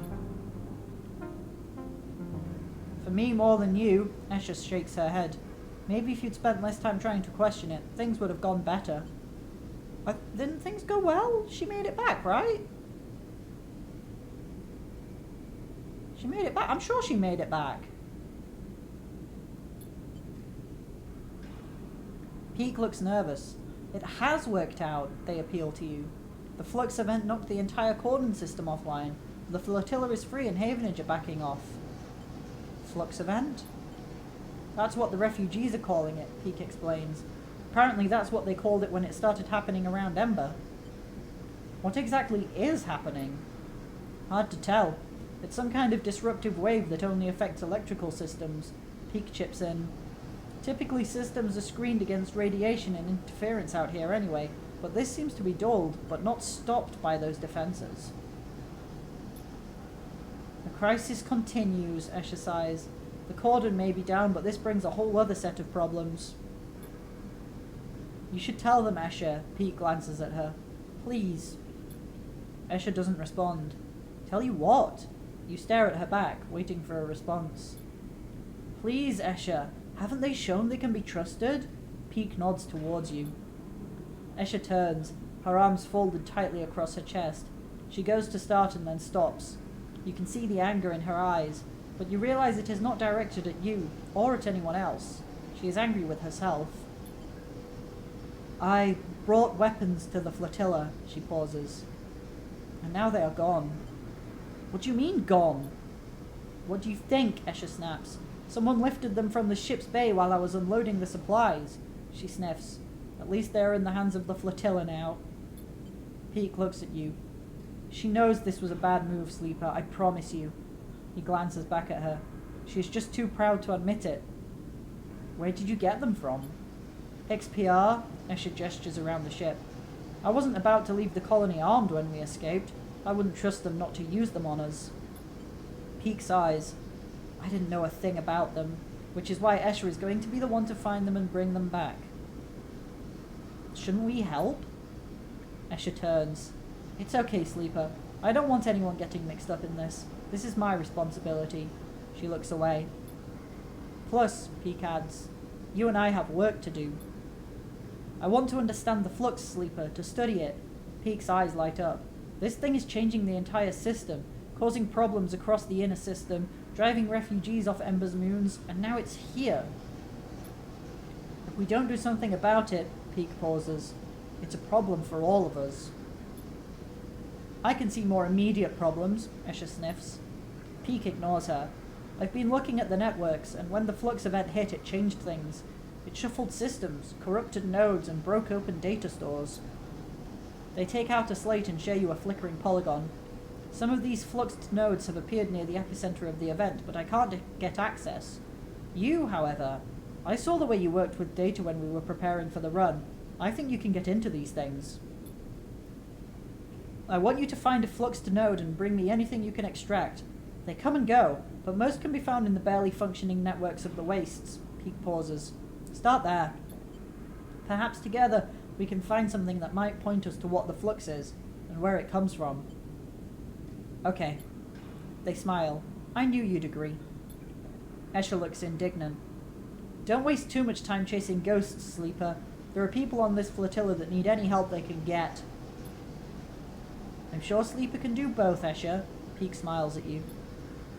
I'll see you here when you have something. Good hunting! And they wave you out as Escher stomps away to make plans of her own. New drive discovered. Study the flux. Peak wants you to help study and understand the flux event that occurred on the station. Well, let's see what happens if we go back in here. Okay, we need one flux data. And let's talk to Sol. Someone told me I should be thanking you. The voice comes from behind you, cutting through the chaos of the crowded cavernous bay. You freeze. Don't be afraid now. I've been hunting you, sure, but for all the best reasons. You turn to see bright eyes set in a rough face, framed in rusted metal. Sol. He holds out his hand, the other clamped firmly around a knotted wooden cane. Shake his hand. He grips you firmly with a heavy and calloused hand. Forgive me. As soon as I saw you, I knew who you were. Sol puts a hand on your shoulder. I've been told the Sleeper was part of that supply run that came in several cycles ago. He nods. A very welcome act, and we all thank you for it. Walk with me, Sleeper. Sol sets off through the bay, his partial suit hissing and creaking as it helps carry him through the busy crowds. You notice people making way for you and Sol, standing back and letting you pass. You pass a makeshift kitchen, steaming pots on heating elements, a restless queue collecting meals. That algae that came through isn't exactly a full meal, but with what we have here, we've been able to make it work. You see a ladle of a greenish stew dished out. The colour is something, isn't it? Sol smiles. Sol leads you out of the larger bay into a corridor lined with storage rooms that are now serving as dorms. You see someone filling a metal container from a standpipe, the water gushing out readily. Sol nods to the person as he passes. Just a little further now. Sol leads you into a freight elevator and whistles to some unseen operator to start it up. The elevator jerks into life. If Havenage were expecting an exodus from the flotilla, the flux event has put a stop to that. Sol stretches. Some have crossed to the eye, but many just to gather salvage or score a hot meal. So the pressure on our supplies is shrinking, but not like I'd hoped. With the flux reaching all the way out here, people are starting to understand that our journey might not be over. Sol stares grimly ahead. As Sol talks and you pass through the layers of the ship, you see people on every level, supplies crammed into every available space. The ship itself looks like it is bending under the strain, its hull creaking, its wall panels pulled away for scrap, leaving the raw frames beneath. Suddenly, the freight elevator screeches to a halt, and Sol leads you slowly out into a wide room of chairs and terminals, ringed by a mezzanine and with a glass roof above showing the distant hub and the far curve of the eye beyond. The people at the terminals nod to him as he enters. "This is your ship?" Sol nods. "That's right, the Pilgrim Seed is mine to care for." He leads you up to a railed platform at the center of the room and stops. "She chose me, so to speak. Well, at least her crew did, and I do my best to serve them." Sol looks around the bridge of the ship, a pained expression on his face. "I'll admit that the responsibility isn't one that suits me, though we rarely get to choose such things." He glances back at you. "But you, Sleeper, from what I understand, you chose to try to help us here. Is that right?" "I did my best to." Sol nods silently. "But I have to ask you, Sleeper, why are you here now?" Sol leans back and you feel his eyes on you, assessing you. "The Flux event." "I appreciate the honesty. I had figured as much." Sol flexes the shoulder that is free of the suit. "Looking at you now, I can see that an event like that, well, it would have had a big impact." He smiles a half smile. "I have tens of thousands of people here on the Pilgrim Seed, Sleeper, and there's tens of thousands more out in the flotilla." He leans against a railing. "A lot of them are looking to me to provide some future for them, some path out of this dead end we've got into. And this cycle, this very cycle, the thing we've been running away from, it just caught up with us. So these people are scared, Sleeper, and they are looking to me for reassurance. And then, on the same cycle, someone tells me they see you on board. A Sleeper, the same Sleeper they reckon, but wanted so strongly to send a ship past the cordon to see us." Sol scratches at his beard. "So the first thing I wanted to do was thank you for that, for your interest." He pauses. "But the second thing I wanted to do was find out what you want from us." Sol's suit hisses and creaks. "I think that's fair, don't you?" Sol takes a deep breath. "So what is it?" I'm going to take a drink of water before I move on.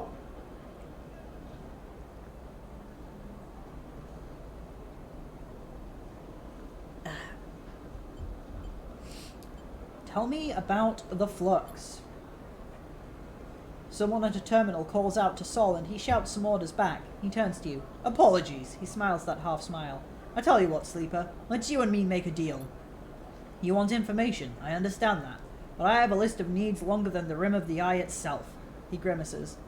"So you do some things for me, and then we can talk about what's been happening in this system, and I will answer all your questions and then some. I may be the captain of the Pilgrim Seed, and she is certainly the biggest ship in this flotilla, but I am not the only captain here. We have ships here from each of the moons, Ember's Hearth, just like us, but plenty more from Ember's Song and even Ember's Step. The moons have been at each other's throats, Sleeper. What with the pressure of the Flux, the bad blood from the old days?" Sol leans in. "We aren't exactly all in alignment. What I need is a way to stop things escalating, for the crews on these ships and their captains to feel happy and comfortable enough to forget old rivalries and past crimes." He flinches at something.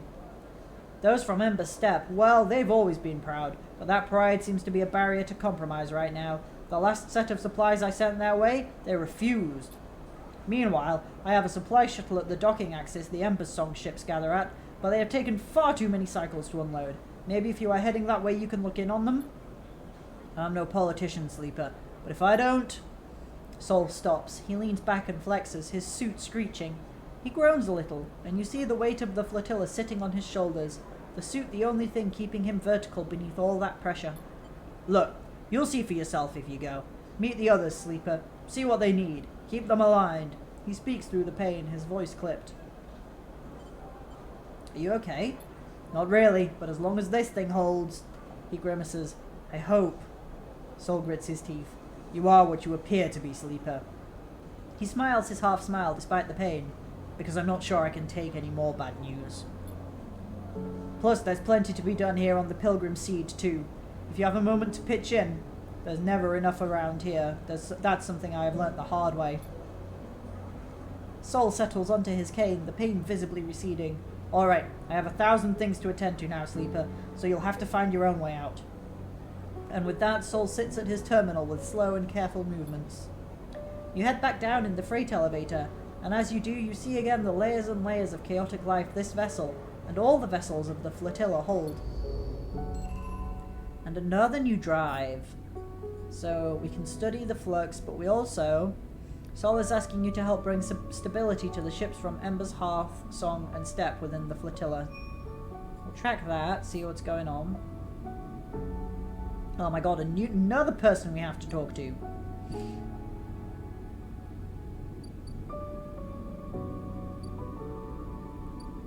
Aki. Well, let's see what's going on here first. Hearth Survival.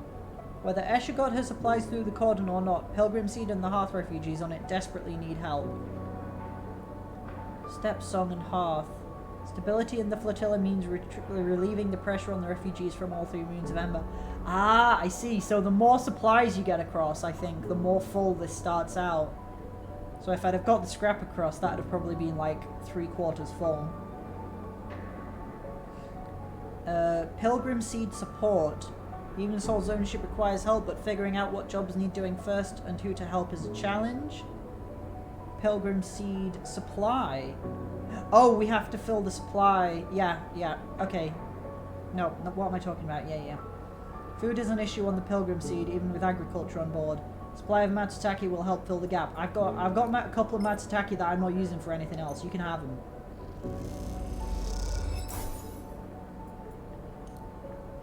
Which also means that my farming for mushrooms, for my stabilizer, will actually help me contribute towards that as well. So that's a win-win.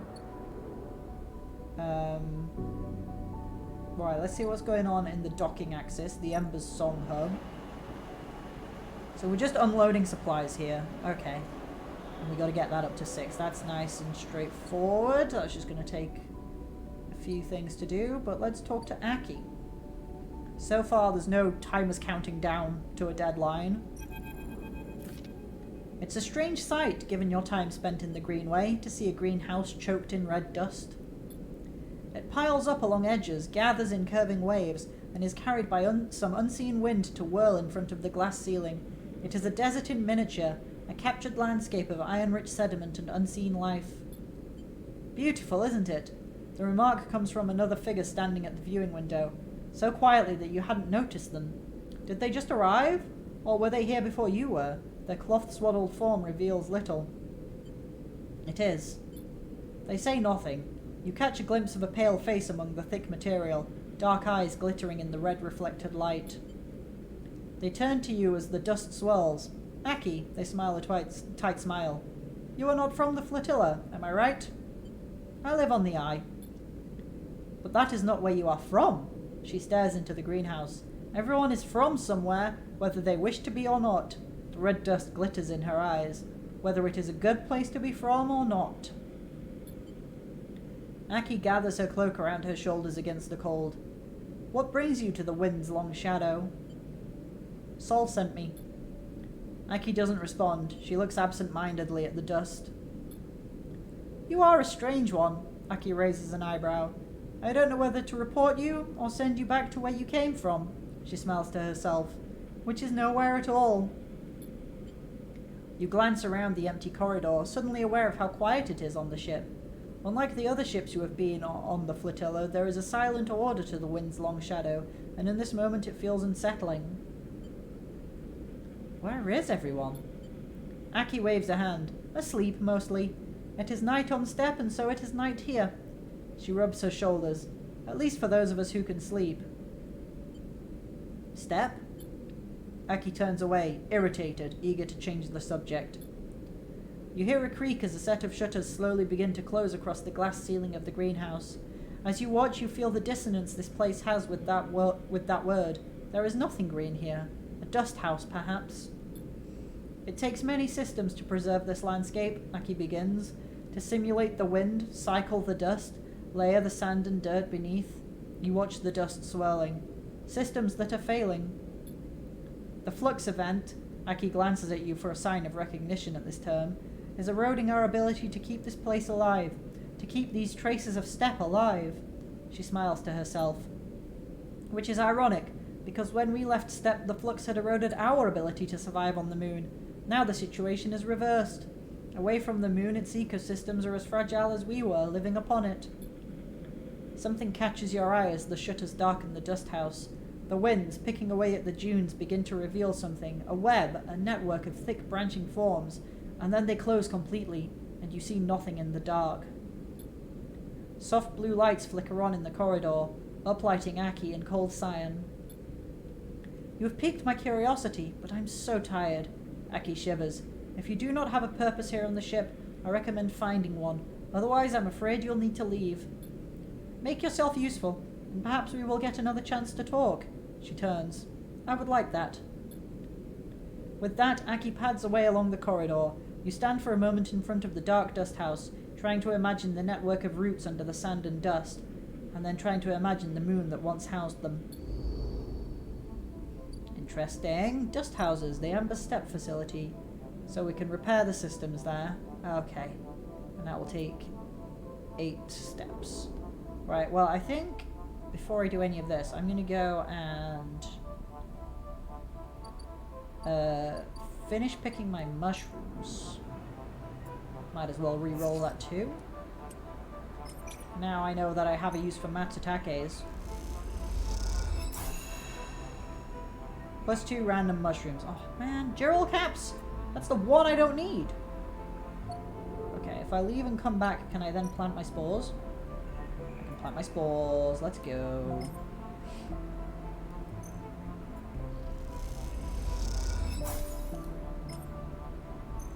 And then I can stockpile stabilizers so that if a clock comes up, I can just, if a cycle clock comes up,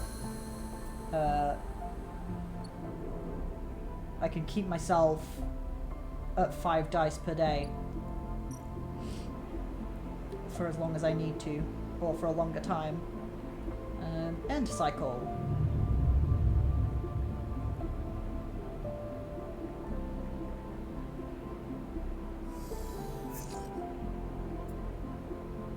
Oh, like now I could do it. Well, I don't need to do it now, really. Ooh, 1 day before that's done. That's exciting. Let's go do some work up here then. I think we'll start with the docking axis. The Ember's Song Hub. Sol's shipment of supplies sits partially unloaded, the crew absent. If you want to help, the best way would be to finish the job. Can do. Unfinished business. The more you offload supplies into the docking bay, the more attention your efforts seem to be gaining. Wait, but that seems bad. It's a red cycle. It's a red clock with the minus on it. Oh no, I'm scared. I don't like the color red and minus symbols. I much prefer the color yellow and plus symbols. Let's re-roll. Throw that on there and hope for the best. Ah, my energy! That's bad. I'm leaving.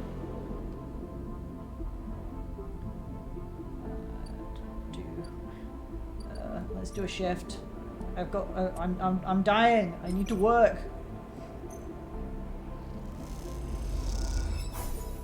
Canteen, lovely. Oof, that only gave me +2 though. Right, we're out of dice. Time to sleep.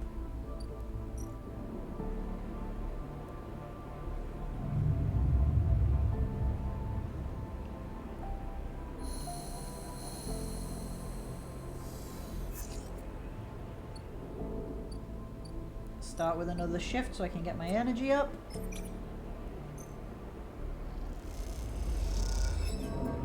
Lovely. And now my seed has grown! Let's talk to Riko! I'm very excited. Riko has something in her hands when you enter the lab. It looks like a knotted twist of woody stems, a ring about the circumference of a human head, consisting of a single stalk at one side and a branched woven network at the other. As you approach, she holds it up, and in the lights of the lab, it looks like a crown. Riko finishes your thought. She smiles and shakes her head in disbelief. Is that what grew? It is. I came to the plant this morning and this loop was all that was there. She points to a lump on the edge of the ring. The seed grew right back into itself, twisted up out of the soil. That being you encountered, in the cloud as you call it, was it wearing one of these? She eyes you suspiciously, still unsure if she is somehow embroiled in an overlong prank. It doesn't work like that. She sighs. Perhaps wearing was the wrong word. She places the object on the bench and shuffles to her analysis terminal, her face lit by its amber light in the dim corner of the lab. Well, it isn't exactly a plant anyway, not from what I can tell. She gives you a serious look. No leaves, no chloroplasts, just a series of filaments encased in cellulose walls. How did it grow? It seems the seed contained everything it needed, a self-contained entity, nothing less. She beckons you over. But that isn't the good part. Look at this. You see a cross-section scan of the crown, its layers of plant-like structure on full view, until you reach the center. There, instead of xylem and phloem for transporting nutrients, something branched and woven glints. Are those wires? She laughs. I'm not sure whether to say yes or no here. These are not wires, like those in an electrical system, no. But they are filaments of a conductive material, so yes? She leans closer to the screen. But you see those branches? They remind me of dendrites, of neurons. She rubs her eyes, which is frankly ridiculous. You look back at the crown on the table as Rico fusses over the scans, and you suddenly realize what it reminds you of. You remember signing the forms, the walk to the sleeper tanks, the cold metal floor. Then you remember the crown they fitted you with, the branching structure of wires and pads. No, not a crown. They called it an interface. The tool of your emulation, your transference from neurons to electrons. An interface. That is your gift from Gardner. You turn back to Rico. It's an interface. Rico looks at you puzzled. Something clicks in her mind. Perhaps something she heard from the sleeper she had helped all those cycles ago. She starts talking, partly to you, partly to herself. If the club heads were made for you, then this too could be made for you.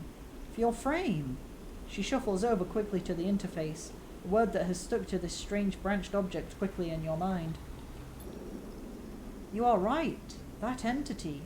It is the entity I have been looking for. She shuffles quickly to the crown. They are the entity which is controlling the Greenway, which has been maintaining it, supporting it, and has been guiding it for all these decades. She stops to catch her breath. They want to talk with you. Rico leads you to a seat. I will be here, Sleeper, if something happens. If you wish me to remove the crown, the interface, just squeeze. She grips your hand tightly. You meet her eyes, clouded with age but bright with the thrill of new discoveries. Then she places the interface on your head and everything blinks out. Oh, I don't even get a choice in the matter. This interface is going on. Back into the river, back into the dark flow, but something is different now. You are no longer pushed, no longer blocked and buffeted by the swarm, by the storm. Instead it flows around you. You move and it parts, letting you pass. Something else resists, but it gives easily enough. You look back and see your body. You have left it behind. Somewhere Rico's voice is talking to you, asking you questions. It is excited, eager, desperate to know what lies on the other side, what the entity has to say to you. You realize how long she has waited for this moment, for the moment of meeting between the inhabitants of the Greenway and its protector, and yet she is still on the outside. You shake off the sadness.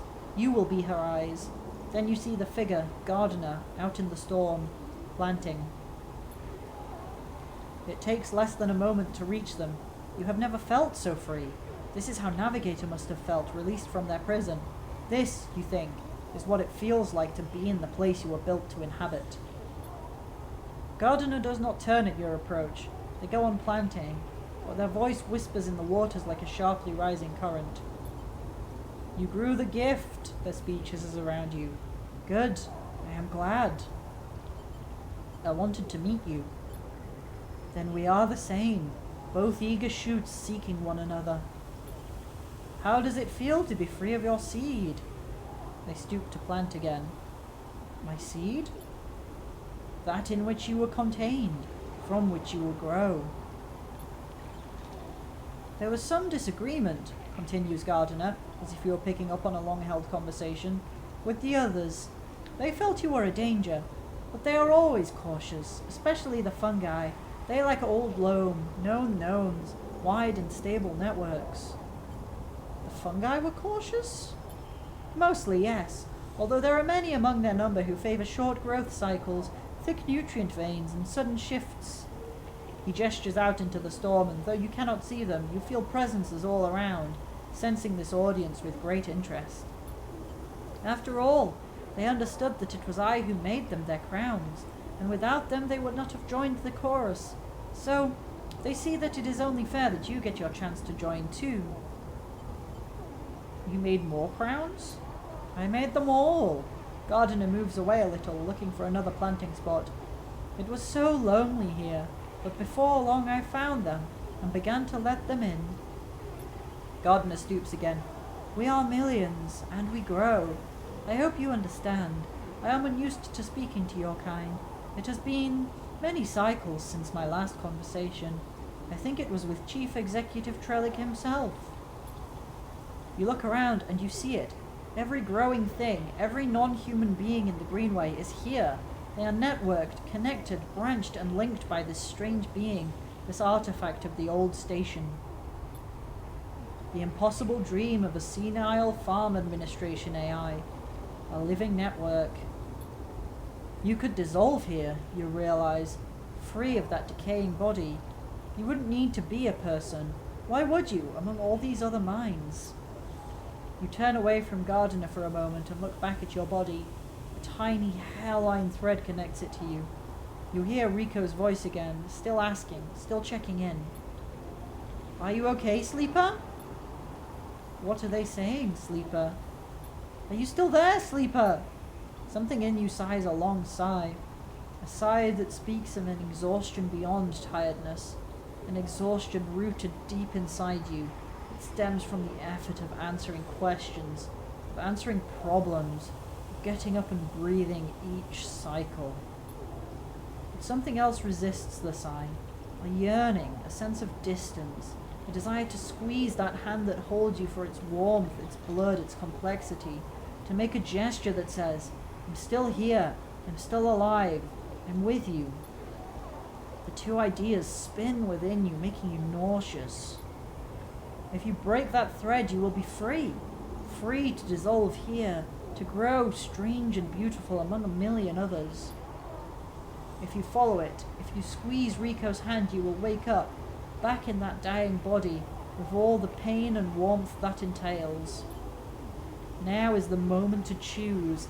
It is so very tempting to break the thread. It's so tempting. But I wanna hold on to my humanity. I will follow the thread back to my body and back to people. Your eyes track the thread across the whirling dark back to your body. This choice, you realize, will not be presented again. Follow it. You don't look back at Gardiner. You don't dare risk it. Instead, you follow the thread, delicately, carefully, like a diver following their lifeline back to the surface. The river whirls around you, but it doesn't pull. It isn't jealous. Neither does it understand. It is, after all, just a river. It isn't a person, a flesh and blood person, with wants, with desires, with the capacity for love and hate. It doesn't understand you, and you don't understand it. So you don't focus on it. You don't think about it. On what feels like such a long journey back through the dark. You set your mind on eyes instead, on hands, things you can focus on, hold on to.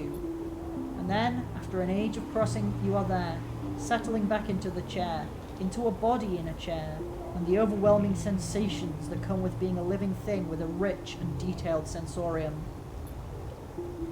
For a moment you feel like you have made a terrible mistake.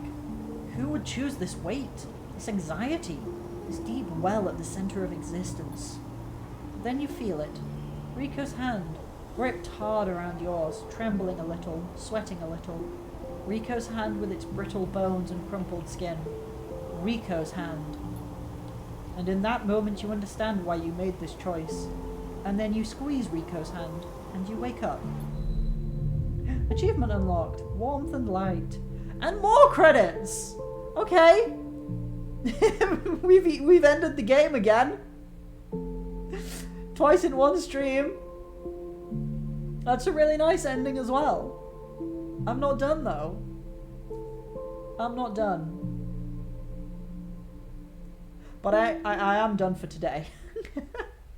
But we will definitely be back to finish episode Flux and see what is going on and help the refugees if we can. Let's just see if anything happens after this. If any scenes play straight away. Like the one with that one guy whose name I keep forgetting. Why do I keep forgetting his name? Oh well, it doesn't matter. Sleeper? Rico's voice comes wavering through the dark. Are you still with me? You sit up, the lab a bright green glare that fades as you gather yourself. I'm here. Rico smiles. Good. She squeezes your hand. I thought you'd left me for a moment. What? She pauses. Who? She smiles. Tell me about it. Tell me everything. Oh, tell her the truth. I have to tell her the truth. I cannot withhold that from her. That would be horrible. You tell Rico everything. You tell her about the gardener, that strange farm administrator AI that has grown to be so much more.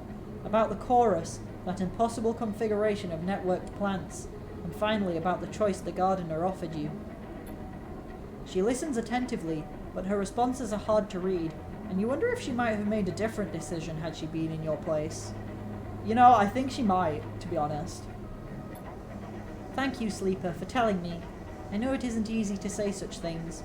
People so often do not wish to hear strange truths. She looks away.